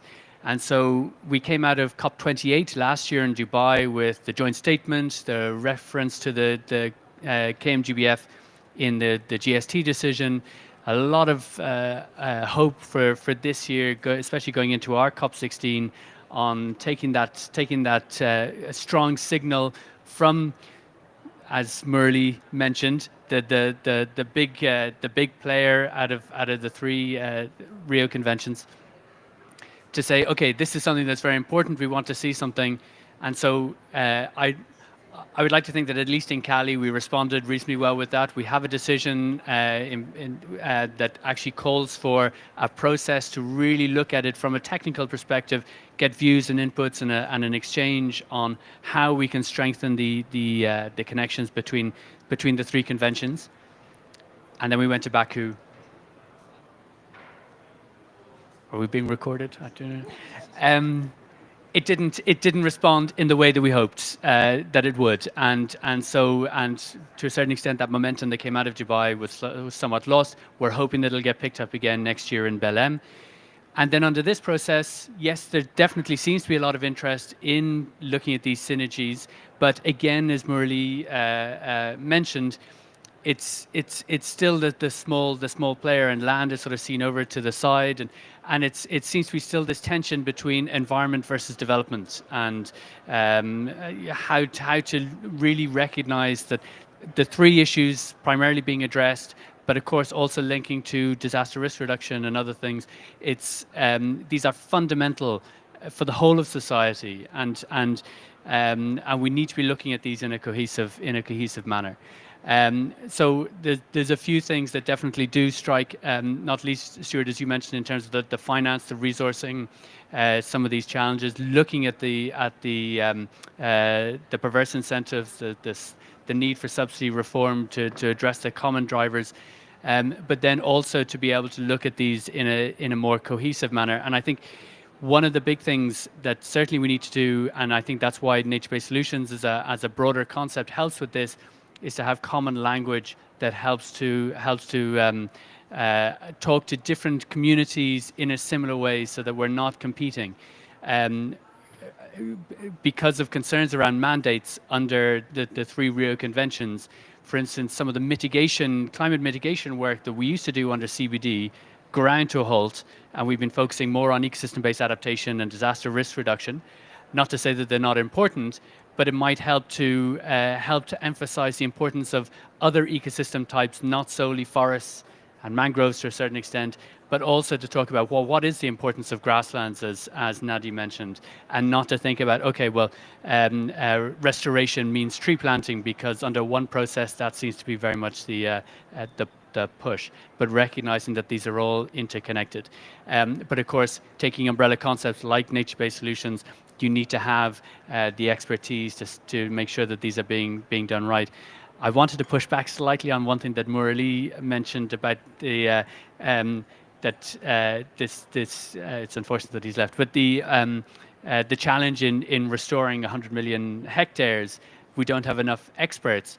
Part of the challenge with that is that we're expecting people who have specific experience and education and stuff to be leading on this, and we need to be bringing in those who coming in from a different perspective. So how are the farmers being engaged? We're not expecting them to be restoration experts, but we need to be able to talk to them in their language to make them understand and realize, so that them or whoever it is who's shouting about food security or whatever the other concerns are, recognizes that this is all part of the same ultimate challenge. We're just looking at it from different angles, but ultimately we're all hopefully working towards the same goal. Thanks. Thank you so much. This is very inspiring. So it's just picking up your very last point in terms of experts. What is the criteria for experts? Is it, I think, maybe it's really the different perspectives what we also need on how are ecosystems valued and what they provide, and what is the relation to ecosystems. No? Maybe I would like to hand over now to Cecilia, please, to give your perspectives. Do you have a microphone? Okay. Thank you.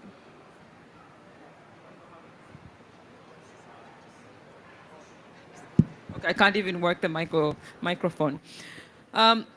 This is my only COP I've attended of the 3 COPs, and I hope it was not as freezing as it is here for the other 2 COPs. But maybe sitting on the outside looking in, I can give some perspectives. For me, it almost feels like we are living in parallel universes. You have all these great side events. We are all pushing for the same issues. We all, in some ways, maybe speaking to the converted. And then you have the negotiations. They're all happening in the same space, but we are completely, the agency and the time scale of when the decisions need to be made, for me, it's a bit of a disorientation. It's a bit disorienting for me, I find. So it feels like we are in parallel universes discussing the same issues with the periphery or the blue zone, all the pavilions, all on the same page. And then you have the reality of how do we normatively push forward and make global decisions on this that just stumbles over the politics. So that's for me, it's quite interesting. The other thing to reflect is, again, these are now just purely my personal reflections rather than UNEP position, that is. It's also, I was at you mentioned the global DRR platform, and I was in the Africa regional platform on disaster risk reduction and being here. And one thing that was really striking there was the whole issue of loss and damage conversation. And most of the governments that I spoke to didn't really understand what loss and damage is. Yet we were discussing the solutions and what this potentially could do for disaster risk reduction. And here, 3 times I've talked to different people who said, what is exactly nature-based solution? And it's a bit of a shock to me. Again, it's, there is disconnect between what we are discussing, and sometimes we assume everybody's on the same page. At the same time, we are also talking to the converted. So again, that's just for me quite interesting that we don't use these platforms to also just bring people to the basics of why these issues matter, why are we discussing them. So that was also interesting. Now, going back to the maybe now the key takeaways for me from the 3 COPs. One, I think, is that there is much more community engagement. Cali is been named the People's COP. So already that's a strong indication that the community engagement, indigenous communities, women, youth, and so on is critical. But also, I hear that was also quite prominent in Baku. And of course, here I've attended many sessions with youth. We had Indigenous Day focus as well. So I think there is a recognition that at the end of the day, all these, whether we're talking about 3 Rio Convention or specifically on land degradation and desertification, it's about people. This has a real reality. And for communities, they don't separate, climate change from biodiversity loss and desertification. They want to feed their children. They want their cows to survive. They want to have access to water and so on and so forth. So I think bringing these realities for me has been, I think it's a good direction. The other thing is an issue that's coming. It started last year and it seems to be growing momentum, is the issue of conflict. It was unheard of, I think, 10 years ago to have a conversation about conflict in a UNFCCC conversation, for example. But we saw with Dubai and this year also with Baku and also with in Cali, where there was either dedicated focus on peace, making peace with nature, as we saw with in Cali, but also a focus on Peace Day recovery that has been a continuum from Dubai to Baku. And of course, here I've also heard sessions. We heard in the ministerial dialogue of the connection between desertification and migration. So there is a recognition, again, in the decisions that's been kicked out, we understand, but again, there is that connection. The other thing is obviously the nature-based solutions for me is the weaving trade that can actually address all the three Rios, whether we're talking about climate change, biodiversity loss, land degradation, even pollution issues, and even conflict issues, livelihoods. It ticks so many boxes. So I think for me, it's really heartening to hear so much focus on nature-based solutions. Lastly, now, stepping back out of these COP processes, which can be bewildering for others, is the reality of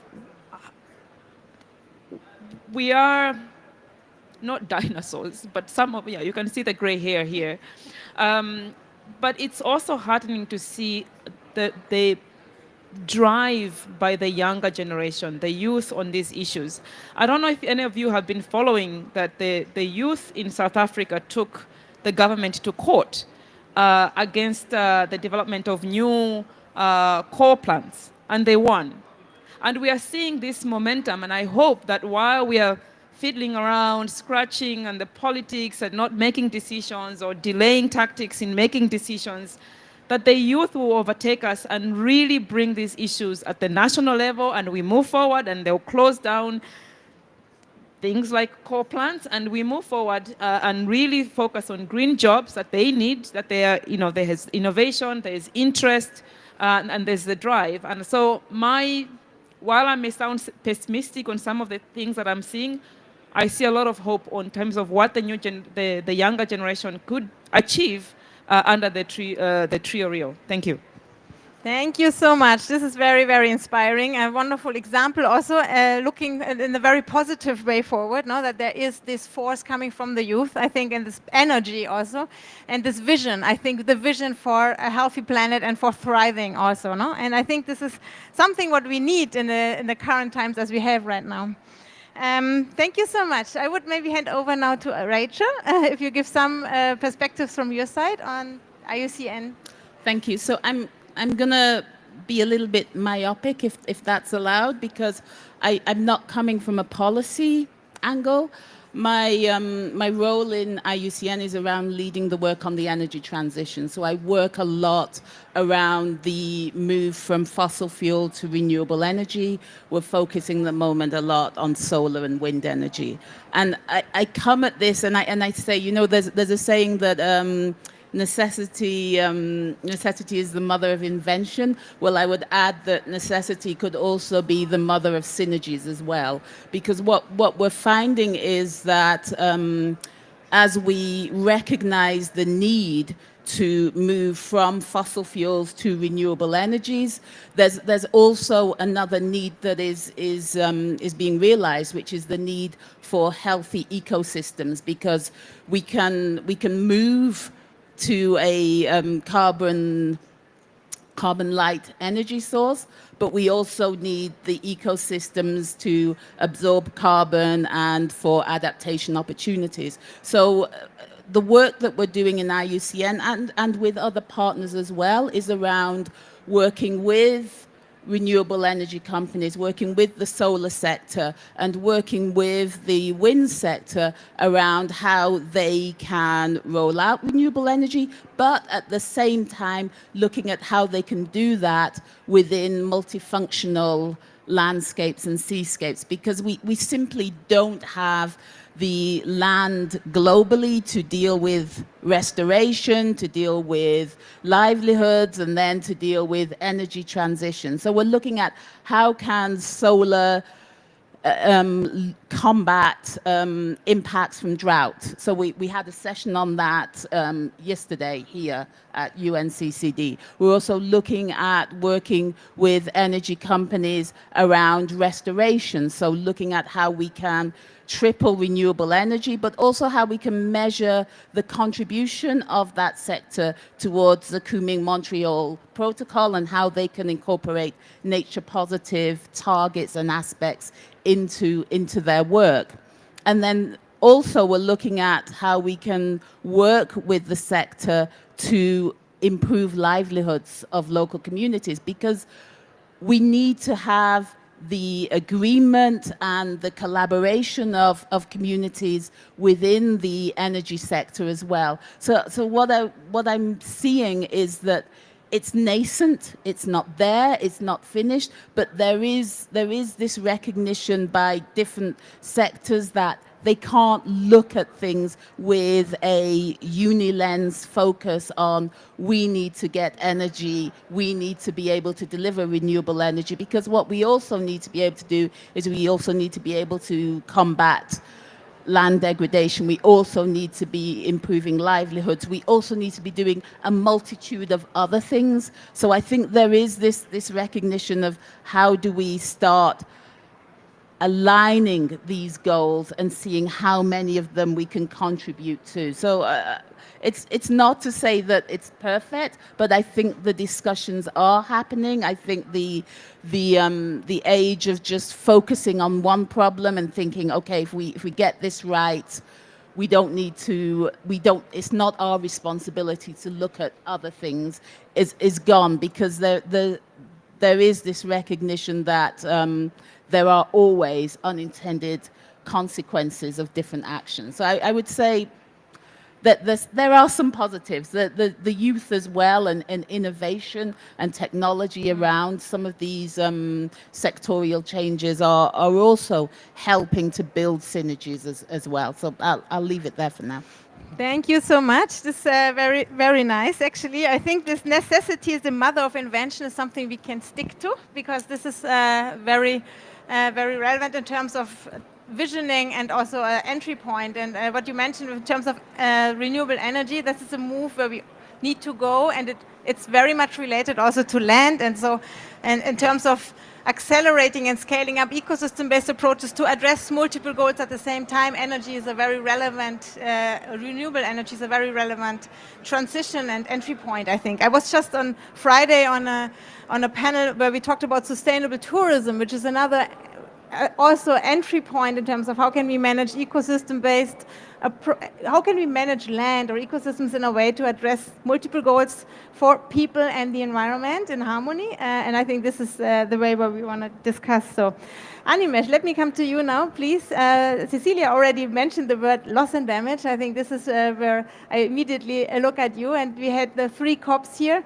And I think there is not really the label of loss and damage at the UNCCD COP. It's very much related to the UNFCCC COP. But if you think about land degradation, this is loss and damage, no? And maybe you want to elaborate on your experience of the 3 COPs from that side. Yeah, thanks, Yvonne, and thanks for having me here. Just to elaborate on that specific point, land degradation is among the 8 categories of slow onset events and the loss and damage framework of UNFCCC, so definitely in there. Although we don't use the same terminologies, and hence often the distinction between substantive discussions here and the negotiations there. I think if I reflect upon the 3 Rio Conventions and the 3 COPs in particular, I would try to frame my intervention in the context of 3 key points: data, policy, and finance. Data, why? Because we need to know what we're talking about, and to do so, we need the right evidence base. We need to have the right information systems in place to be able to quantify, for example, our losses, to be able to quantify what the financing needs are.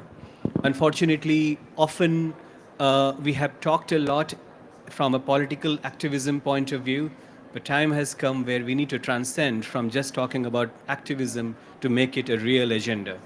It's happening as of now. We do have a lot of things which we can put our hands on and take some credit on, but there's a lot of gap as well. For example, talk about environmental degradation, biodiversity losses. Yesterday we had 2 sessions, including in the Restoration Pavilion, on data for land degradation. And we just don't have enough data in terms of ensuring that we can turn that data into programmatic action. One of the panelists yesterday mentioned that under SDG 15 on land, 126 countries are reporting. Of course, under Sendai framework, 163 countries are reporting. But as the custodian of that framework, we can say that the quality of data is not such that I can turn that into a program and turn that into a bankable project to access finance. And that has been a bit of a challenge. We also are challenged by very specific data which would actually enable action. Just to give an example, under Sendai Framework Targets C and D, we do have indicators for measuring ecosystem losses. In the last 8 years, not a single the country has reported on those two optional indicators. And we have had a lot of discussion, including a workshop last year in September in Bonn, where we talked and went in depth into making this work. The second part is the policy framework. It's one thing to talk about global policy frameworks, 3 Rio conventions plus Sendai and so on, but when it comes to action, it is rooted through different national policy frameworks. We have 131 countries in the world that have a disaster risk reduction plans. As we entered Baku, they had 60 countries, 60, which had a national adaptation plan. And as we entered COP16 in Cali, I think 44 countries had a national biodiversity action plan.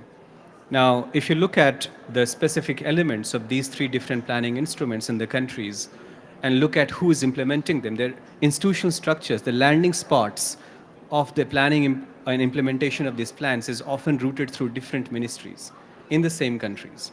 I'll just give an example. Before coming here, I was in the Action Dome speaking on early warnings for all. Early warnings for all is a global goal on adaptation target. So it's an adaptation target. It's also one of the Sendai targets, hence a disaster risk reduction target. So it's an adaptation action. It's also it's a risk reducing target. But 2 different ministries would tend to access financing from 2 different sources to implement the same program in the same country. Basically, we are creating a recipe for disaster in the future. And that again has been a challenge. It's good to have these different conventions, but let us pick up those common connectors which bring different planning instruments together and move forward towards common frameworks. And these 2 then bring us to the third point, which is finance. We've done some analysis. Our world is very much cognitive biased oriented, so we react to what we see and we don't put money into what we don't see. And risk management, again, is a very classical example. So 95% of the funding on disaster-related or humanitarian action goes for ex post, after the event has happened, for response, recovery, and reconstruction. And only 4.1% goes for prevention and preparedness. And then if I look at the amount from the public finance budgets, is around 3.7%.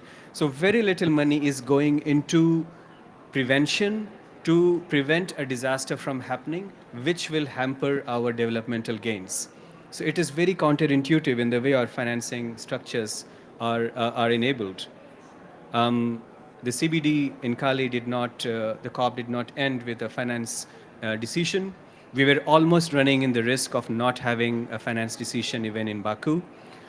We managed to triple the finance target from 100 to 300 billions, but still $1 trillion short of what was required in Baku. And all of that goes on to show that if we keep fragmenting our efforts and if we keep moving forward towards in our own disparate cohorts, we will not be able to achieve the common targets, which is the target of resilience. Now, I will not end with a sad note, but there are some opportunities which I feel will lead us to the right path of where we would want to reach. For example, look at the Global Biodiversity Framework, targets 8 and 11. 8 is about reducing impact, 11 is about enhancing access and enhancing ecosystem approaches and strengthening it further, so more towards conservation. Then look at the Global Goal on Adaptation, target 9D. It's on ecosystems and biodiversity. First part is about reducing the impact and the second part is about enhancing access and biodiversity and ecosystem conservation. If I put together target 811 of GBF with target 9D of global goal and adaptation, is exactly the same. And if our targets at the end for these 2 conventions are the same, why then do we fragment ourselves in terms of achieving the same target?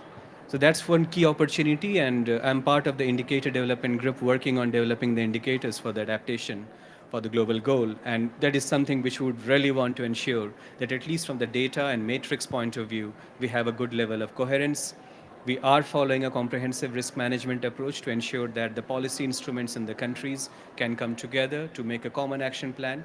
And where it really works very well is in terms of nature-based solution, because it does bring different components together in the national level.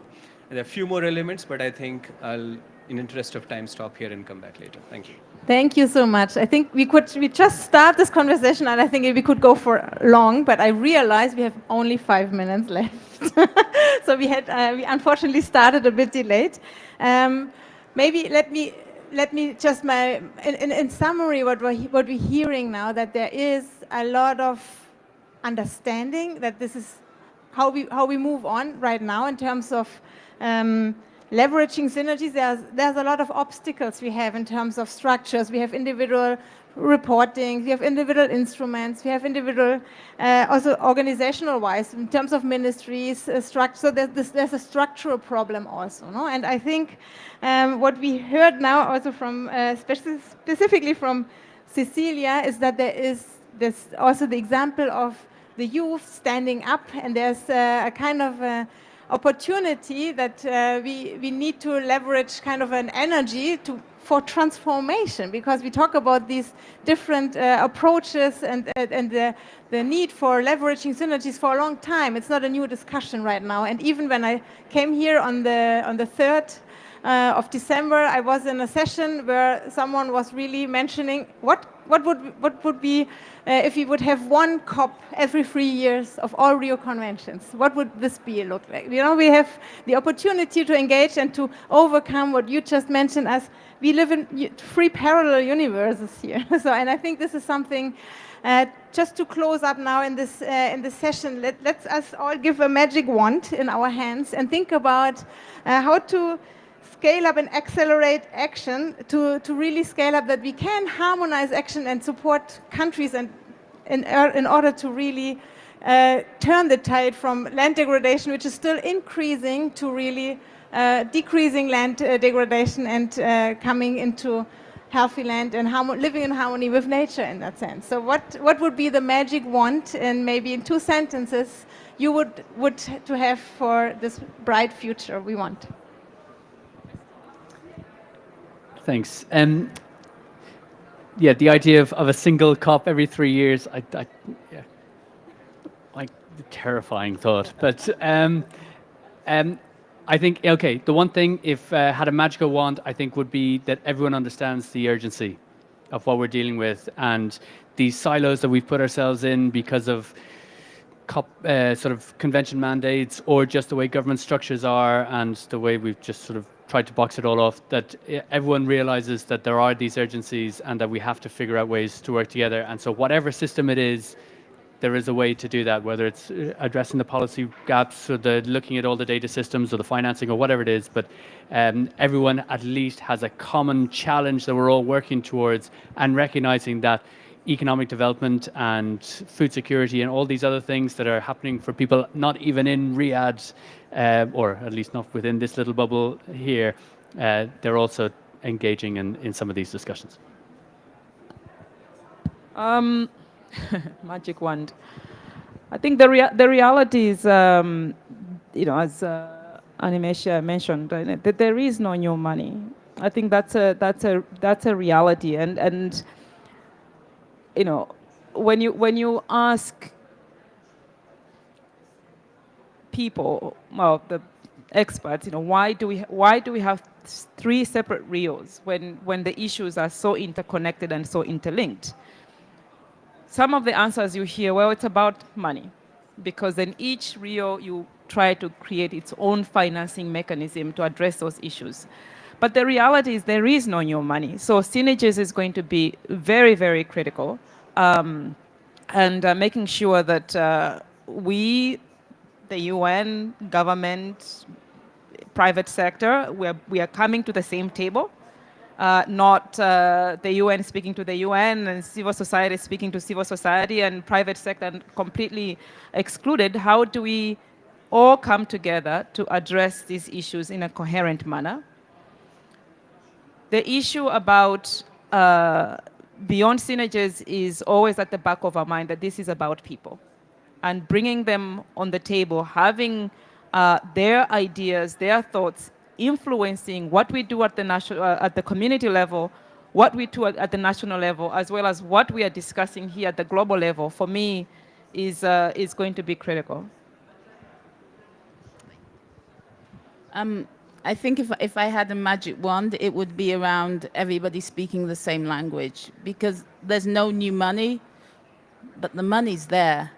Some people talk about loss and damage, others talk about a return on investment, others talk about different things. But the fact is that I actually think that maybe if one convention is too frightening, putting the three together, maybe every 5 years we can have an integrated COP where they all do come together, if it's too much for us all to be together all at once. But at some point we do need to all sit in a room, because the problems are the same. You know, you go to UNFCCC, and I'm talking about energy, okay? We're talking about we need to increase renewables. Then you come to CBD, and it's about the Kunming-Montreal framework. So you've got to increase renewables whilst recognizing your contributions to the global framework. Then you come here and you're talking about land degradation. So you've got to increase renewables whilst contributing to nature positive, the framework, whilst combating land degradation. It's all possible. But if we could sit in a room where we're all together, then we could talk about how we make the possible a reality. Thank you. Thanks. If finance is the reason why we have 3 different COPs, then certainly it's not working, because none of the COPs is resulting in clear finance outcomes. Last 2 COPs are just an example, and then we do have the Riyadh Drought Partnership with $12 billion here, but it's an initiative. It's not really a COP outcome as such, or a negotiated outcome. I think it's indeed frightening to try to talk about merging the COPs, because it's a bit unrealistic. What would actually work is to look into the process. I think what we are investing a lot into the COPs as an event need to be turned into a process which is around the year, and then we only take a decision towards at a certain milestone event. And this is something which is being discussed as of now. There was some discussions on this at a TRIO event in Baku as well. Soon you will hear that the regional climate weeks of the UNFCCC are being turned into global climate weeks, and each of the climate weeks then will pick up one negotiated agenda and run with that through the year, and the COP will only be a decision-making spot. So that's something I hope will work out, because that's a very logical way of turning the whole discussion into a process over the year rather than just into an event. I guess we are putting too much of pressure on 2 weeks. It's a year-long process, and I think that perhaps might help resolve the issue. If not, what will happen is that we will go with high expectations. It will become a show for all, and we end with no results. And hence, I mean, we have so many cases running in the International Court of Justice, but not so many cases pick up the way what's happening now, with Vanuatu's case being picked up, and there is so much of media attention simply because Baku did not result in the right deliverable. So we don't want that space to fill up what we would want to have here. And that's a different angle of taking it all together. Clear that there is no lot of new money coming in, but there is some new money coming in. So we do have some level of success, a drop in the ocean. I would stick to my agenda, loss and damage. With the fund for responding to loss and damage, by the end of the COP, we do have $750 million in store yet to be used. We are hosting Santiago Network for Loss and Damage. We do have pledges exceeding $50 million. We have just started with the first country. Shop is open. We want all this to be used as of now. But if we remain so scattered, so fragmented, we will not be able to access these new resources which are coming in. So I will end with that kind of more optimistic note that yes, there is something happening. NCQG did talk about adaptation mitigation balance, and that's a clear opportunity for nature-based solution. We just need to put our act together and move forward more coherently to access it. There's no microphone. Okay, I would like to thank you. The microphone was moving along.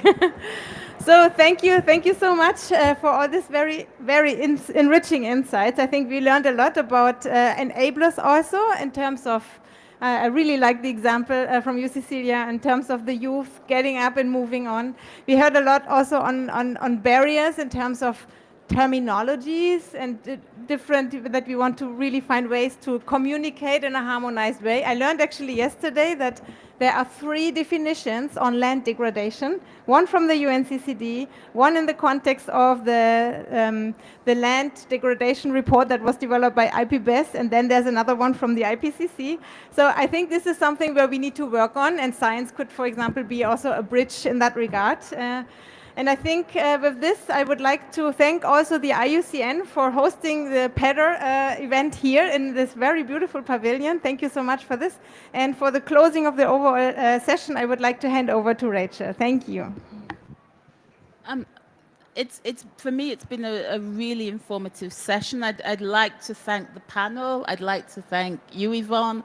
I would like to thank the previous panel. I think we can close by saying we all agree we do need synergies, even if we don't need an integrated COP system. We need synergies, and we have some good news, and we have some tools like if I can close with saying NBS, which can help foster those synergies. And I'll leave it there and thank the audience as well for participating. Thank you.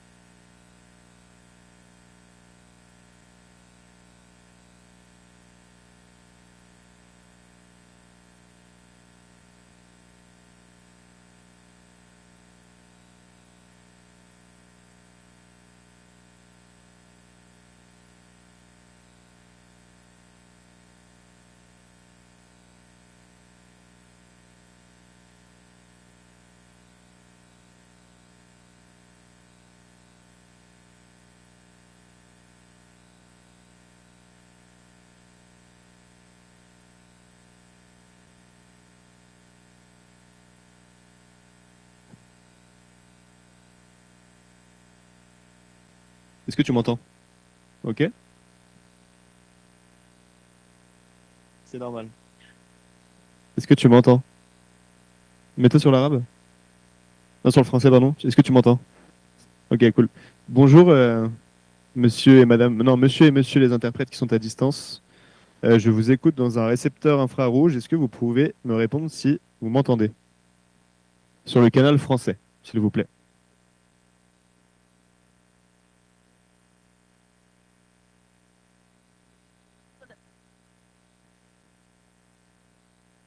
Merci beaucoup. Je vous ai très bien entendu en tout cas. Est-ce que pour vous le son est correct? Ok. Ok, ça marche. Parce que moi, je parle pas très fort. Et il y a des clients devant moi, etc. Donc, et en termes de vidéo, vous allez avoir un plan large comme celui-ci. Avez-vous eu une présentation ou autre? Rien du tout? Ok, très bien. Bah écoutez, euh,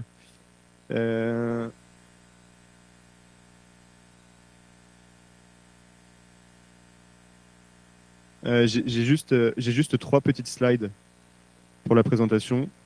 Du coup, vous êtes preneur tout à fait. Est-ce que vous pouvez m'envoyer vos adresses mail dans le chat, si ça vous dérange pas? C'est un chat privé, hein, c'est entre nous, donc merci à vous. Je mute le micro. Ah, excusez-moi, on a testé que le canal français. Est-ce qu'on peut tester le canal anglais? Je suis désolé, hein. Comme ça, on fait les choses correctement. Okay, and I'm on the English channel now, so hopefully everything is fine. It should be fine. Perfect. Thank you. Wonderful, thank you. And the same here for me. English channel, 1, 2, 3, 4, testing. Merci beaucoup. Okay, thank you. Merci.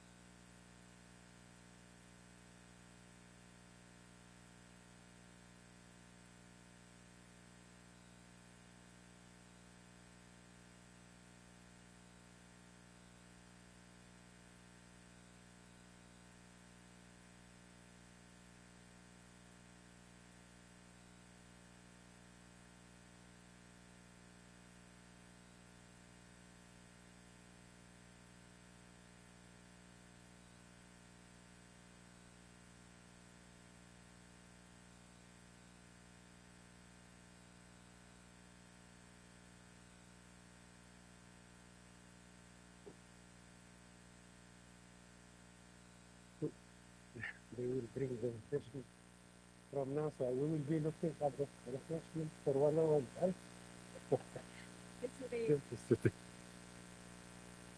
Hello, good afternoon. Please have a seat. We will start in 3 minutes.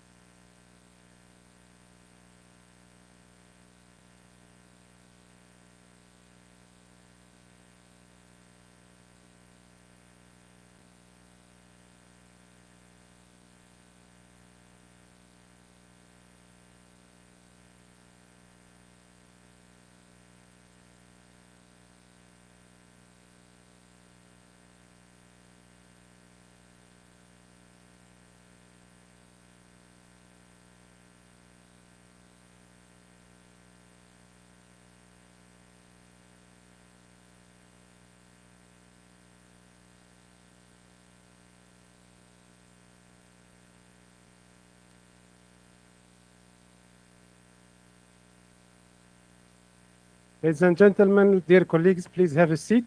We will start. Mesdames, Messieurs, prenez place s'il vous plaît, on va commencer. Ladies and gentlemen, please take a seat. We're about to start. Thank you.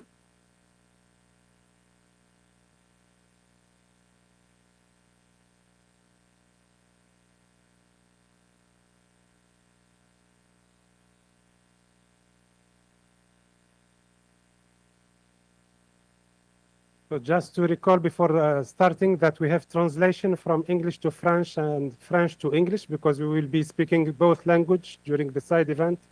For those who need translation, please pick up your headphones from the back of the room. Nous allons avoir une traduction. La traduction, elle est disponible. We will have some interpretation that is available from French to English and English to French, and therefore, if you need to listen through the interpretation, please take your headphones at the back of the room. Thank you.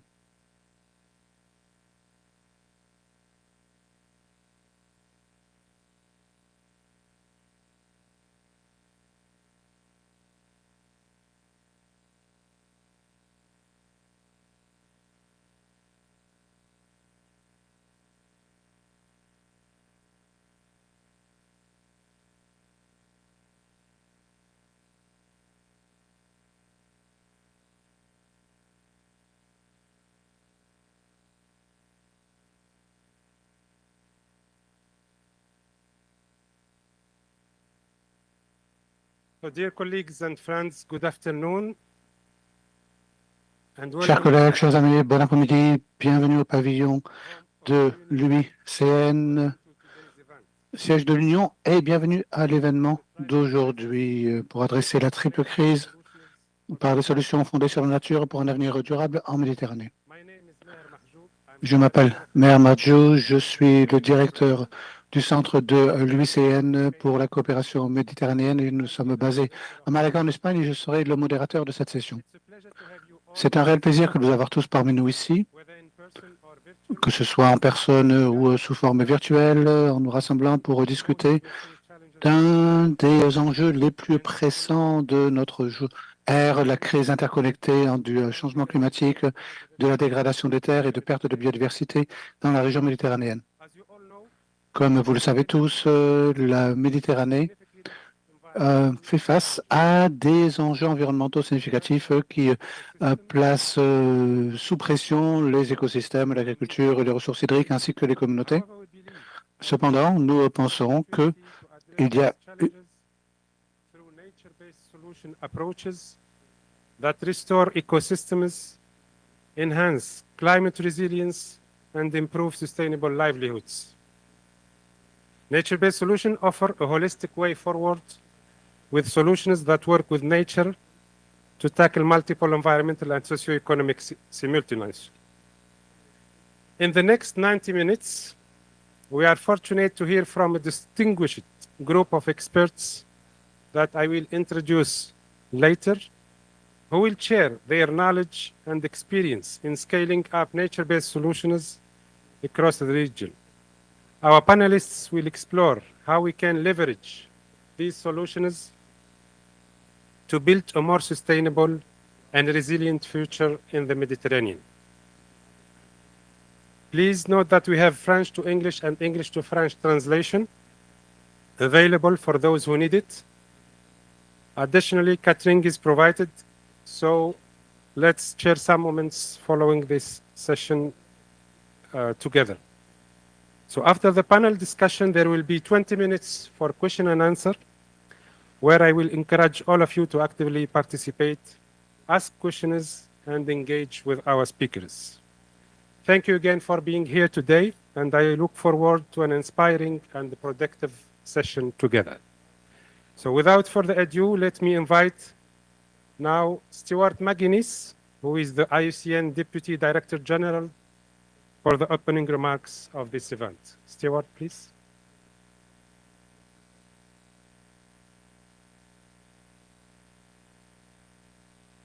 Thank you very much. Recording in progress. Welcome, everyone. I'm very impressed. It is, so what day is it? Tuesday? Tuesday afternoon, and we have got a full pavilion. So, and rightfully so, because I think this is a really important issue. So, just to repeat, Maher, welcome to IUCN's Pavilion, the home of the Union. We're very proud of the fact that we are a membership-based organization with 1,400 members, drawing on states, government agencies, subnational jurisdictions, indigenous peoples organizations, and NGOs. So, I don't just, how many of you have been to the 3 COPs? Okay, Vicky and myself, I think. Okay, so we have just, we're at in the last leg of what has been a marathon session of international environmental negotiations, started in Cali, going through to Baku, ending up here in Riyadh. And if we didn't know it before we started, we certainly do now, that the climate crisis, the biodiversity loss crisis, and the land degradation crisis are all deeply interconnected. We can't solve one and ignore the others. In fact, I'll go further. To try and solve one without addressing the connections with the others will lead to shortfalls, disappointments, maybe even failures. If these issues are interconnected, which we know they are, then the solutions need to be connected as well. The good news is that there are frameworks that allow us to, in a effective and efficient way, address these interconnections and work on it's now the favorite word at the minute, synergistic, or work on synergies or synergistic solutions. And those are nature-based solutions. I will say that nature-based solutions, when people ask me about IUCN's role in shaping nature-based solutions, I always say that IUCN didn't create nature-based solutions, we only describe them. We describe them from actually what has been practice for millennia, that you've got nature-based solutions have been inherent in many land use practices and land use systems and natural resource management systems. And simply about 15 years ago, IUCN started to try and rediscover that and pull that together and described it and gave it the label nature-based solutions. But nature-based solutions have been there and rooted in traditional practice, traditional knowledge for millennia. And that has allowed the protection, the sustainable management and use, and where necessary, the restoration of the components of ecosystems to serve multiple benefits and deliver multiple benefits. And the reason why we can deliver multiple benefits is because ecosystems and ecosystem functions don't just deliver one benefit, they deliver multiple ones, be it sustaining productivity, being it protecting against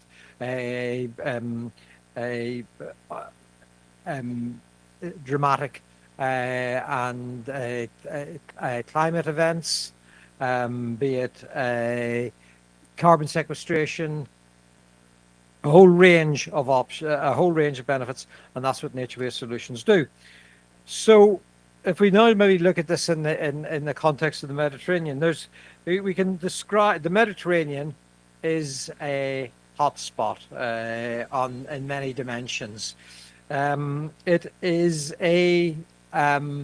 of course, maybe I should say it's not in your notes, Maher, but I will say first and foremost, it is a fantastic cultural hotspot, blending deep traditions and cultures for millennia. But also, it's a climate hotspot. The Mediterranean is warming 20% faster than the global average. And we've got issues around sea level rise. We certainly have, and it has been with us for quite a while, the issues of not only land degradation, but desertification. It is also a biodiversity hotspot. 10% of the world's described species exist within the Mediterranean basin, and it is one of the key biodiverse regions in the world. It also is it's also a biodiversity risk hotspot because of the severe threats from urbanization, agriculture, overfishing, etc. It's also a water scarcity hotspot. More than 180 million people in the region are affected by water stress, exacerbated by climate change, and by drying trends. And I think actually this is something I came upon this week. It was a very good report submitted to the CCD, which actually talks about trends in aridity. And shows that at the minute, 78% of the Earth is showing a drying trend, as opposed to only about 22%, which is showing a wetting trend. And the very fact is we are seeing, and that trend just doesn't happen in dry areas becoming drier. We're seeing humid areas actually become shift into drylands. So, and this obviously, this whole phenomena is reinforcing several of these issues, including the issue around water scarcity. And finally, it's an economic vulnerability hotspot because of the high levels of dependency on natural resources, agriculture, fishery, tourism. That if we start to see the erosion of the natural resource base, if we start to see risks of ecosystem collapse in some areas, that will undermine the economic dependencies that sit on that. So the good thing is, as I say, we can take action, and we have a framework that allows us to deal with several of these issues, these hotspot issues together: water scarcity, economic vulnerability, biodiversity loss, climate change. And to that one could add economic development as well. So this is why I think nature-based solutions really are particularly of relevance to the Mediterranean basin, in term and from several dimensions. Coastal, oftentimes when we talk about nature-based solutions, we actually forget the marine and coastal, but that is actually a key area where we can see nature-based solutions being applied, and in fact where we need to see nature-based solutions being applied because of the effects of phenomena like climate change, as well as some of the more historic processes such as coastal erosion. Sustainable agriculture. We have I think the truth is, in many places, the modern intensive agricultural system is broken. It's broken because it's not sustainable. It's broken because it undermines the very resource base that we rely on. It undermines, it erodes soil health, which in turn drives land degradation. But equally, there is the real opportunity to introduce agroecological and regenerative agricultural practices that improve soil health, that increase water retention, and that enhance productivity. And those and I think one of the very encouraging things is we're actually seeing movements in the Mediterranean basin to really try and drive in that direction.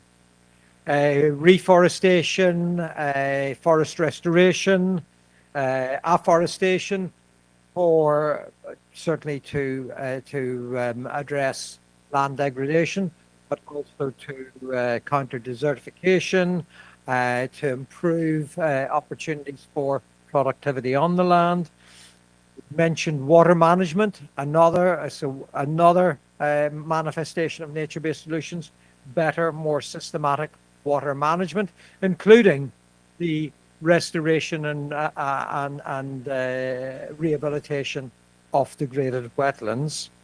And finally, to come back to the marine protection as well. And we know again that good marine protection can actually make a net positive contribution to local economies. So, and in doing that, we will be able to mitigate and adapt to climate change. We've talked, and I do think this is really important. This has certainly been a discussion that I've had in many fora over the last 2 weeks, that it has to deliver real, tangible, concrete benefits to local communities, coastal communities, farming communities. They cannot be asked to bear the burden of this. But I think the very fact is, if we get this right, we get the incentives in place.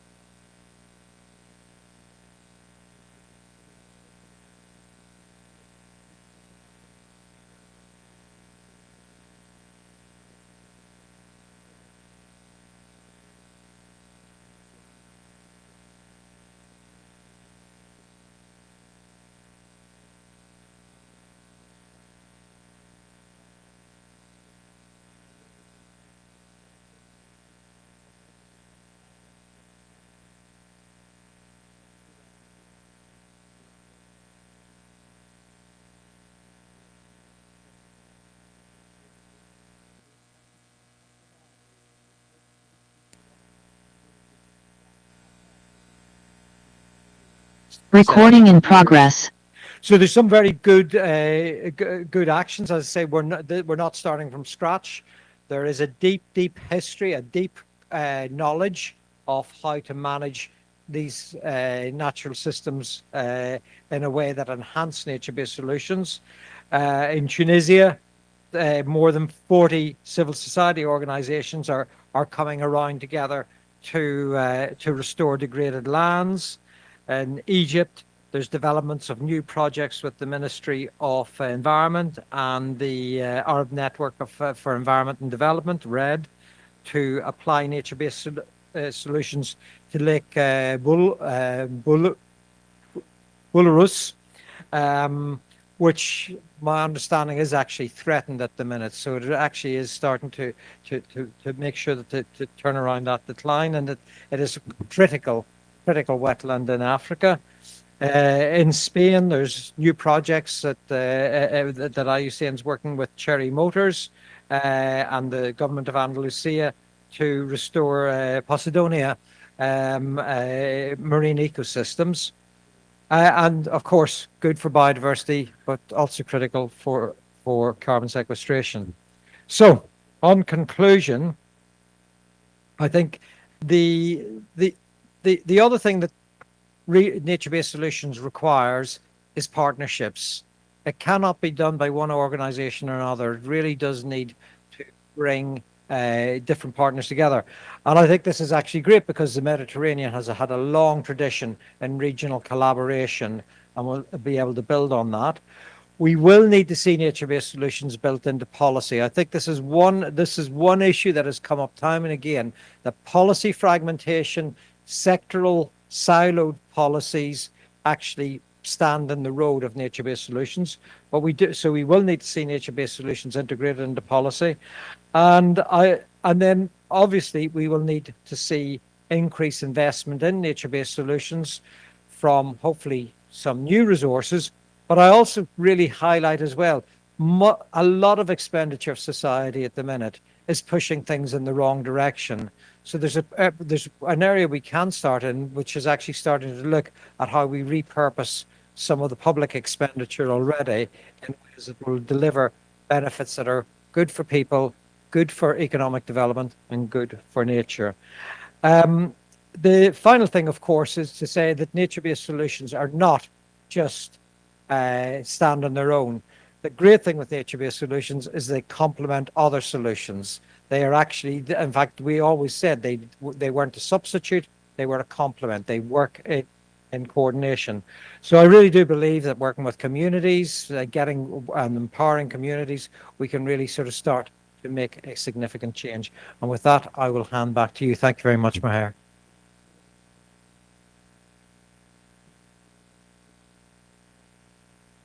Thank you very much, Stewart, for your wise messages and words about the Mediterranean. That, as you said, it is a cultural hotspot, is a biodiversity hotspot, is a climate change hotspot, and that's why we need to strengthen our intervention as IUCN, and not only as IUCN Secretariat, IUCN as a union, with its members, with its commission, and also with the partners or organization with whom we are developing our initiatives. So that's why we try to select a panel that is representing various organizations, from a network of NGO to a research institution to an international organization. What is common for this organization is that they work at the level of the Mediterranean. We know that the Mediterranean belongs to several continents, so they are touching several parts of the Mediterranean, and they are keen to share with us some of their initiatives in relation to how nature-based solution could help addressing the triple crisis of biodiversity, climate change, and land degradation. So let me invite our panelists to join us in the stage. Dr. Ahmed Adli, please welcome and thank you for participating with us. Dr. Victor Castillo, please join us on the stage, and Mr. Nabil Hamada, please join us on the stage. Thank you again for your participation. Let me share with you some information about our panelists. Dr. Ahmed Adli is the General Coordinator of the Arab Network for Environment and Development. He's an international environmental expert with extensive experience of over 40 years in dealing with international agencies, governments, civil society, grassroots organizations, and media. He has a professional experience in fostering regional and international partnerships and activities. He has extensive experience also in issues related to sustainable management, including environment, water and sanitation, climate change, and various other themes. Over the years, he has established solid partnerships with numerous agencies active in Arab, Mediterranean, and Africa, like the League for Arab States, EU bodies, Union for the Mediterranean, and many other organizations. Dr. Victor Castillo is a full research professor at the Department of Soil and Water Conservation in the Spanish National Research Agency in Murcia, in Spain. His research focuses on desertification, land degradation and restoration, particularly in Mediterranean semi-arid environment. Dr. Castillo has been working at the Science and Technology Unit for the Secretariat of the UNCCD. As lead scientist, he took a leadership role in supporting the development of a monitoring and evaluation framework, including indicators for reporting on the achievements of the UNCCD strategic plans and on the progress made on land degradation neutrality. From 2021 to 2023, he served as advisor on desertification to the Spanish Minister for Ecological Transition and Demographic Challenge, coordinating the elaboration of the Spanish strategy to combat desertification. Last but not least, Mr. Nabil Hameda is a Tunisian national, is a forest engineer by training with expertise in ecology and natural resource management. Over the course of more than 20 years, he served in various capacities at the Tunisian Ministry of Environment, including as Director General of the Environment and Quality of Life. He also acted as the focal point of the Convention on Biological Diversity and played a key role in coordinating efforts and other international agreements such as climate change and desertification.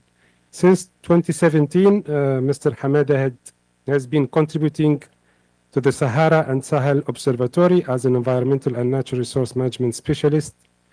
And since 2022, he has been actively involved in the design, implementation, and execution of diverse projects focused on biodiversity, climate change, natural ecosystem, and related areas. So these are a brief presentation from for our panelists. Unfortunately, Diane Clemy apologized for not being here with us for health issues. We wish a prompt recovery for her. So let us begin the series of discussion and exchange with our guests. Maybe if I can start by Dr. Ahmed Adli from RAAD. So Dr. Ahmed is a coordinator of RAAD, which is an IUCN member in Egypt and the leading organization in the Arab world. As we all listened, the issue of water resource scarcity, water management in the Mediterranean, and specifically the southern part of the Mediterranean. Dr. Ahmed has been mentioned in the opening remarks of Stewart and in several side events in the COP of desertification. A special day has been dedicated to water and water scarcity during this COP. So as a first question, so for you, how can the multi-stakeholders approach and collaboration that involve local communities, government, NGO could promote sustainable water management practices to cope with this pressure, to cope with all the challenges that water resources are facing in the Mediterranean region? So from your experience, how we can, through this collaboration, mitigate this challenge? Thank you. Thank you very much, Maher, for the invitation, and it's a pleasure to be here among the sisters and brothers from the audience here, from the different parts, from the Mediterranean and outside the Mediterranean.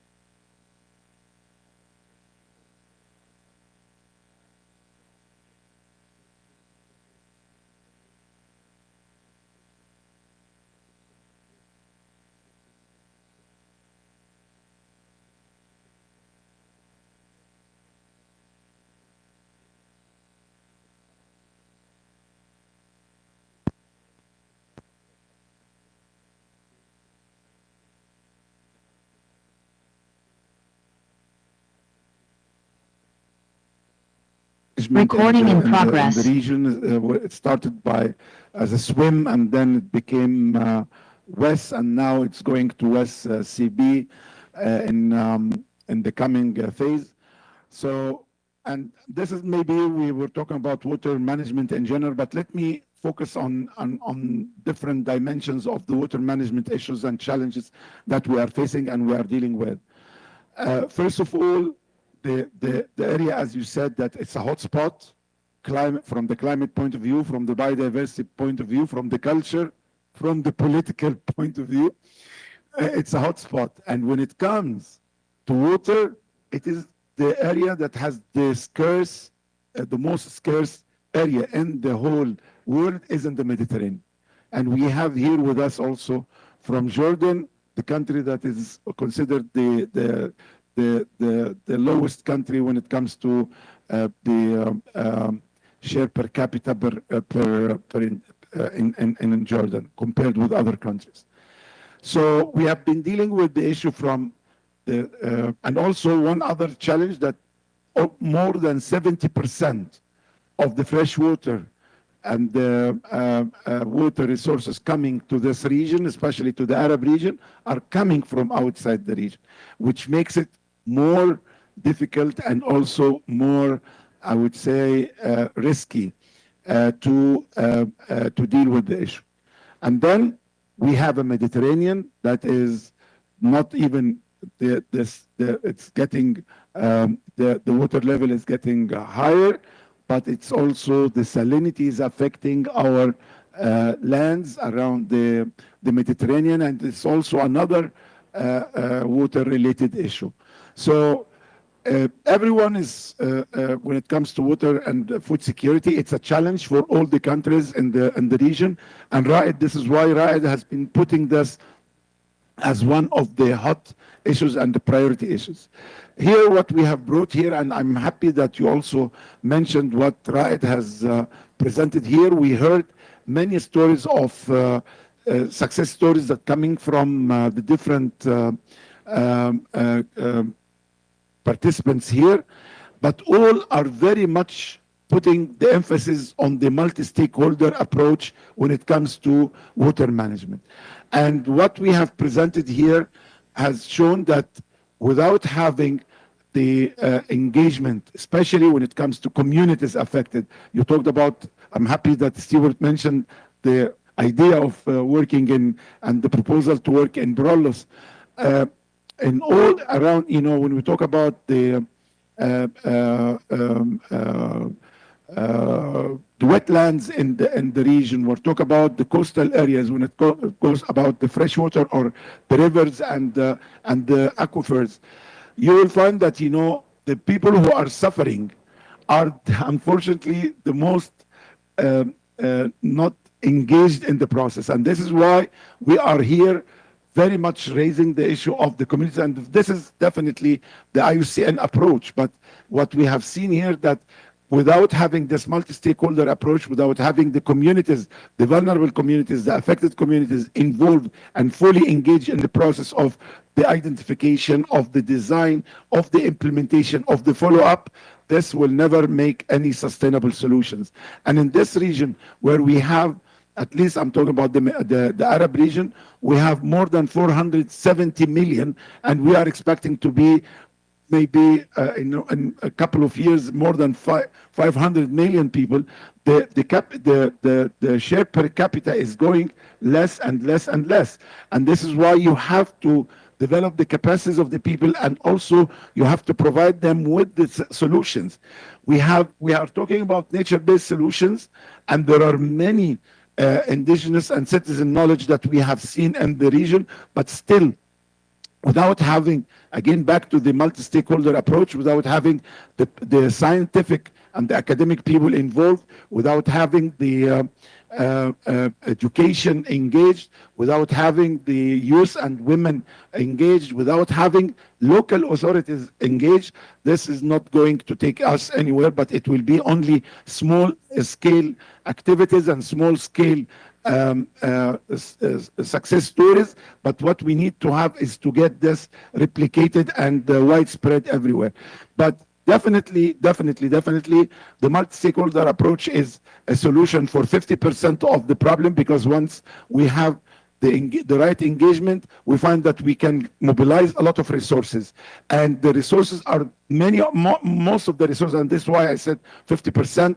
We found it in some of the initiatives that we took in case of issues related to drought and also to sea level rise, working with farmers, working with fishermen, and so on. We found that most of the resources we need are already there. But if you manage to get, and if you succeed to get all the relevant stakeholders, you provide this, and then the funding comes at the second part of the equation to make things happening. So, and this is why also we said that without having the finance going at the same time directly financing the communities that are under the taking the, or having the risk, it is not going to work. And I'm happy that even this kind of project that we are talking about, the funding is going all to the communities and to the people in charge of the areas that we are talking about, and the areas that are affected by the climate or by the desertification. So I don't need to focus more on this, but definitely all our good stories that we heard in the last week and this week as well have seen that, you know, the success is very much building on the stakeholder engagement, and the slogan of "no one is left behind" is real. It is not just a slogan. It is very much clear in what we have found here on all experiences that we got from the different participants in this COP. Back to you, Maher. Thank you very much, Dr. Ahmed, for sharing the experience, the vision from Ra'ad on the water resource issue in the Med, in the Arab worlds, and how we should collaborate together to cope with those issues and with the application of nature-based solutions. This gives me a good transition maybe to move from the southern Mediterranean countries to the northern Mediterranean countries, to Spain, actually with Victor Castillo from the Spanish Agency for Research. So Victor, you have been supporting the government of Spain to develop its national strategy to combat desertification. You are a lead scientist at national level. So when we speak about nature-based solution, you know that this concept, as Stuart said, has been developed during the last year, specifically, I mean, to make a quite consensual definition and the standard, etc. So in the context of Spain, can you give us some examples, if you know, where nature-based solution concept and standards could be developed on the ground level to address one of the triple crises, either land degradation, climate change, or the biodiversity loss? Because we have heard many times that we are still on the theoretical level. No, we haven't yet arrived to apply this concept. So please tell us what's the experience from Spain in dealing with the nature-based solution standards. Thank you. Thank you. Can you hear me?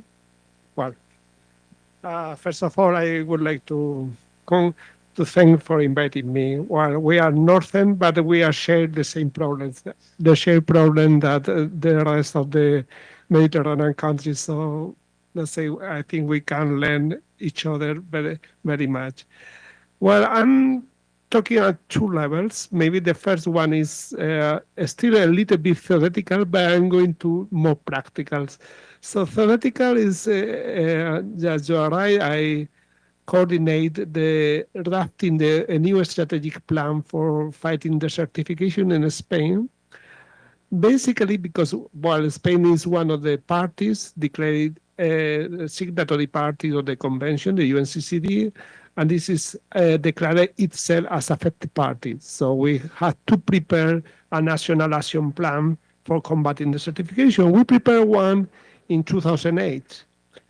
But we realized we advanced a lot about knowledge of dryland system, about the new methodology, even about the new concepts or approaches to tackle the certification. So we decide why not to, let's say, refresh our strategy to combat the certification. The new plan, the objective is based on the concept of land degradation neutrality in the sense we need to preserve, improve land-based natural capital. Let's say the provision of ecosystem service and goods that the land resources can provide for integrity of the ecosystem and from the human well-being. We see the certification as a very complex phenomena that basically have two dimensions, the ecological dimension and the socioeconomic dimension. The certification is mainly caused by our overexploitation of natural resources in a specific area, that is the drylands, that have a limiting productivity because of the permanent water deficit. That is what we can characterize our landscape. The supply of precipitations doesn't reach less than 60% of the demand of the atmosphere. So we try to identify which is the major drivers of the certification in Spain. The major drivers we noticed acidification, and there was a good report of the SPI say we are facing increasing acidification of the climate. This is quite important because it means we are changing the boundary condition we are to manage. They are limiting the capacity of the productivity of our system, and they make it more difficult the rehabilitation or the restoration, and we need to consider when we are planning in the future. Another important issue is the intensifications. The intensification of the land uses, because agriculture, because the new pastoral is integrated intensive livestock in farms, but the certificate, we also noticed that the depopulation, the land abandonment is also a cause of the certificate, or could be a cause. For each of these scenarios, we identify what we say a scenario of the certification. And we try to identify natural-based solutions that tackle others a specific problem of this scenario. And now I'm moving to the ground. One of these two scenarios, for instance, the intensification of agricultural lands. We are seeing in Spain more intensive, for instance, olive crops with irrigation, with more dense, and also an intensive of some Mediterranean crops like almonds, and is causing a problem with soil erosion, a problem with sedimentations downstream, a problem of water pollution downstream. At the same time, another scenario of the certification is this kind of intensive agriculture is very much water demands. So we are facing problems with overexploitation of aquifers. We also with problem with water quality because nutrients, pollutants of these agricultural lands. We focus on a specific area, the Mar Menor. The Mar Menor is the coastal Mediterranean coastal lagoon. Probably in all your country had this kind of geographic ecosystems. That is totally collapsed because of problem of intensification of agriculture in the area that produce algal bloom that destroyed the Mar Menor as a resources, as a tourist resources, is destroyed the Mar Menor as a ecosystem, but even with economical implication for other sectors, for instance, the fish sectors. So now we try to revert this problem. It's not easy because what we are moving the system from one stable status to another. And at the beginning, the solution was, we try to, through great infrastructure, try to avoid the water flow and all the nutrients comes to the Mar Menor, like pumping or reusing and so, but it doesn't work because just we are not to the roots of the problems. So now the ministry make a kind of strategic plan that consider several natural-based solutions. reforestation of the headwater in order to avoid flood and in order to sediment transport.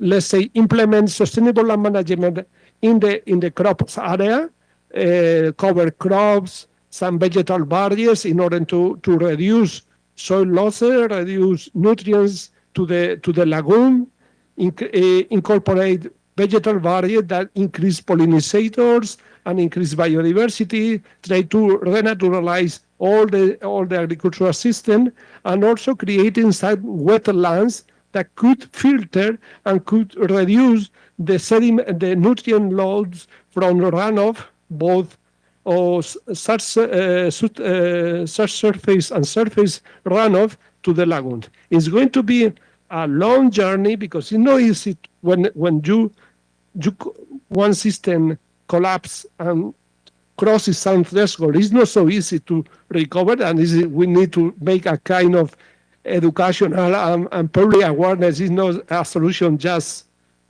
push a button and you have again the new situation. But this is a good example. Of course, we are discussing with the community, with the local stakeholder, about this kind of approaches. It is, I think, that's a good example of how to apply natural-based solution for addressing a complex problem in environmental management. Thank you. Thank you very much, Victor, for your feedback and for sharing some examples, concrete examples of nature-based solution deployed in Spain.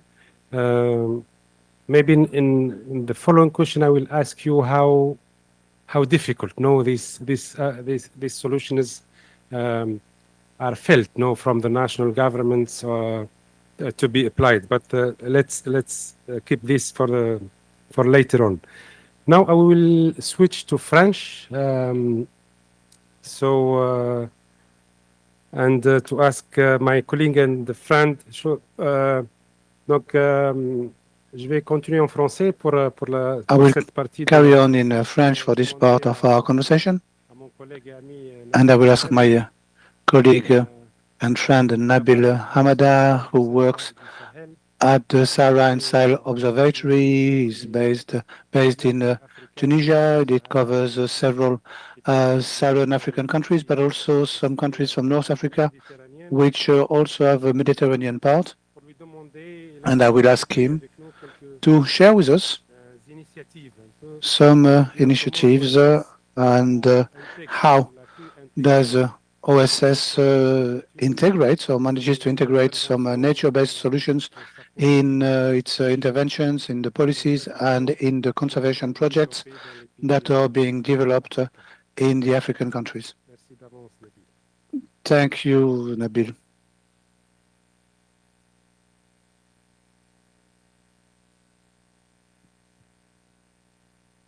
Merci, Maher. Thank you. Donc, thank you, Maher. First of all, I must address our audience and thank them for being present with us, and I must also thank IUCN for having invited OSS to this important event.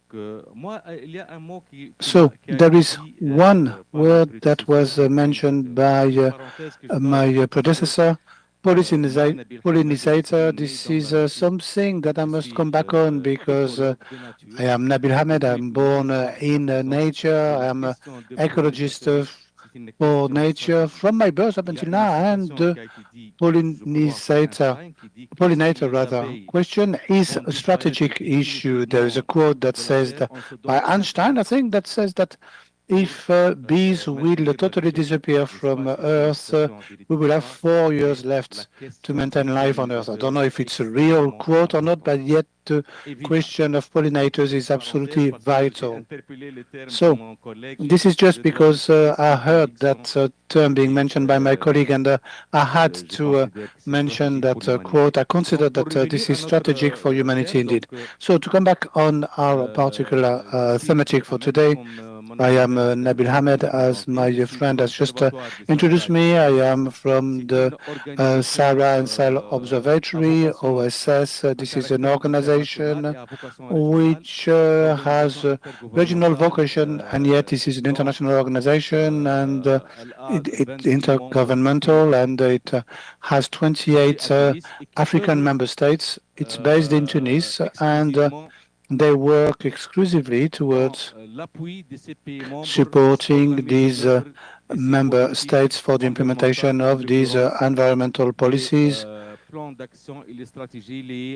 the action plans and strategies linked to the three Rio Conventions, UNCCD, CBD, and UNFCCC. So, in this context, OSS has set up a 10-year strategy, 2021-2030, which is principally based on the technical program, which is based on the nature, indeed. So these are four pillars of its strategic program: the land, biodiversity, climate change, and natural resources. So when I'm talking about land, I'm talking about land, soil, vegetation, and so forth.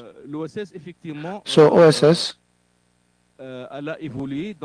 has evolved in its action and in its intervention policies through time. OSS started in the years 2000 exclusively to deal with anything that has to do with desertification, and we have progressed in order to also include the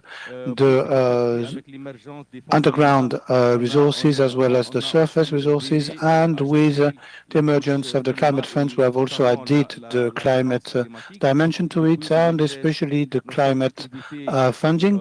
As since 2013, we are accredited to the Adaptation Fund, and in 2017, we have also been accredited as a regional agency for the implementation with the Green Fund for Climate, Green Climate Fund. So in its intervention, OSS adopts a multidimensional approach with these countries, and we integrate three main dimensions. First of all, anything that is related to conservation, everything that is related to social integration, but also the monitoring and evaluation by adopting new technologies, anything that has to do with observation and monitoring of the Earth. And I also consider that we are in a total harmony with the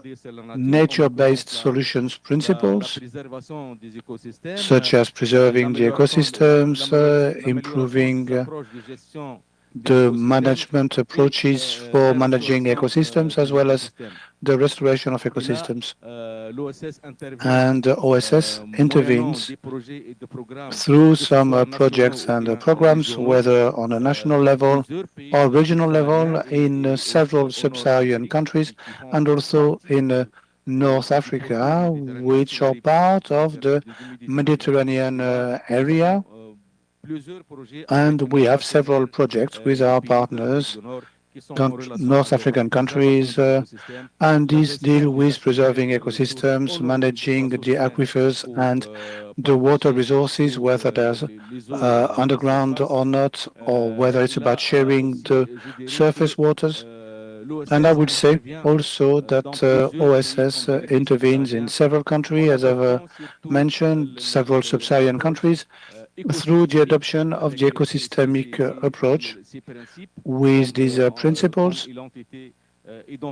as they were identified through the various agreements and international conventions, but also we always have in mind these particular aspects of the solutions towards restoration, adaptation, and rehabilitation of the ecosystems, with a global vision that is also shared and also regional between several countries.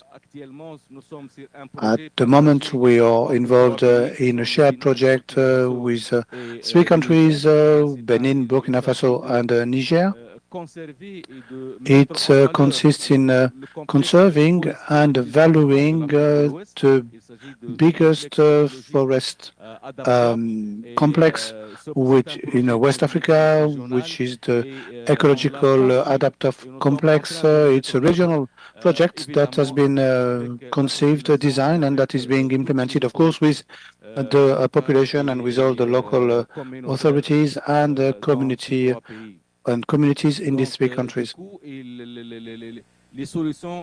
Therefore, the solutions are almost always totally nature-based solutions, whether this is through improving the management modalities for reforestation, for the management and the support also for the population, either through changing the paradigm for the citizens and for the small stakeholders, farmers, and other solutions also, as well as other cultural and agricultural practices that are adapted to the climate change and also to the water resources.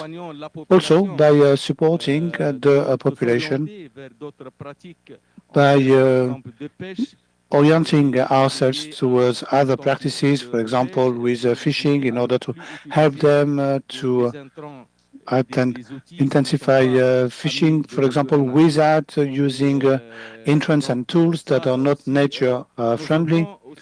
And we also work towards improving the resilience of the population because towards when they are faced with climate change. And also we have another goal on which we work a lot, which is the food security for the populations. And we have many experiences and several projects that directly target the improvement in terms of livelihood and levels of livelihood for the populations. We have recently got involved in a project that concerns 13 countries. It's almost the countries of the Great Mediterranean. This is a project that aims to improve the approaches in terms of the rice growing with new approaches, new agricultural practices, new ways to use the resources. We also have some awareness raising campaigns and also to support the population, which must be organized. We also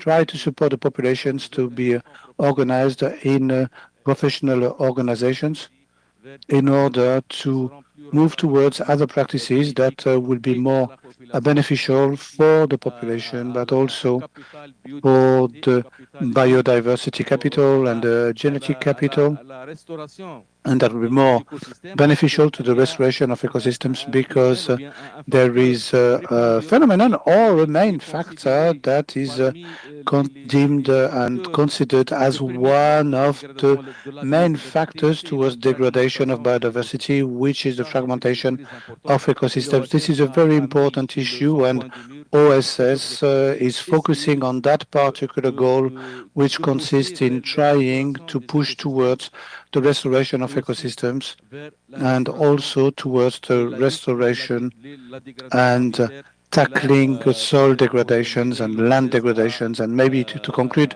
I can say that OSS has produced two books, two documents. One of them is called Land Degradation in Africa, and the other is regarding the restoration of ecosystems in Africa. They are available when you approach us. They're also available on our website. You can download them. I'm sorry for having taken so long, but many thanks.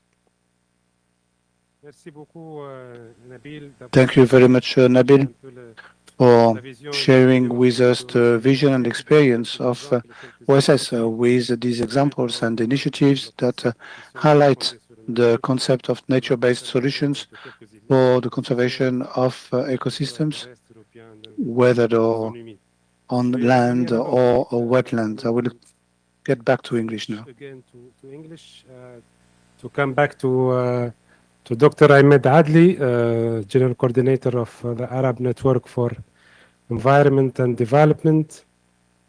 So it was mentioned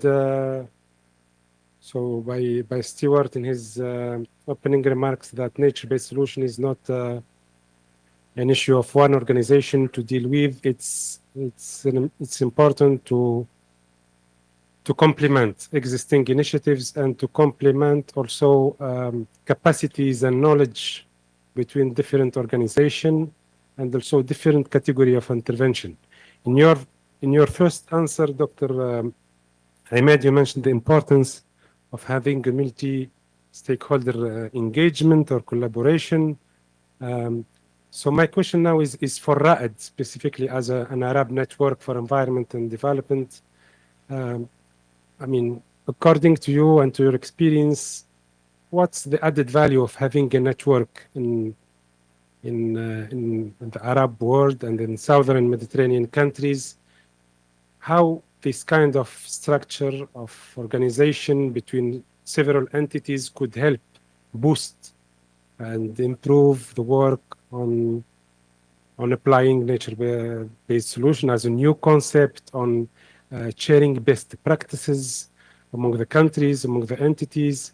How you see, how you consider the role of RAED as an international organization in helping, spreading these standards, these concepts, and making sure that the new generation of projects is applying the nature-based concepts on the ground?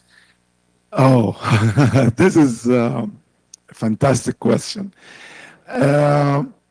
Let me tell you that RAED, in the first place, it was actually, I would use the word established or created as a feeling that we should have a voice of the Arab civil society or the Arab communities heard at the Rio conference in 1992. And this is why we started in the 80s, in the late 80s, to think about how we can organize the Arab voices together and to go to Rio. And this is why RAED has become like the very simple answer for the question how we can organize. And it was actually at that time we thought that we are going to organize ourselves only for the sake of the Rio conference in 1992, and then after that it's over. But we realized when we were in Rio that the most important thing is not to have new conventions, but the most important thing is how you are going to implement these conventions. What is written on paper, but the reality is how we are going to convert this into action to change the reality of our Arab communities. And this is why we decided in Rio that RAED has to continue, and then we became registered, and we became, until now, alhamdulillah, we survived. But the point is, two things that we have been very much seeing that why RAED is important. Number one, we found that at the regional level, it is very difficult to raise the voice of national entities when it comes to, for example, the League of Arab States, or you are talking about European Mediterranean Partnership, if we are talking about Union for the Mediterranean. It is really, very difficult for a national or a community-based organization to be heard at the global level or at the regional level. And having this well-established network by bringing, and this was one of the elements also, is not, you cannot put the answer as for any network, but you have also to realize that the actors of the network is very important.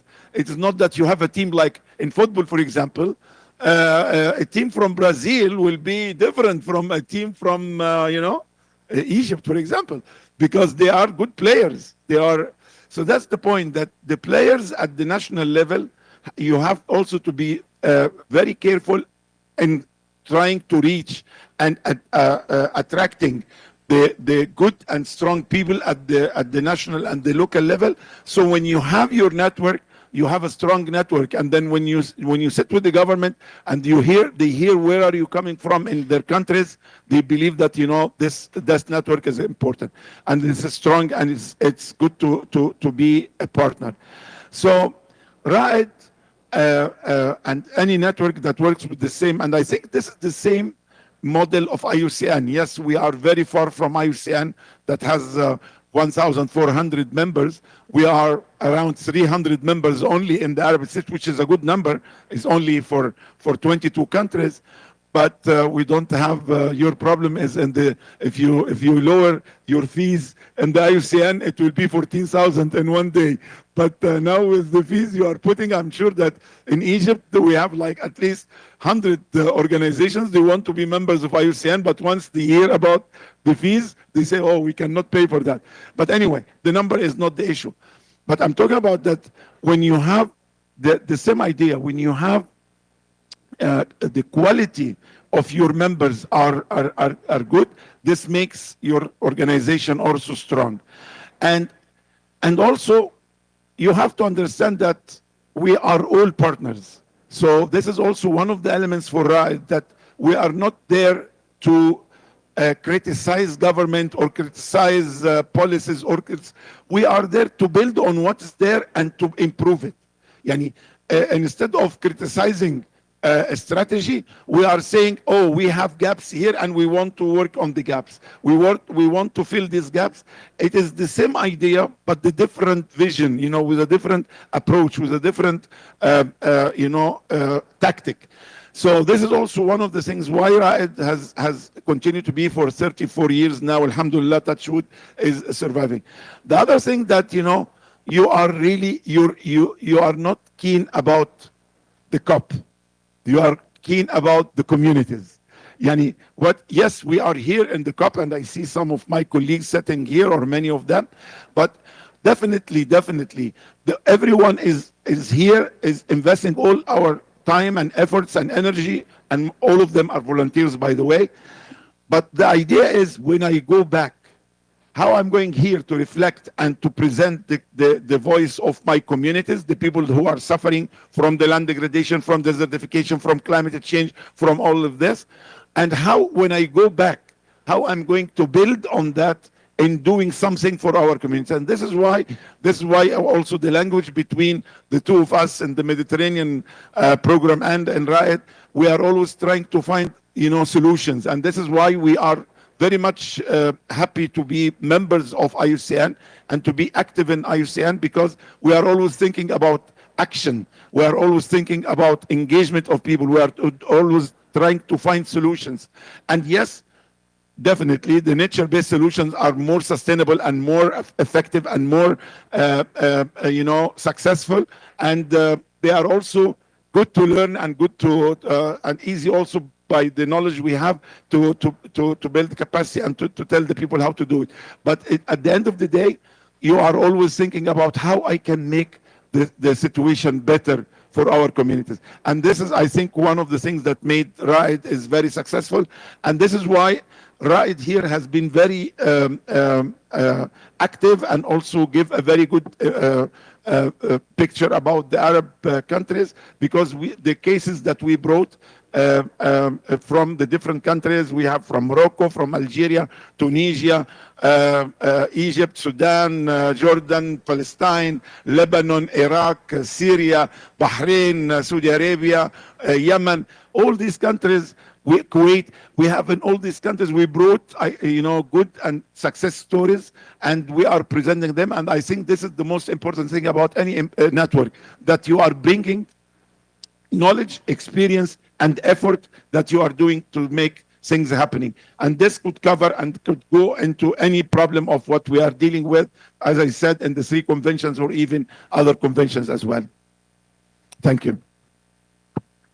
Thank you. Thank you very much, Dr. Ahmed, for sharing this vision that you have built with all the members of the network on RAID.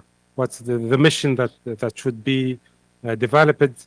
I think this is a message of hope also from the civil society, that it is powerful, that it should be involved, and it has a role to play in the Mediterranean. So let me move again to our colleague from Spain, Victor. Actually, we are running a bit out of time. I have loved to stay here for 2 hours or 2 hours and a half because it's a very interesting topic, but unfortunately, we don't have much time. So, Victor, you mentioned some examples in your first answer about initiatives that apply the nature-based solution in Spain. So, my second question, from your background as a scientist, what do you think could be the major challenges in terms of the application, and deployment of nature-based solution, and at national scale, the challenges and the opportunities also, because we are in this phase, that we are testing the standard, we are confronting some obstacles from your perspective as a scientist and knowing the Spanish context, sorry. So what are the main challenges and opportunities in Spain?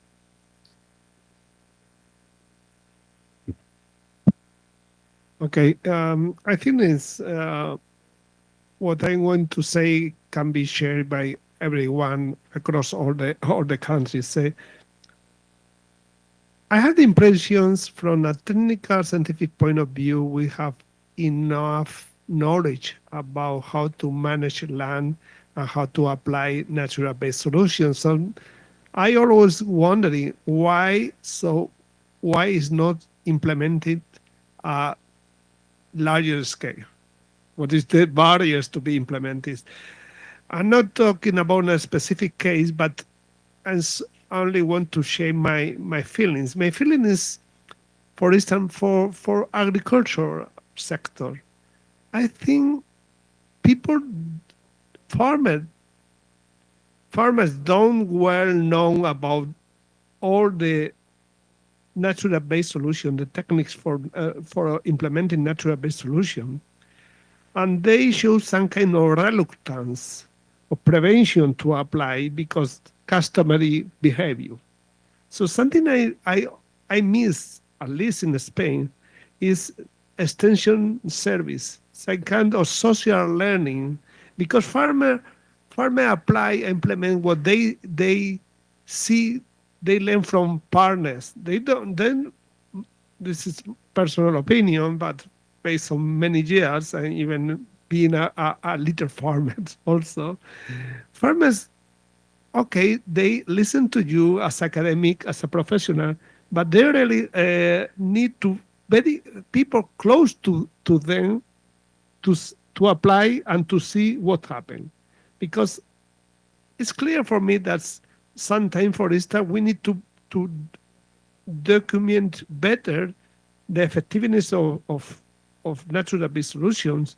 We need to let's say, to provide them, and that is, we had to also, they perceive that there is a kind of cost implication in applying natural-based solution in terms of conventional farming systems, but because sometimes there are kind of tiny mismatching between the benefits. So for me, what is important is a kind to implement on social learning systems that make farmers more knowledgeable about all the opportunities that natural-based solution offer to them and the benefits of implementing this kind of solution. This is what, let's say, this is what I would like to highlight.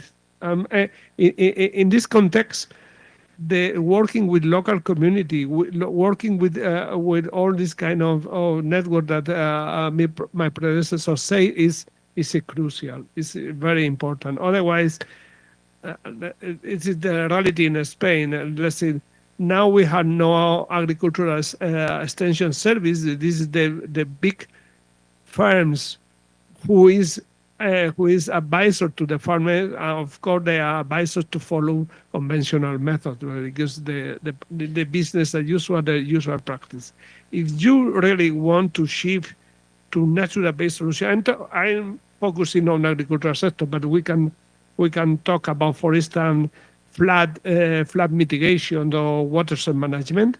We need to create this kind of structure or infrastructure for increasing social learning and to make farmers knowledgeable about all the possibilities and to foster them to apply. Thank you very much, Victor.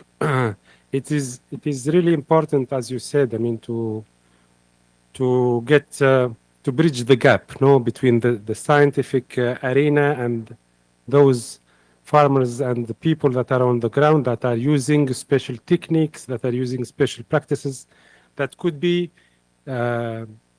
beneficial or not, no, to the land. But if we would like that these standards and concepts be applied, I think we should make the effort to bring it at the level of these people that work on the ground and build their capacities and enhance their knowledge. I will switch to French another time before opening the floor to the audience. If you have some question, please prepare your questions. So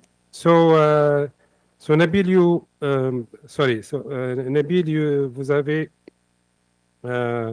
donc partagé avec nous. You shared with us some of the initiatives from the Observatory for Sahel and Sub-Sahara about developing the nature-based solution concepts.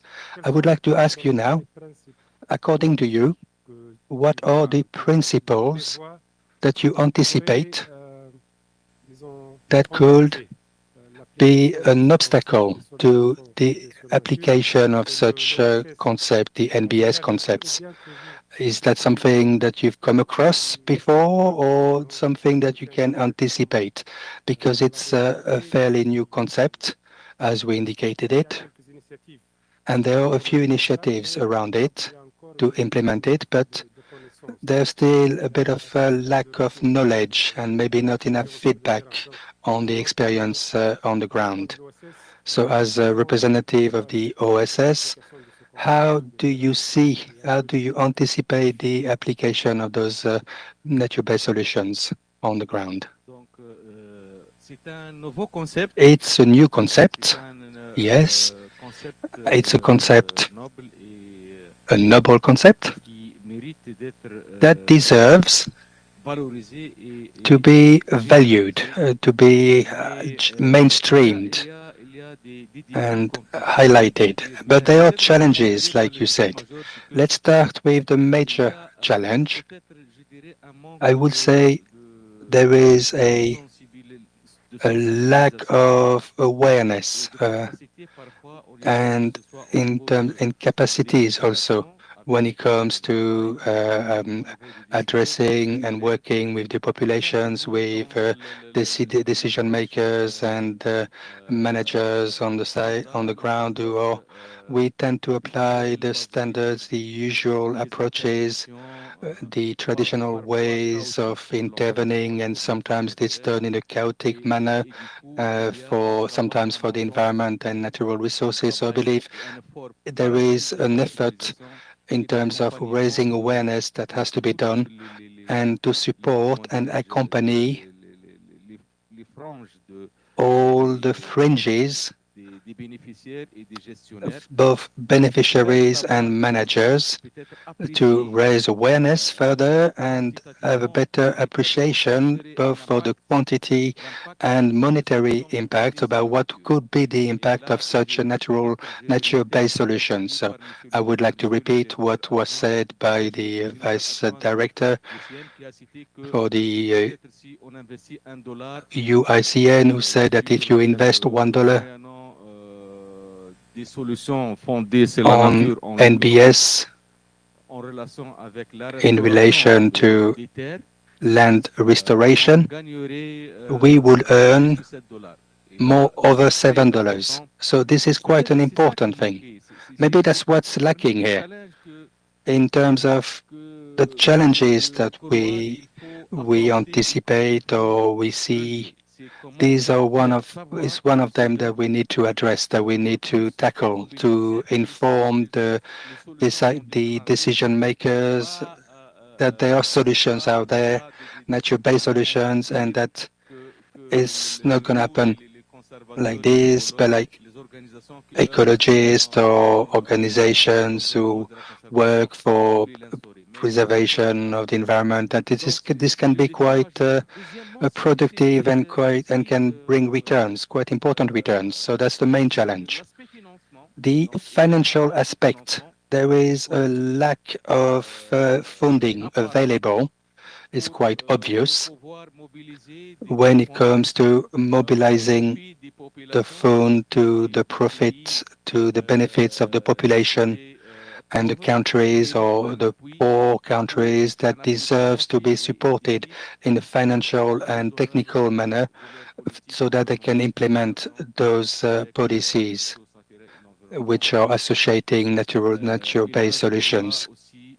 And also here, I believe there is a responsibility, probably also from us, regional or international organizations, to go further, go ahead, encourage countries, support countries, and develop their capacities so that they can have access to what is already available with the various current budgets available. So the Adaptation Fund, the Green Climate Fund, and other funds which are already involved in that matter. And I believe this is also a challenge, a sizable challenge. Another challenge is due to social and economic pressure. When you are faced with a population who is suffering, or there is a food crisis, or suffering from the impact of drought or extreme phenomenon, or they may not have necessarily the patience to wait for natural-based solutions to come to fruition, because it can take some time to be implemented and to be bearing their fruits. So for me, this is an obstacle, it's a barrier, it's a challenge, because as we are here reunited, gathered here, we need to ensure that we can consolidate, and how would I say, and reach out, communicate, disseminate, and in order to appreciate and quantify in a clear and monetary manner what will be the returns on such solutions, especially when it comes to productivity. So that's what we do at the OSS, Sub-Saharan Sahel Observatory. We try to approach it with conservation activities with the local communities. None of our interventions or projects can be implemented without being designed and consulted the local population with the local authorities on the ground, and of course with any other relevant authorities when it comes to the administration and the management. So this is essential, paramount, and it's a sine qua non condition. I mean, I'm convinced about that. As it was said earlier, if you do something for me but without me, you do it, you're not doing it for me. It's a saying. I try to translate it from Arabic, and it may not quite come across as good in English, but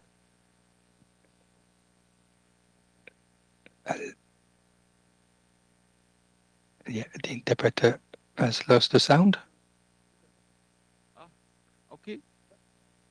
Donc voilà, j'ai terminé. I have concluded now, and without taking any more of your time, I believe these are the three main challenges that we have to address. Thank you very much, Nabil.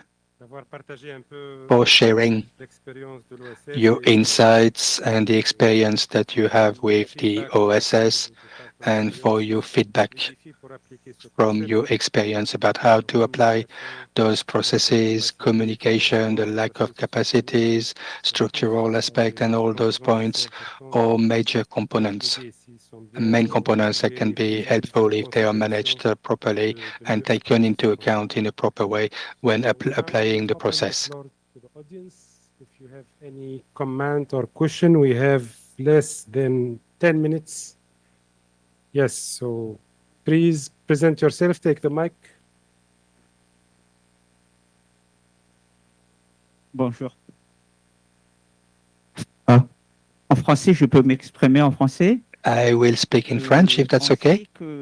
We know that Frédéric Acouvalt from Madagascar Civil Society, we know that the global challenge today is we are right at a turn when it comes to climate change and its challenges.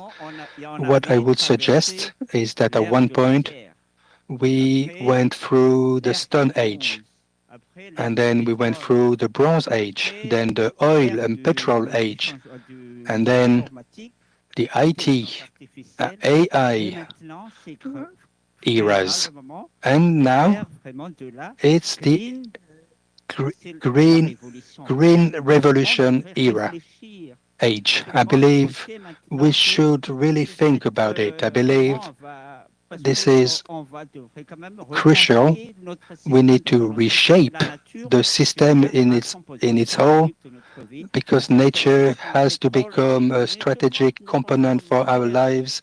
I mean, when petrol was there, we could only think about petrol. This is what I want to highlight, is the indicative system. We do need to have a new civilization, the nature civilization, to reshape the education system across the world.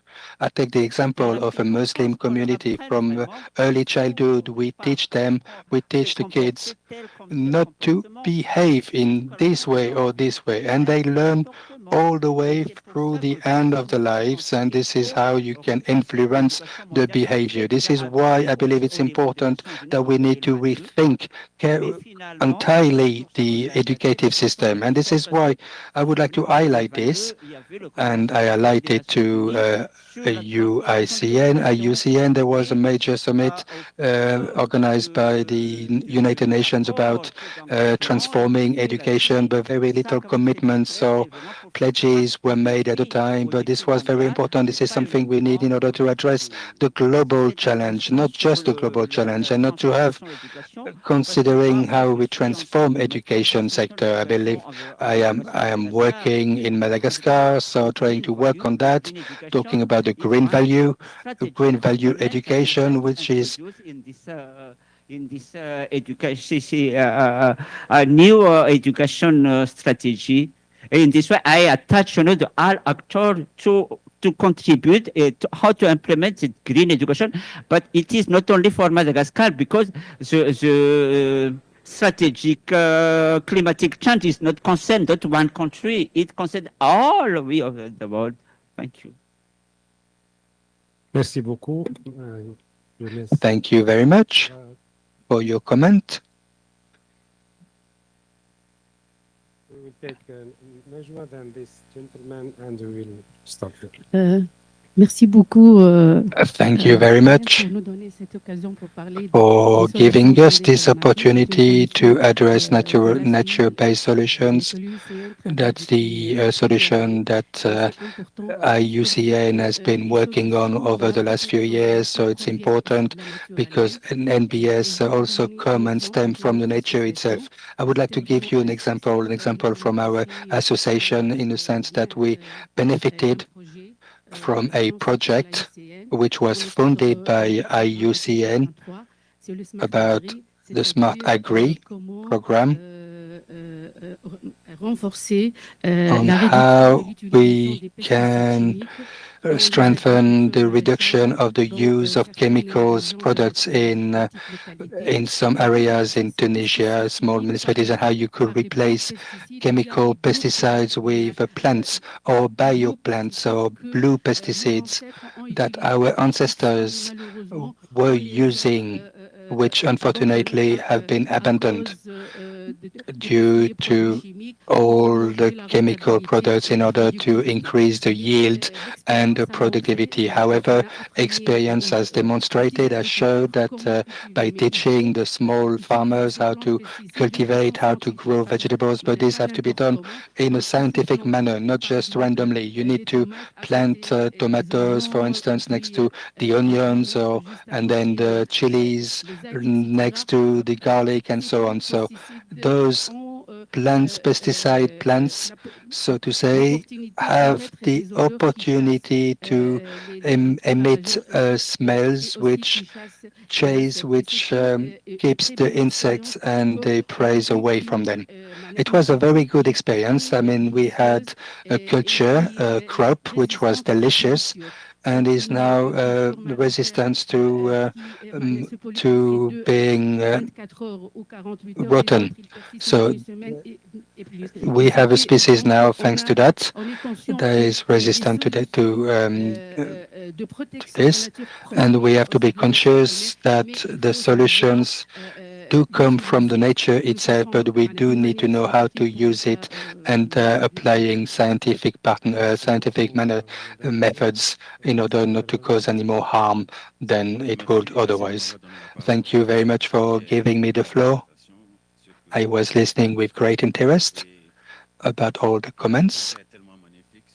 It's a very beautiful project what you're doing at the USS.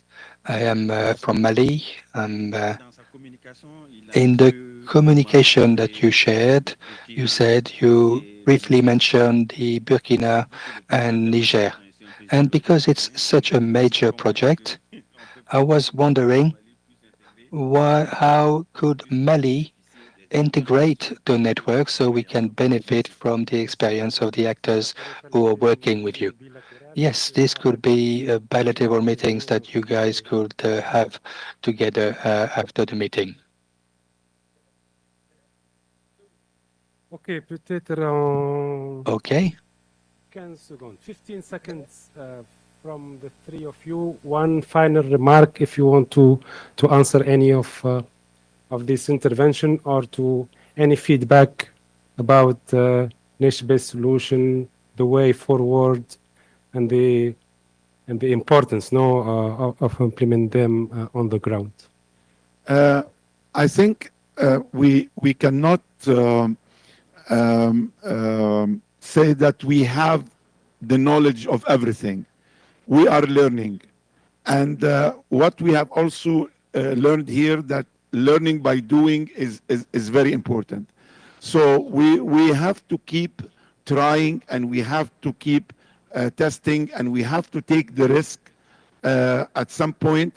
But at the end of the day, we have to build on this, and we have to connect together to know how, because we don't start everywhere from zero, but we build on what we have learned from others. So this is how the networks are important, that we try, we keep trying, but we have to learn from our experience, and we have not to start from the beginning, but again, to build on the experience. So networking here is very important, and learning by doing is also very important.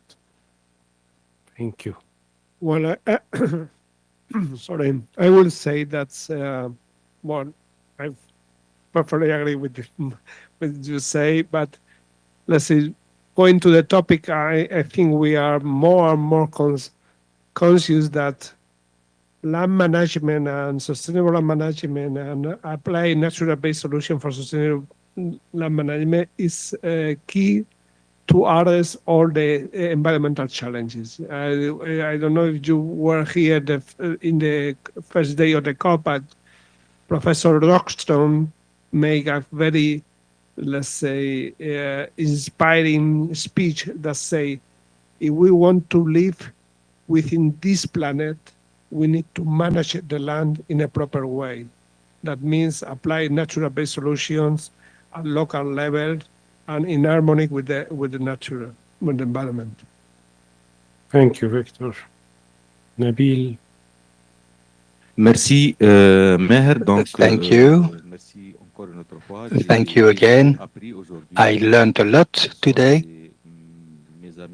both from my friends, the professors who were on stage, with their presentations and their statements.